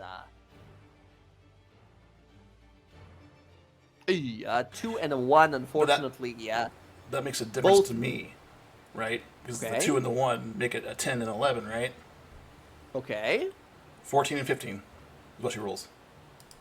14 and 15, which means, Bryn, both of those will hit now. Both of them becoming 25s here. That is both going to hit. Bryn, go ahead and roll damage on both of those. Well, that's unfortunate. All right, and then hold on. I think plus 9 plus 4. Take How much? the D4. One of them has extra D4 by accident. I have Cloud Strike on both of them. Oh, and the D4 was a 2, so 2 less. Okay, cool. All right, and then I'm going. How much smiting are we doing? Another Divine Smite, level 3. Level 3, 4d8 more. Are you smiting on each attack or just the one? Oh my god. 20 more points of damage. Yeah, I'm gonna smite him again with the level 2. So, because I don't have any more level 3s. 2, so that's 3d8. 13 more with your 2 strikes. You do 78 points of damage here. Bryn, boom, boom, coming back from the dead, blasting into them. Absolutely devastating damage. He's well in bloodied, you guys. Well in bloodied. Oh my goodness. My turn. Incredible, Bryn. Very nicely done. That was your bonus action to lay on hands, so I think that's your turn. Yep, that's it. Oh my goodness. Okay. That's a lot of damage. Let's go. Bella, it is your turn. You have a big Minotaur guy next to you. Yeah, Misty Step. Bye. Oh, sorry. At the end of his turn, I forgot to see if he made that wisdom save against slow. He fails by 1. He's still slowed. Let's go. Come back as you run off. He doesn't have a reaction, so you can just run. Oh, he doesn't? Oh, I can just run He then. can only Slowed. do action, bonus action, or reaction. I hate yeah. this. Well, you actually. rush over. That's amazing. And then if I have my bonus action, I'll for sure summon the Echo. And just, flank him or whatever. Okay. So that way I can, so I'll get my full 4 attacks plus Unleash Incarnation, so 5 attacks total here. Let's go. And let's see if we can do it. So here we go. First attack. It's lagging like crazy.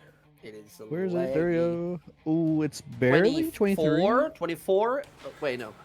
21. Yeah, 24. Yeah. 24. Yeah. 24 is his AC. Let's go. That It is hits. his- great. 25 points of damage. He is going to use a reaction. He's going to use a reaction. I need to make a dex save. He casts a 5th level Hellish Rebuke on you. Okay. Oathbreaker. Get a Dex save. counterspell. Plenty though. +5 from the aura. Plus 5. so- Wait, Sky, you want a counterspell so it's no damage? Because this is a success. Oh, yeah. I mean, that's fine. That's fine. What? I mean, you want a they- counterspell or that's fine? It can Well, go through. I had said to. Yeah, I called counterspell before Bella rolled. So Fair. Okay, let's try to counter him first. Once again, he has a big con save. Let's see. 20. He goes through the counterspell, unfortunately. Through your DC, because it's 20, right? well, Jack. I don't like this tone. I don't like what is going on. Innate sorcery, right. I thought it was on already, no? Third line. Oh, No, you can I- use third line. I turned you it have on advantage. before I went to on my turn before the. It was my bonus action on the turn before I shot him. Right. So, hold on. Your normal DC before any of this is 20, right? From your charisma plus proficiency, plus you have your item that ups it, that gives a +3 to your DC, right? So, Yep. Which is, yeah, 20. So 21 is your DC when you activate this? Oh my Yes. god. Yeah, that works. Therefore, yeah, Hellish Rebuke does not happen here. Keep on attacking. Second attack. Great. Second attack. Here we go. But it doesn't hit. Ooh, I okay. know, I wish. 20 does not hit. But he takes But- 6 damage But still. it will. He takes hit. 6 points. Oh, it Oh. will hit. What's your Oh. bonus? Yeah, plus 13. 13. You rolled 14. 14 plus 13, 27 hits. 7. That is 15 plus 1 fire because he's resistant. Yeah.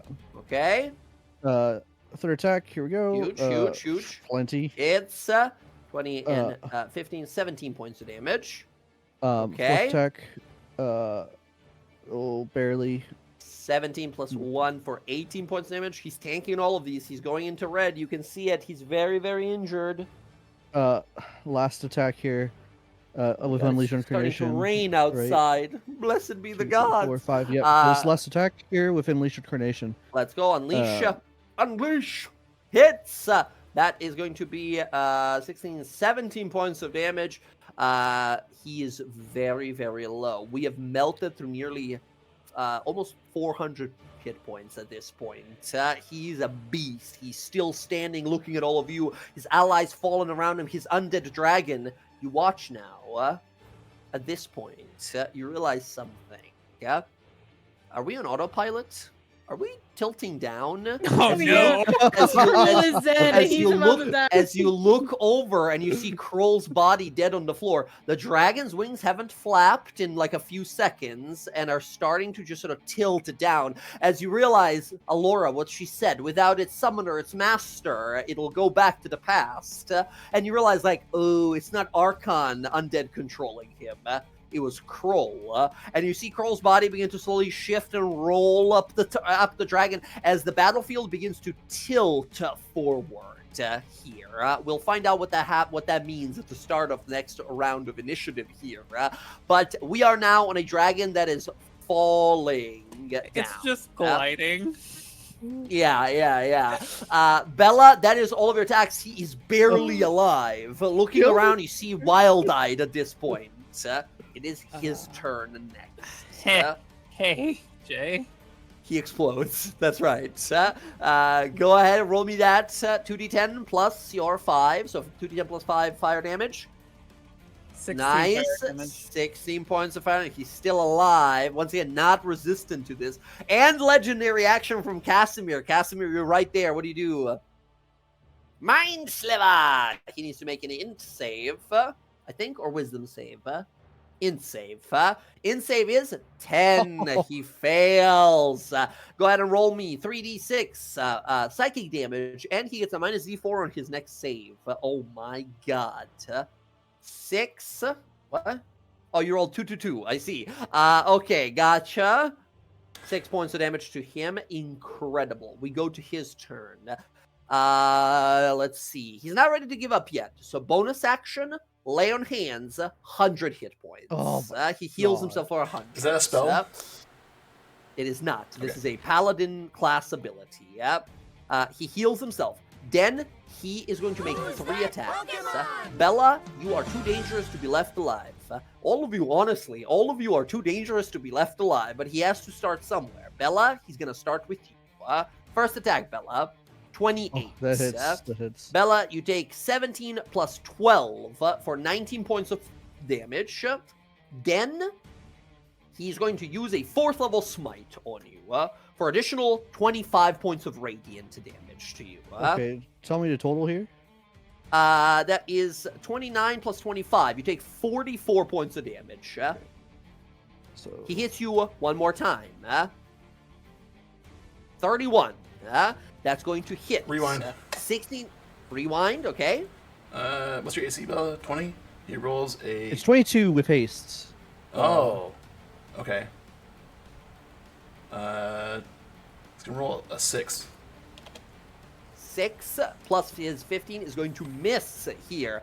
Casimir, he looks to you for the last one. Hits you one time. Casimir, 18. Oh, that's going to be a mirror image first. Mirror image, let's go.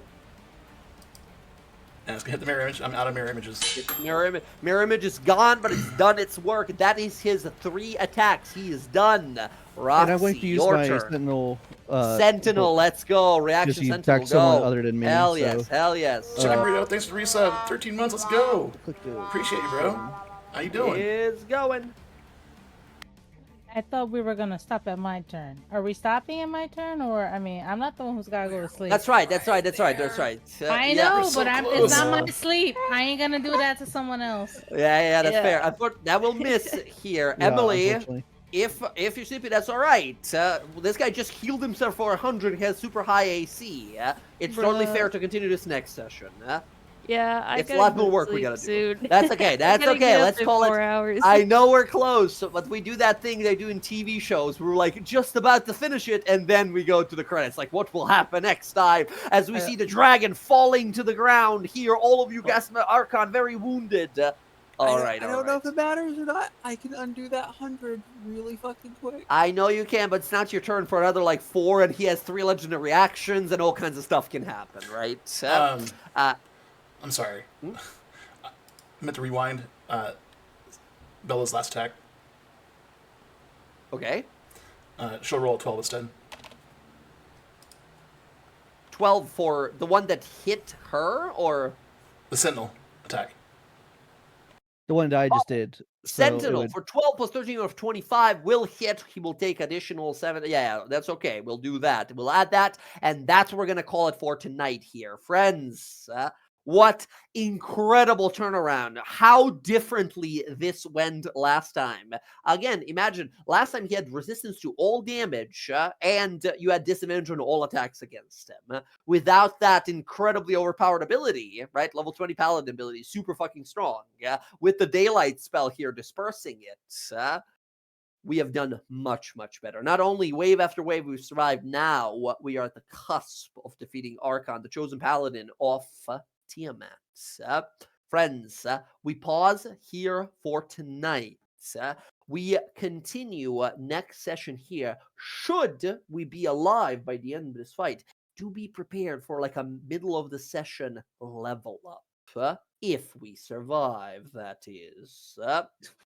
We still have to glide this dragon to the ground. Dragon, great worm dragon, about 200 foot long, launching towards the ground quickly. Yeah, all right. Listen, me and Bella, we jump inside the rug, and you carry us with your wings, Asimar, and the other one got to fly and could fly on the horse. But like this is a massive dragon. Like we can't just let it drop straight down. I mean, we got no choice. We can't control where this shit's going. So it's dead. The POV of Alora Visora and the rest of the army, they're like, yeah, victory is at hand. We're fighting. And they look up and they see a gigantic dragon coming towards the battlefield like, oh my God, right? As we'll pick up with that and we'll see what happens with that next time. But for now, thank you all so much for playing. To not prolong any goodbyes any longer, we went like an hour extra. That's okay. I am sorry, Emily. I'm so sorry. It's okay. But incredible damage, incredible work, incredible tactics from everyone here.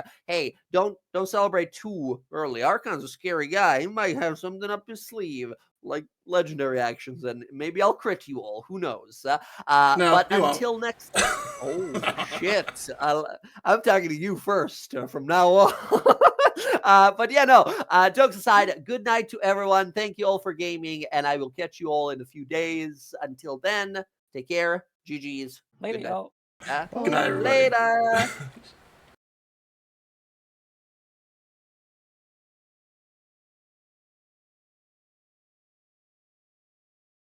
All right, everybody. Thanks for hanging out for our DawnGuard session. That was crazy. That was a crazy, crazy battle. Crazy night. Things are going our way. Hopefully they don't go south next session in a week. Hopefully. Now let's see who's on.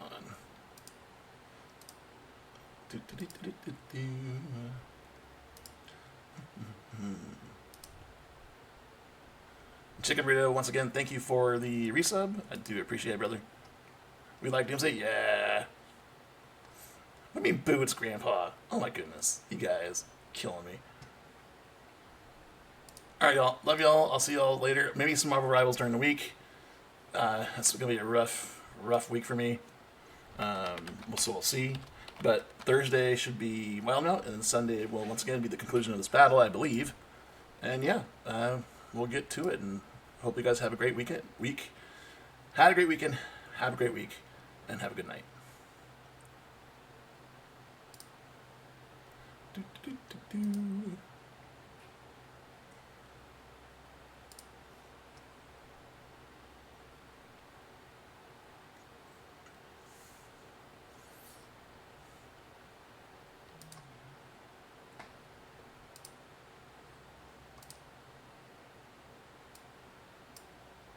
This is-